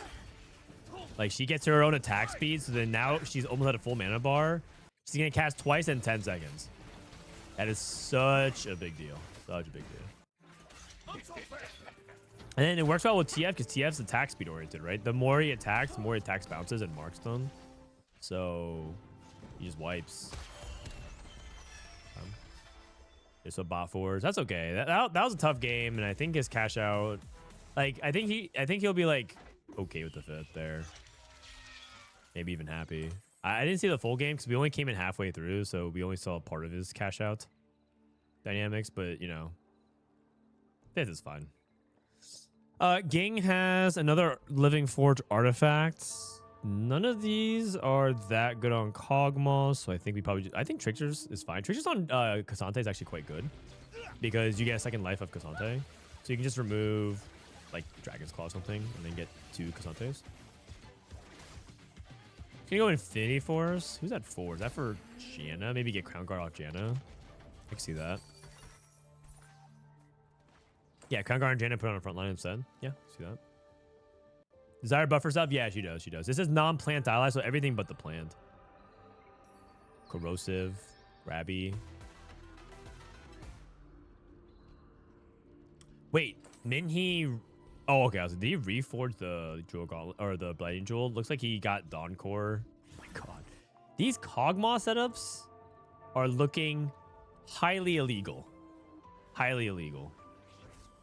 Ging is positioning in a way to try to force Katarina away. So the whole point is you feed this frontline unit so that Katarina moves away from his backline units.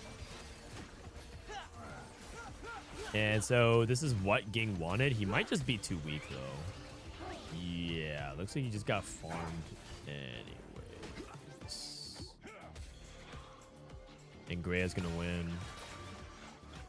So Kiyoon with Fast 9 Juggernauts, reroll Katarina, and Kog'Maw.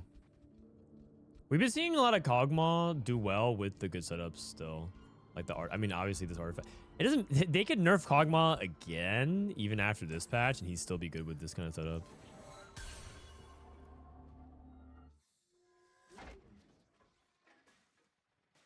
Katarina and Jenna are still strong like fact. Nothing to learn.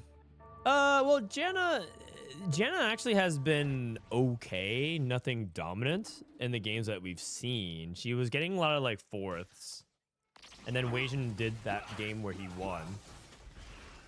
So Wasian showed that he was, yeah, like it can win. But does that mean that it's good? The opinions of the top players might surprise you on that front. I don't even have any opinion yet. I'm still in the middle of like learning stuff right now. I'm in data. I'm in data gathering mode. Wow, TF just farms him a source because of Shojin. That's actually pretty good for Braum. You get Braum and you can just Shojin the Braum. These are Braum items anyways, so.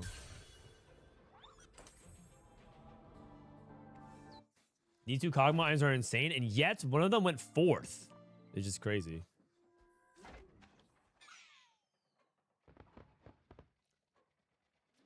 I'm so shocked Pokemon has not tried to replicate TFT. They kind of did. In Pokemon Unite, in China, there is a Pokemon Auto Chess game.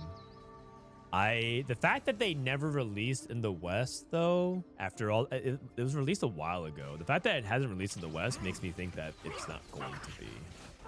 And that they don't believe that it would do well outside of China. Which is quite surprising, because Pokemon is pretty popular, man. Gotta go to work? Alright, sounds good. Look at this guy. This guy has a job or something. Orange Man 196. Everyone look. Wave by. You're so cool. I feel like when you wave by in chat and say, I have to go to work, or time to go pick up my wife and kids or something like that, that's almost like the Twitch chat version of the dude driving really fast down the street while like having a really, really loud motorcycle or really, really like bad muffler on their car and they're revving their engine. You know what I mean? They're in the sports car, the convertible, wearing the sunglasses. Smell you later, nerds. I mean, obviously that's not what they're trying to say, but it feels a little bit like that sometimes. Latest Pokemon game is just so bad. Legends ZA is just depressing to play. Is it really? Is it really?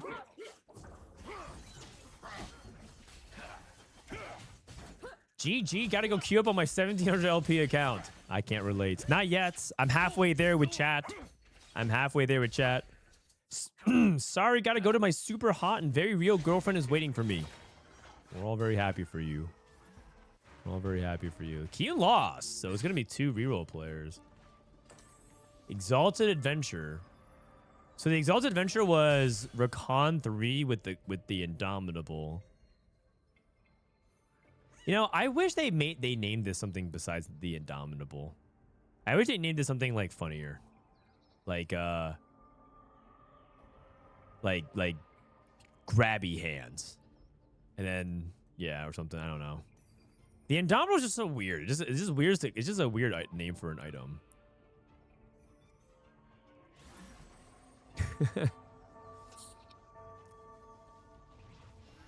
Immovable object. That was the name of an augment in TFT. The magnet. Yeah. Just saying this in English is kind of awkward.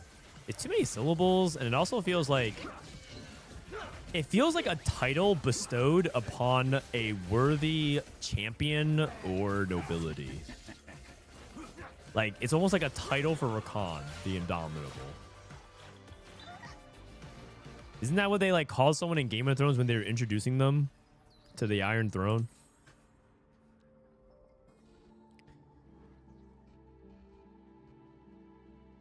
Okay, so Kog'Maw lost. So Minhee is win-lose.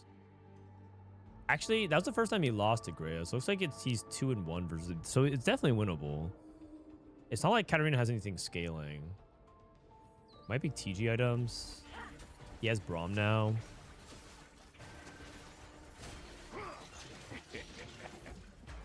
It's because the item sounds like an epithet. epithet. An adjective or descriptive phrase expressing a quality characteristic of a person or a thing mentioned. I learned this a long time ago, and I think I get this mixed up with epitaph. A phrase or form of words written in memory of a person who has died. Okay. Right, like the augment inspiring epitaph.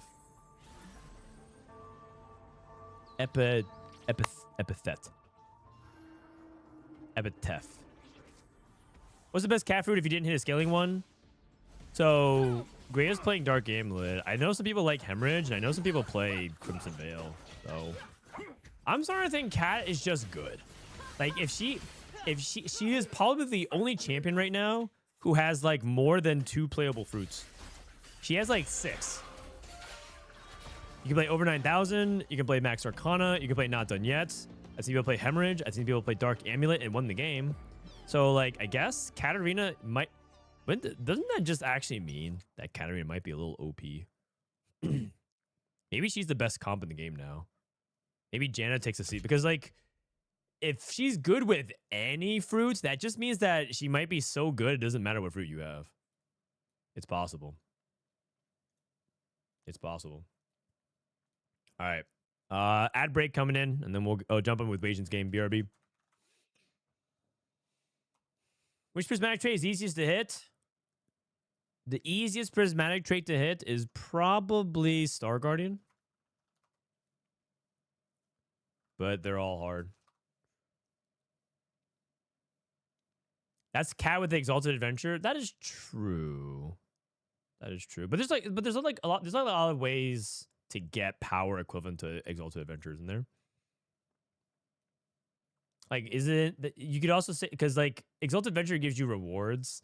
So what if you played Living Forge Cat? What if you played I guess Treasure Hunt's not the same, or 9 Lives. But you get what I'm trying to say. It's like Exalted Adventure Cat is definitely on the exception side. So maybe it doesn't get a first there. But it definitely feels like it's possible to do well with Cat without scaling fruits. Cat might be just so good. Oh, Kiyoon, thank you for the raid. Cat might be so good now that you're supposed to just, like, it matters more that you have good Cat tempo and good items, and then you just pick any fruit, really, that does well. Kiyoon, thanks for the raid. Okay, all right, cuties in chat. Man, How do we I'm rate getting more Kiyun's dogged form? again. Give scale it of 1 to 8.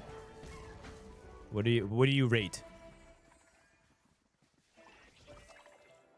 Food Cajun, thank you for 23 months. Today? Yeah.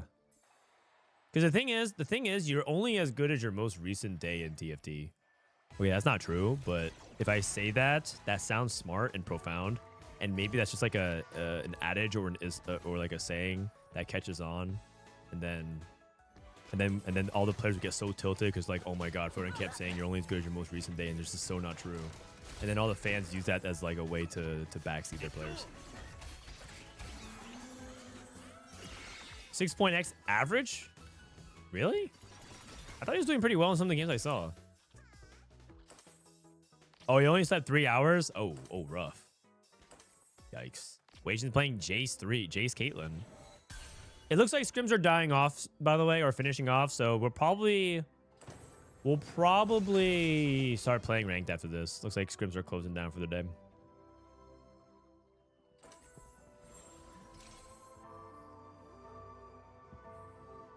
All right, let's take a look at this Kate Jace, Not Done Yet, and Power Font. Is ranked working? Oh, actually, that's a good question. I don't even know if ranked is working. Ranked is still down? Uh-oh.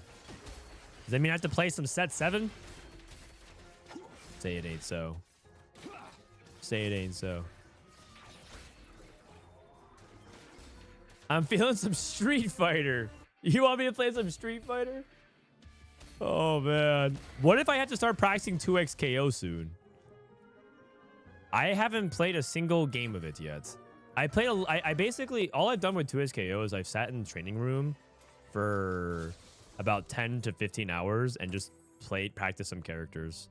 some basic B&Bs, and that's it. I actually haven't played a single game with 2SK. Yeah, I haven't queued. I haven't even finished my placement masters. How did this HM Sam go? Wonderful, man. I got top 4. Okay, is Shadow Clone bad with Kate now? Because it's been a while since I've seen Shadow Clone be Biss on anybody. I don't even think it is Biss on Kate. But the one thing I really like about Shadow Clone with Kate is it doesn't feel like you're on wrong side, because the last Whisper could have hit both corners. Man, I'm getting more dogged again.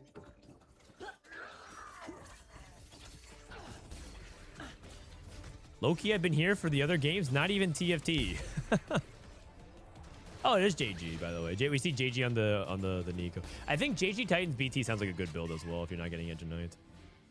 Looks like Weijin is falling off. I mean, Caitlyn Jace in general struggles unless you are flush with cash. Like, super, like, and good items. And honestly, he has good items and he has the cash. Like, it feels like this should top 4, and yet it's like a struggle.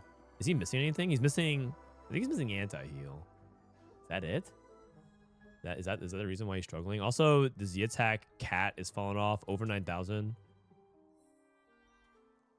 Over 9,000 giving, I think this is too big of a spread of stats. 4 AD, 12 AP, 16 attack speed, 8 armor, 105. Like, none of these are particularly amazing. So it makes me feel like this is actually a bad over 9,000. I'm also starting to think over 9,000 is too inconsistent. I was told that over 9,000 was OP on melee champions in general, but I'm starting to think that over 9,000 is a little too gambly. I'm starting to think it's the opposite, actually. That over 9,000 is not that good on melee champions. Because if you get, like, too many widespread stats, now you're just, like, jack of all trades, master of none. And in TFT, it's kind of important to be a master of something. You have to be good at, like, specialized in something. Otherwise, the whole point, your win condition is stat checking, and that's pretty rare unless it's fundamentally overpowered. Over 9,000 ultra busted on Garen. Yeah, on certain champions, I can see it being pretty good. Prince Bacon, thank you for the prime. Appreciate it. Thanks for coming back, guys. I took a few days off, and I feel like it's just nice to see some of the familiar faces. I feel like over 9,000 has been disappointing lately. Also, another interesting call out. We've been seeing more people try double down with hero augments. Like, they play double down with Ezreal into Garen, and then double down, in this case, Ahri into Nico. And I wonder if it's good, right? Like, he's on 1 life. I only got partial context, so I don't know if he hit with 1 life and therefore he's, like, winning out, or if he's just been low roll. He did take heroic grab bag against Tiny Team. The setup looks good on paper. I'm interested in that. I thought 2 days ago release. Technically, it's in closed beta or early access or alpha lab testing. Whatever. They're in something that's not full release, and I think it's technically launching like next week or something like that. I've definitely been meaning to sit down and actually play 2XKO for real. And as you guys know, I like fighting games a lot. Is ranked up? Apparently it's not. So you guys are stuck with me.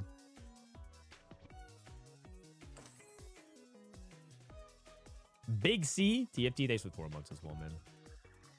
Much love.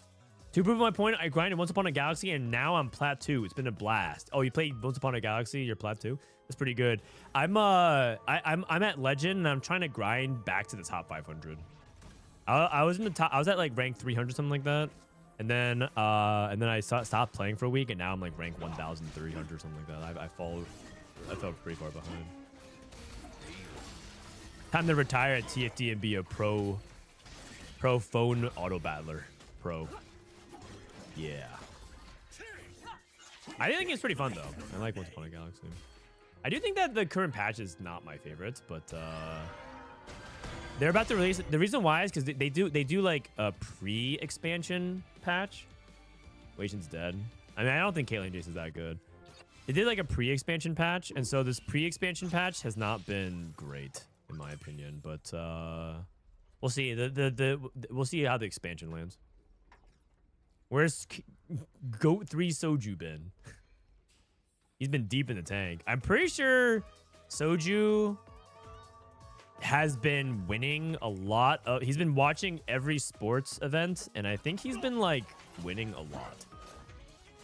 He's too busy being hyper addicted to sports gambling. Don't gamble, kids.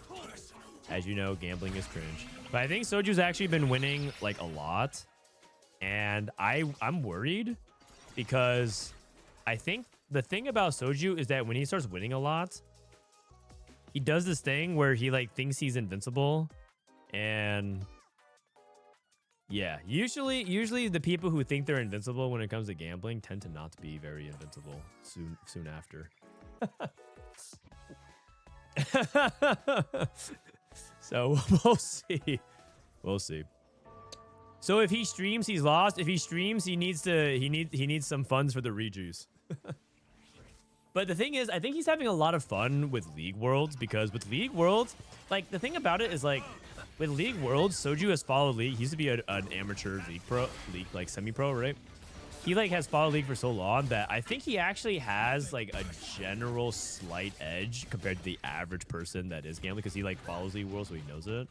And I think for him, it's like a very fun thing to do because, you know, like if you guys had the money and you guys could like.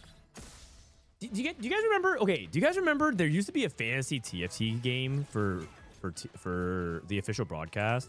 Back when I casted TFT, there was an official fantasy TFT app that you could watch the game and buy and sell stocks of players in the game. And you would be able to win little legend egg prizes and things like that if you were correct. And that was actually like kind of an interesting thing because you would see like a Crystal Gambit player's cash out, and you could tell if that person's gonna win or lose. So you would sell the player's stock or buy it in real time. And so like if they actually brought anything like that back for TFT, that's kind of like what's going on with Soju. Like he can read the game and flow really well compared to the average player, and so he like understands. So I think he has actually like a pretty decent edge on compared to the average person gambling on League Worlds. So I think he's been having like a blast with that because I think he's having a lot of success. Yeah, it was the Ball Street app. It was the Ball Street app. But of course, that's the thing about gambling, right? You're convinced that you hacked the system, and then you're broke in some alley behind the dumpster at Wendy's. By the way, when did we graduate from McDonald's to Wendy's? I feel like people just use Wendy's now as like the rock bottom descriptor. What did Wendy's do wrong, man? I thought we were cool with Wendy's. I think Starfall Nico is ranked too low on your tier list. I think it's more of an A and a B. I see it winning a lot of bursting online. You know, I could see that being the case. Part of it is that there's just not many reps. The stats also are somewhat misleading on it. We also saw a couple of players go 8th with it today in scrims. We saw one of them. We saw it happen. Another we saw in the score sheet. So if it's better than it actually is indicated, I think it could be true. Star Guardians are a lot less popular this patch. Last patch, it was basically impossible to hit Starfall Nico because Star Guardians were played 3-way in a lobby. But this patch is different, so I could see it being better if you hit the optimal setup. Also, this double down, I think double down with some hero augments is legitimately quite good. We've seen it twice now. We saw it with Ezreal and Garen, and now double down with the Nico. And I wonder if that's true of like, who else can get double down? I wonder if that's true with other stuff. Like, let me look it up real quick. Power-ups. Ari. Wait. Double down's on Ari, right? Yeah. Double down.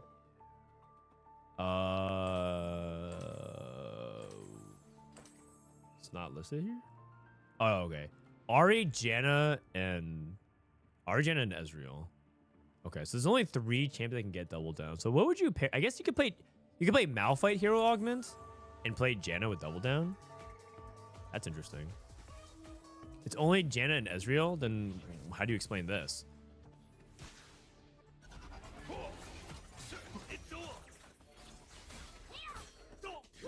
Janet can go with Kennen. Ah, yeah, true. Okay, I'm seeing it. Double down as a way to funnel your hero augment. So Malphite and Janna.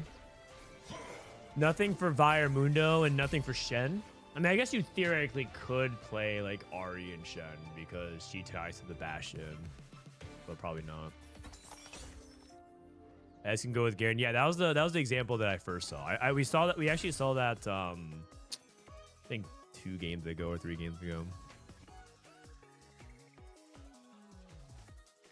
Tiny team is Starfall. Oh yeah, that's also another thing too. He hit like a really sick combo. This is part of it is like, isn't this also kind of impractical? He has 3-star Nico, 3-star Ahri, basically best in slot items.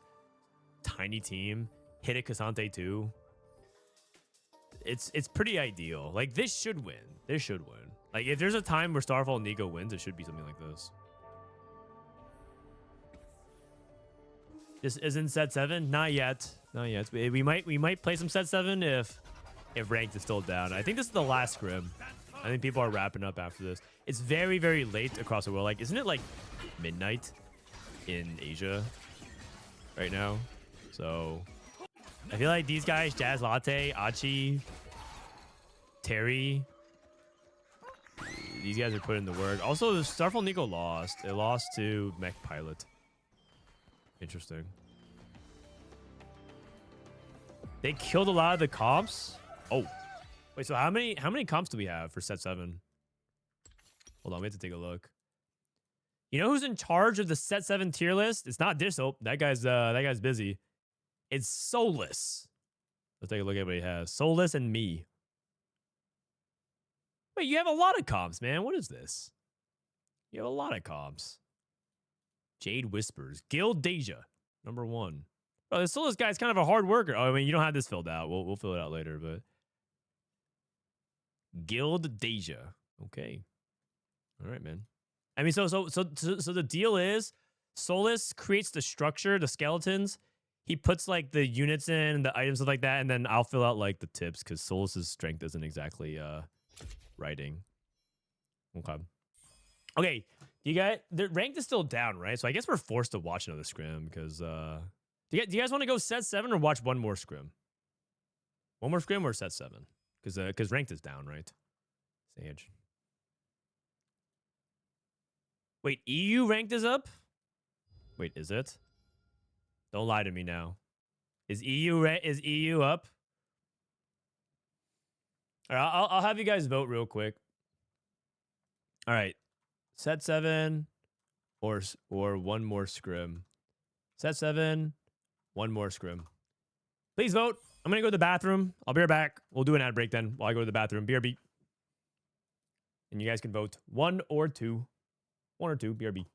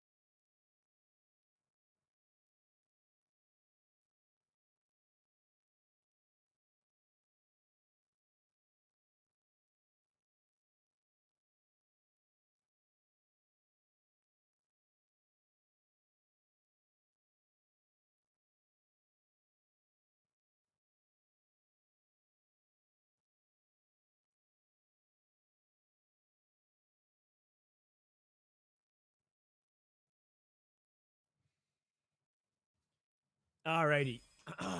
Looks like one more scrim. All right, let's do it. Let's do it. What even is?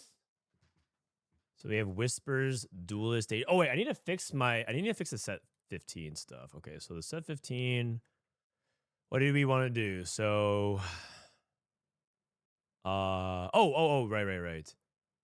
Honestly, I feel like we can move up the Nico a little bit. I think that's actually merit to it.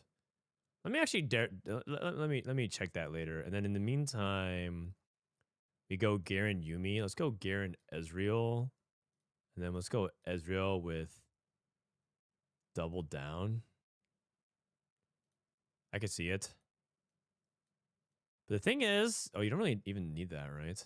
Oh, and that actually eliminates the need. So with Ezreal, you just want him to cast, right? So like with Ezreal, I think we saw it with like, it's probably like Shojin Nashor's JG or something like that. Or is it Shojin Garen with Shojin on Garen and then Ezreal? What's the good items on Ezreal? Shojin is definitely not JG. Oh god. If you're gonna go 3 items on Ezreal, you go Garen 3. Garen 3 with 3 items. What's Ezreal gonna have? Ezreal's gonna have Shojin on Ezreal.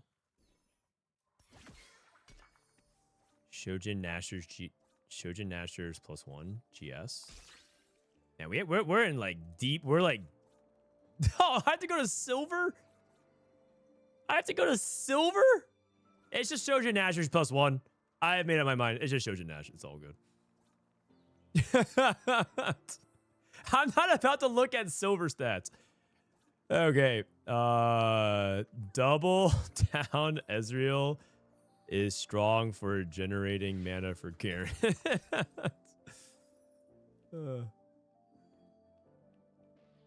My game? Oh no. I'm it was spectating. We're spectating a scrim. We're watching one more scrim game and then we'll hop into ranked or whatever. Whatever's available. We'll try ranked. If not ranked, then we'll play some set 7.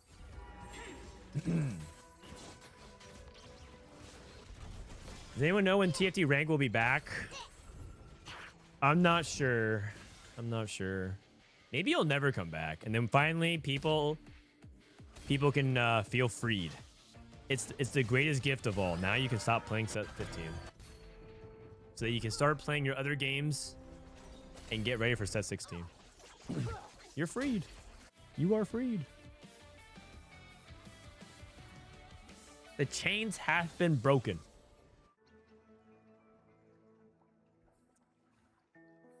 Other Riot, yes, like other Riot games. We can go play 2xKO, which is pretty fun. I'm gonna try to play some of that. I'll probably play some of that this week, honestly.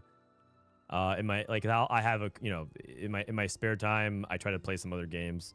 Maybe I'll cut back on some Galaxy and play some 2xKO. You can play League of Legends. Yep. You can play Valorant. Actually, I talked to some Valorant creators at TwitchCon, and they were actually saying that Valorant's been getting better. I feel like they've been saying the devs have been listening to community. They've been doing some good steps, and that Valorant's improved pretty significantly lately. They still recommend that you don't play by yourself though. It's like better. It's still good to play with friends, but like the game has been more enjoyable lately. They offer citations. Oh, the thing is, Valorant creators have been basically shitting on the game for like a long time. Oh my god, this Kog'Maw. A lot of Valorant creators like really like talking trash about the game a lot. Anything from like it's boring, the content is really stale, there's not much to do, game's too toxic, XYZ. And so I heard it from Valorant streamers. They're like, actually the game has been pretty good lately. And I was like, well, okay, cool. Like usually the people who are the first to tell you not to play Valorant are Valorant players. Valorant, the dating app. Yes, that's the one. Can you stream 2xKO? Let me figure out. Do you want me to play my placement matches of 2xKO not knowing what to do? I only know like 2 BNBs for Vi. I don't even know any other character. I couldn't even do a BNB with any other characters ever Vi. So you want me to do my placement matches? Shouldn't I actually learn like another BNB of another character? Oh, maybe I could play Juggernaut Vi. Because if it's Juggernaut, you don't have to learn a second character. You can just play one character. I beat a 20k damage Paul Bunyan. If you get Stroke of Midnight or you get a Shrink Tea, those are like the ways you can counter. Or you play Medusa, or you play the Witch. Honestly, there's so much counterplay to like big, thick idiots. It's good. That's one of the things I like about Once Upon a Galaxy. It feels like there's a lot of counterplay if you want. Set 15 made me go back and try solo queue League and Valorant compared to this set. It's great. Maybe that's the 5-head move from Riot. Maybe Riot said TFT is doing too well and we need to have our other kids get some love. We have some mouths to feed. So maybe they are prepping for set 16 and also encouraging you to try other Riot properties. So that way Valorant and League look good for like 1.5 months before TFT makes them look bad again. That is next level. That is next level marketing. Wasn't this set supposed to save TFT? No, who told you that? Next set. First of all, TFT doesn't need any saving. TFT is doing quite well, actually. If anything, it's more like the other properties of Riot. Like League might need more saving than TFT these days. But also, who told you that? Who told you set 15 was gonna be the set that saved? Like whoever told you that was just trying to get you to play the game. I didn't hear that from anybody.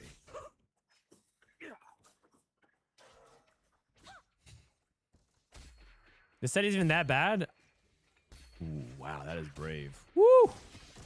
Gunther. You know what?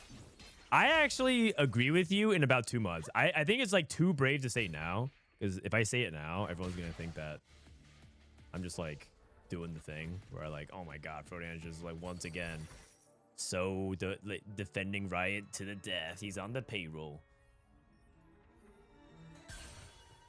I mean, the set's not, I don't think the set's very good, but I don't think it's that bad either. Some people have it as the worst set of all time. I just don't think that's true. I don't think the set's like that good though, because I think the player experience is pretty rough. But I'm agreeing with like the technical side of what you described, which is the set's not that bad.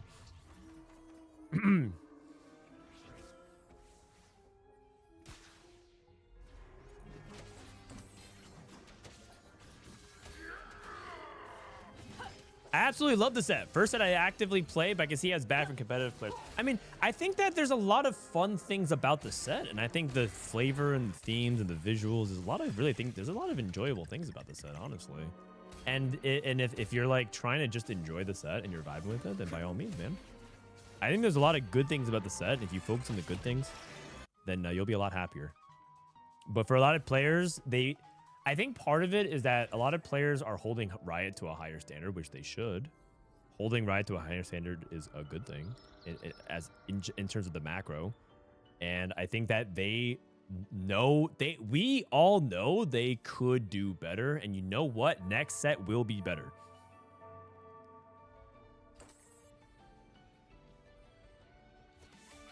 That's not even cope. I got guarantees. I saw a rider shook my hand and guaranteed it. And you know what you know how I know that's real? It's because they didn't do that for this set. Not a single rider looked me in the eye, shook me in the hand, and said set 15 will save TFT or any of that nonsense. They didn't actually say that, but they did say it about the next set. That's what I'll say. Literally 0 riders were like, man, set 15 is the promised land. It's gonna be the best. Like none of them said that. But you know about set 16? I mean, that's how I know.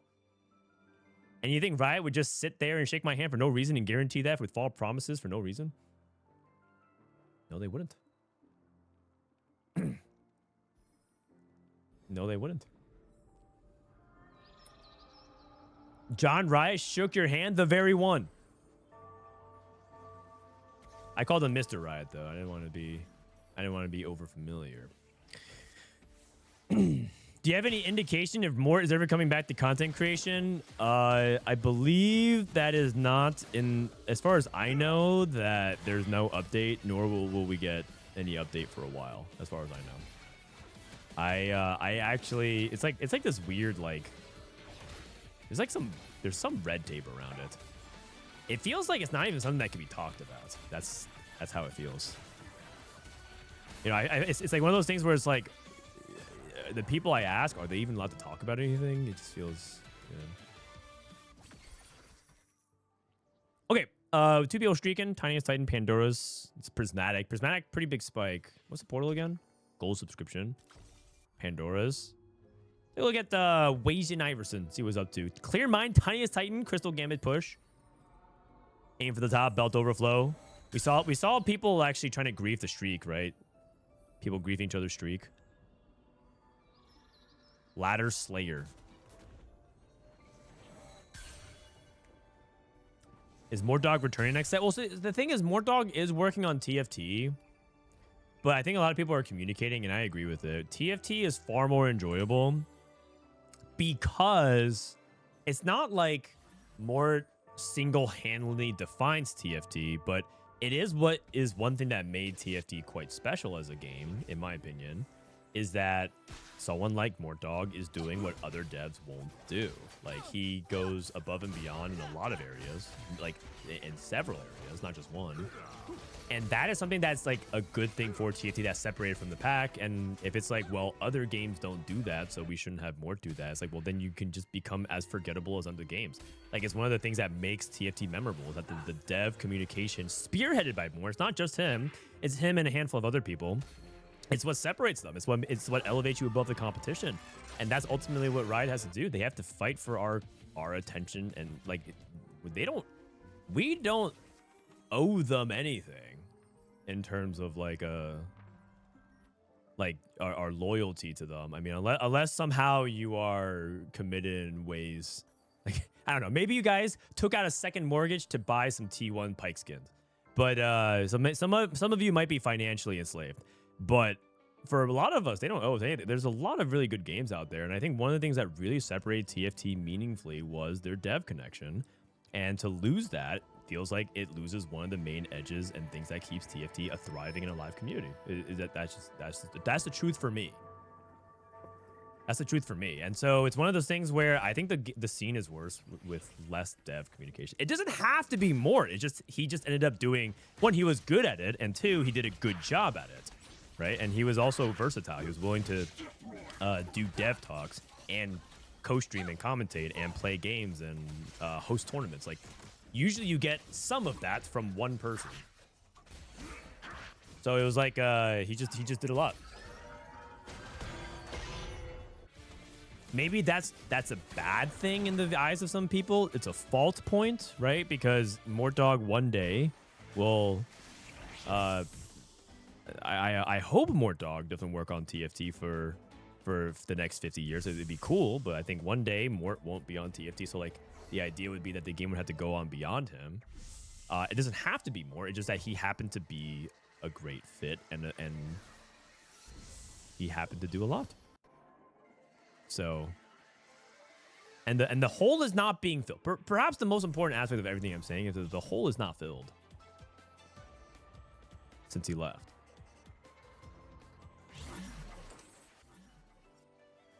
Having the creator of the game be so involved with the community on personal levels is a very different experience than every other game.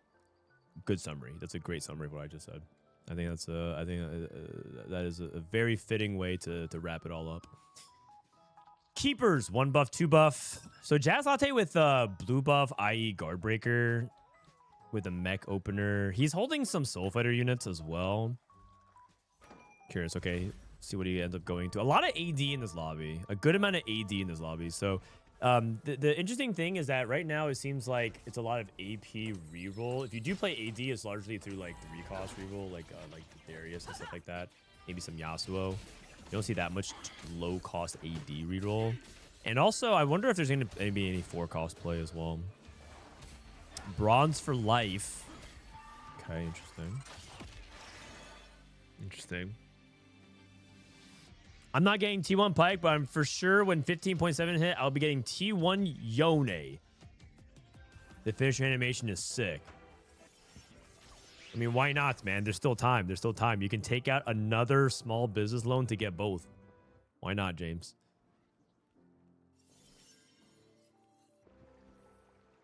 Okay, on a serious note, if you guys can't afford certain chibis and skins, don't buy them. It's not worth it, man. It's not worth it. A lifetime of debt is not worth it. Yes, the chibis will love you forever, but it's not worth it, man. Don't throw away your future. There's more organs to sell? Not actually not really. There's only so many, and then you realize if you have no organs left, then you can't enjoy the chibis, man. It's not worth it. It's not worth it. Also, what's the going rate anyways? Not that I would, but what even can you even buy that many, man? Skins are expensive as hell. You can't.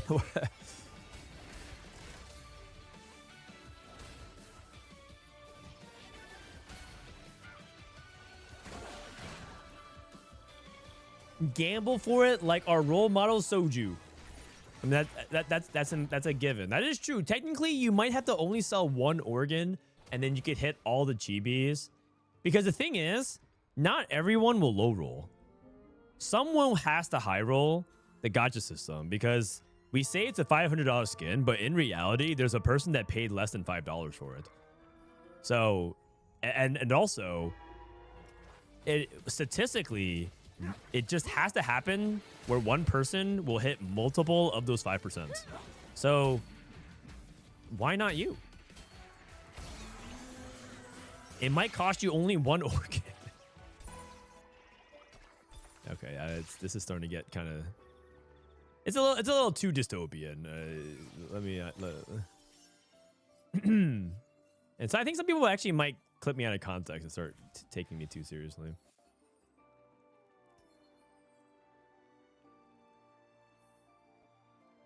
There's also people who get it from the free tokens from the free part of the battle pass. Ah, that's true, exactly. Or they watch a Frodan stream. We're at 240, by the way. They watch a Frodan stream.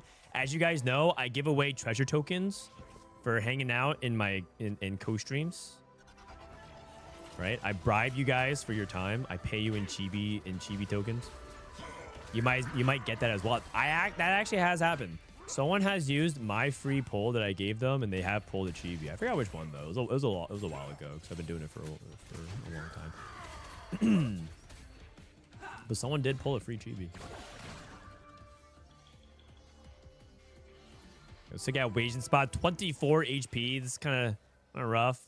Can you take portable forge here, or do you have to take something else? Big grab bag is also fine.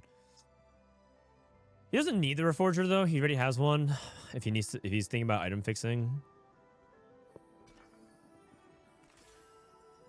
But it's always good when you kind of go fast 9. Okay. PB Ariz already at level 9. Yitzhak.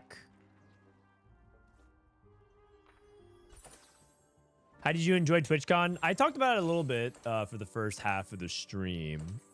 But I would say that TwitchCon, the people that you hang out with, the friends and the community that you're immersing yourself, the FGC is awesome. The other streamers are awesome, right? The Twitch rival staff, awesome. Like, love all those people. And then you're like, kind of just go through all the nonsense of Twitch, and you're just like, oh man. It kind of feels like TwitchCon was great in spite of itself, if that makes sense. It feels like because everyone wants to hang out outside of the con. The con itself, whatever, but the community and the people are what made it great in the first place, and still is. Well, you're down at 10 HP. It's okay. He has Tiniest Titan, so if he can actually win out the next 3 rounds and have 2 lives going to stage 5, and that's fine. It's fine. It's all under control, you guys. He's at 353. Check this out. Check this out. Ready? Like, watch this cash out. Boom.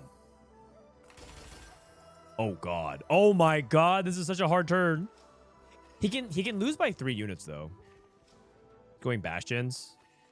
Gwen 2. Leona. He has 6. He has 6. Get him in. Get him in. Get him in. Get him in. Get him in. Wait, who are you missing? Oh, we don't have Shen. Just kidding.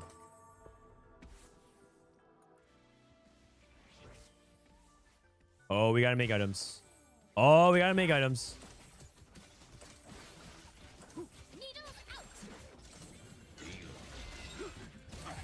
Ah! Ah! He needs to kill like 3 more units. Gwen cast! No! No! Oh, he's living, he's living, he's living.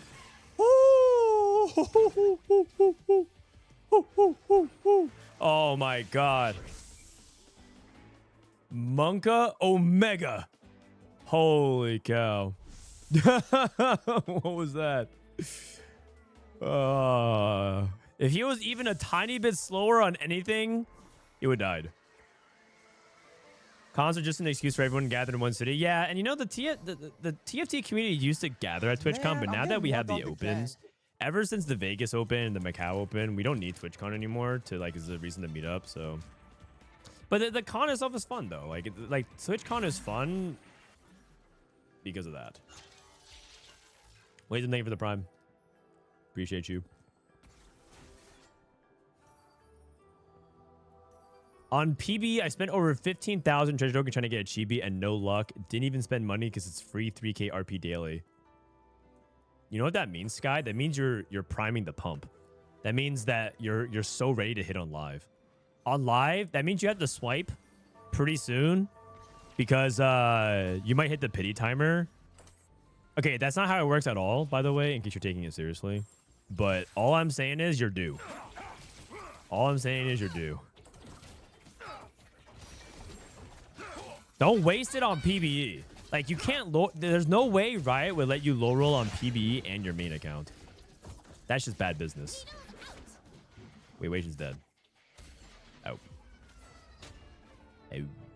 Okay, well, the vision was there. The vision was there. The vision was there. Bad cash out, yeah. He didn't need more components. He took big grab bag and got more components. That's not what he needed, right? What's the 350 cash? Let me look at it real quick. I promise I'll have them more memorized by the time. You know what? I'm not an official caster for the main broadcast. Who cares, right? I can just look it up. Man, being a coach streamer is great. He got 350 cash outs. You can get 6 dupes. That's what we saw the other guy get. He got 7 orbs and he got a bunch of items. You know what?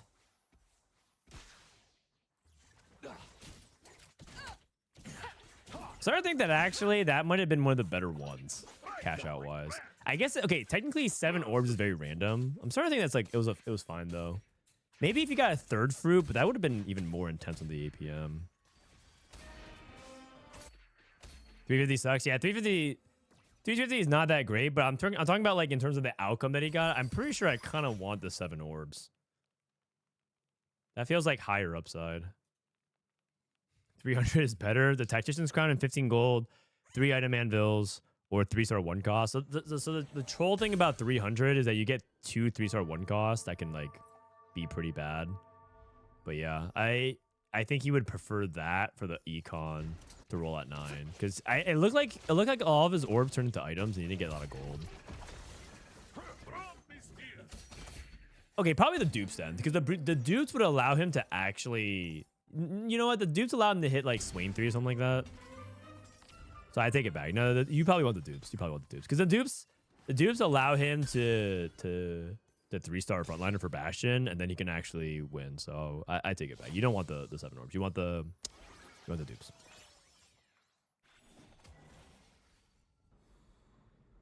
Janna reroll. But the thing is, Janna's win-lose, right? He's not full win streak. What is full win streak? Kog'Maw with Radiant Nashors. Soul Fighter Juggernaut. Crystal Gamba. Oh, Yitzhak is playing a stage 5 push. Oh, whoa. Okay. A stage 5 push. Pretty rare. You don't usually see that very often. Is he trying to fast 10? He's just trying to wait for the cash out and then react, right? And then roll down. 345. So you can get 3-star 1 cost, a fawn and 15 gold, or 3 items. Open the chest. 3 items. Oh my god. That is insane. Considering that he wants to play for a level 9 and he can itemize all of his 5 costs. That's pretty huge. The better cash out. I mean, it does look like it's better for his spot. The problem is that Weijin didn't hit anything besides Gwen 2. He hit Gwen 2, Braum 1, Zyra 1, TF 1, Leona 1. It wasn't enough. 5 Bastion. I think you need items for Gwen here. I think you need items for Gwen. Edgenite. Edgenite, I think, is less important. You can take... Wait, why is he taking forever to pump? Wait, Rage Blade? I thought you would take Void Staff here. Okay, now he has Void Staff. He is, I think he's dizzy. I think he's dizzy. So the argument against Void Staff is you can go Noxious Trap on Twisted Fate. He also has Fury Break Body Change. How's it a Rage Blade Gwen? I'm not sure. Maybe he wants to move items to Zyra? Maybe the logic is like his Twisted Fate is 1 star, so he wants to itemize his 2 star, but he already has 2 Rage Blades. I don't know. I'm kind of lost. We have another Fast 9 attempt here. It's Bronze for Life, Varus. Oh, it's the old Varus board. Bronze for Life, Varus. I think it's going to be back next patch. They're buffing Varus. Fast 9 seems to be better. Fast 9 seems to be better. No Braum. Yeah, no Braum is brutal. I think Yitzhak is dead. I think Yitzhak is dead. So it looks like a couple of the Fast 9 boards are struggling right now. Yitzhak and Weijin, 2 Fast 9 boards, 7-8. Oh man, is Regionals gonna be a Fast 9 fest? Like basically, like you re-roll to get your guaranteed placement, and then if the Fast 9 players hit, you are dead. If you're like the reroll players that somehow like hit early and stabilized, you're good. The Andy Scrims played GP. Yeah, we actually saw 3 GP games. The scoreline was 3-4-1.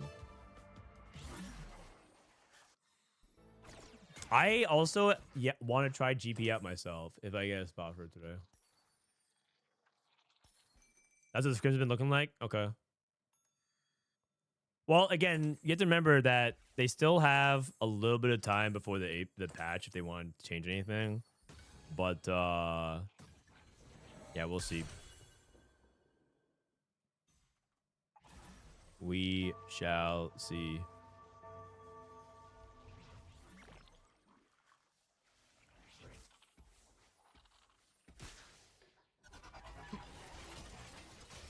Ashe and Udyr is getting buffed next patch. Will make Ashe duelist viable. So we're actually watching that patch right now. This entire morning that we've been watching Scrims for the past 5 hours, this has been on that patch. And this patch, we saw a little bit of Ashe, but it doesn't look like... I think the problem is that it's Fast 8 does not... Or like level 8 forecast comps don't seem to be flourishing in Scrims at the moment.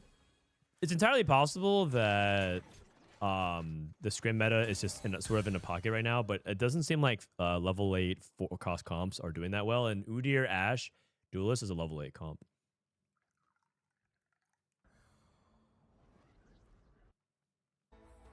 Crew has also looked insane when people hit on both Greg and Weijin streams. Weijin thinks it could be bugged. Crew? What's bugged? Like the damage? It's doing too much damage? Is GP on the website? It is. Is that about TNT Academy? It is here. But the thing is, I'm pretty sure GP is only good with range. I actually don't think the double Shojin Hextech version is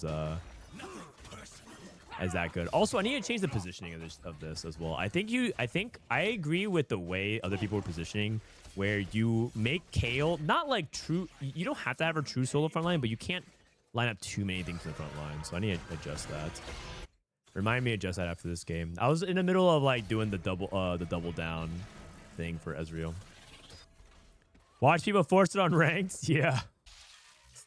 Yeah, it's definitely a thing. It's not like anywhere as oppressively good as GP used to be.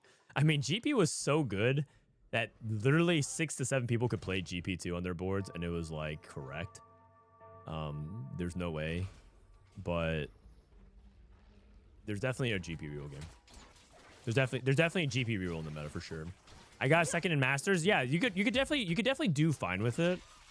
I would say that the best spot to play it is Radiant Shojin or Rapid Fire, or like some kind of range extension. Snipers or Rapid Fire Cannon. I think Rapid Fire Cannon is better than Snipers though, because Rapid Fire basically gives you the old stretchy arms.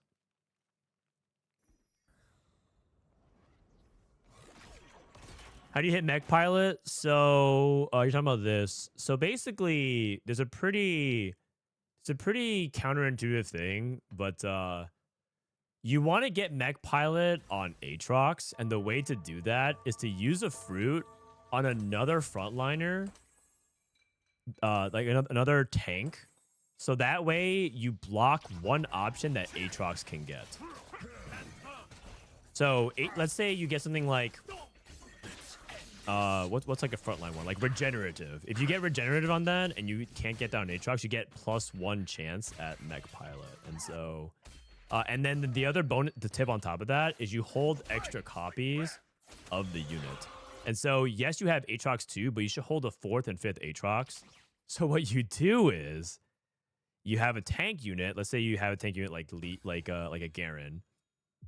Then you put the fruit on the Garen, take one out of the pool for Aatrox, then fruit your Aatrox. You miss, sell that Aatrox, refruit another Aatrox. You miss, sell that Aatrox, then put it on your other one, and then use your fruit removers. And you through the mass amount of attempts that you do, you should be able to hit it on average. But it is possible for you to low roll.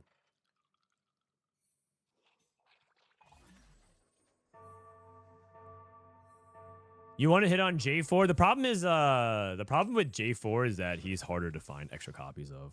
He is technically, I think, the highest chance, but he's the rarest unit. So it's like, I've seen people avoid doing it because they'd rather have the optionality before using the fruit removers. So that's like the optimized way to do it. You also could just go with the vibes, man. You know, you miss Mech Pilot. Who cares? Just play something else. I mean, your comp's gonna work at 70% efficiency, but yeah, who knows? Just if you hit, you hit. You miss, you miss. You go 8th, just queue it up. GP is the highest rate to hit. I think J4 technically is the highest, but again, it's like one of those things where just kind of depends on the situation. Like you might be, it might, I think under circumstances, like it might even be that GP has a better individual chance to hit or something like that versus Jarvan under certain stage circumstances. But I'm pretty sure it's J4. But the thing about J4 is that you don't get many chances at it, so you're just guaranteed to use for removers, and sometimes you're not in a position to do that. And then if you have to sell J4, you're in a bad spot. So that's just, yeah.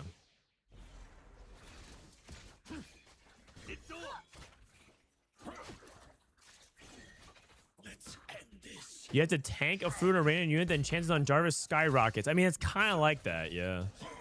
Kind of like that. So, one of the pros competing this weekend suggested Riot just give infinite removers. And the only thing that just limits to you is whether or not you just hit it on time. But at least while there's still frustration that exists, at least you get the fruit that you're looking for. I feel like that would make the game feel... That would reduce the amount of bad feelings about the game, but I feel like that would make the game not feel good either, though. I'm not sure. I'm not sure if I agree with that solution. Because I don't think TFT is a good version of itself if it just becomes like everything is just forceable if you just brute force it. If you just like brute force it. But that's sort of like where the set's at. Because right now the limiting factor of a lot of things it's consistency. A really good example is Janna got a lot better the moment veteran was like kind of guaranteed. Like that was like basically one of the big things about why Janna was so much better was because you could hit it very consistently. And so what it actually does is actually kind of like it de-emphasizes the need to like improvise if you're not hitting the exact best thing, which is something that TFT should want to encourage. The good version of TFT encourages you to play with the second, the third, the fourth, the fifth best option and make do with it. And sometimes you're pleasantly surprised, right? Sometimes, like for example, I think we saw a couple of small things with double what is it? Double up? Double time? Double down. There's a power up called Double Down where it's buffing the hero augment stuff, and I think that kind of experimentation is interesting, right? We also saw a situation where Tentacle Smash was not bad. Tentacle Smash with Horizon Focus. That was actually a situation where it was pretty good, but like I think if you just like make it so that they always guarantee best defense on Poppy, then they're not even bother thinking about that in a lot of situations. TFT actually tends to be more fun the less optimal things become. That's actually sort of been like one of the anti-stats camp. There's actually a group of people who want all stats banned in TFT. They want every stats banned. They want people to be in the dark. They even want to go as far as to ban TFT Academy, which I think is, I think that's too far. But there are a group of players that want no guides, no stats, and they want everyone just to play and just be lost as hell. And they enjoy that aspect of TFT. And there is an argument that that's the best version of TFT. There is an argument that like it's really fun, it's really great when everyone's just figuring stuff out on their own. However, the pragmatic side of things is that people don't enjoy feeling stupid when they play TFT. They like having a sense of like what they're building towards. And not everyone is trying to approach a game like an open world RPG. That's the best version of TFT 100%. See, so there's some people that like think that, and then there's other people who say, I have an hour and a half to play. TFT is stressful enough as is. I don't enjoy feeling like I'm just stupid repeatedly. And if that is, I'd rather do something else. And I think the best version, like I want to like generally play my favorite champions. I want to play like a strategy that I think I can build towards that's not like terribly complicated. I want to have a good time. And I think that's also valid as well. And then of course there's people who also enjoy the optimization of it as well. So a lot of people in low elo don't even use stats. So that's also a misconception as well. That's also not true. And I'm actually like interested because a lot of people say that, and it's fascinating to me because I meet a lot of low elo players. In fact, it's arguable that I talk to a few a day at least. And they look up a lot of stats, man. They look up a lot of stats. Some people who are not exactly the highest ranked TFT players talk to me on a daily basis and love to talk to me about stats.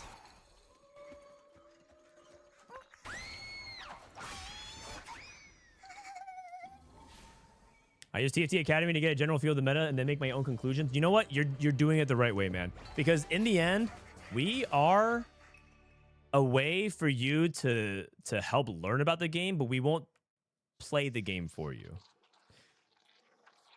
Not yet. We're working on an overlay. Maybe the overlay will be the next step of that. You can have Dishsoap hold your hand, metaphorically. Okay, is ranked up? Is ranked up, you guys? If ranked is not up, we can try some set 7.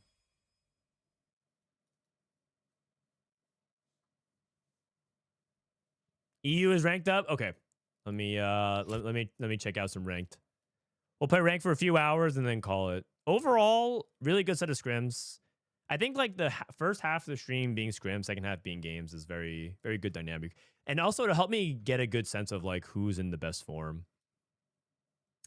Going into it. And obviously scrims are fake. Is there a...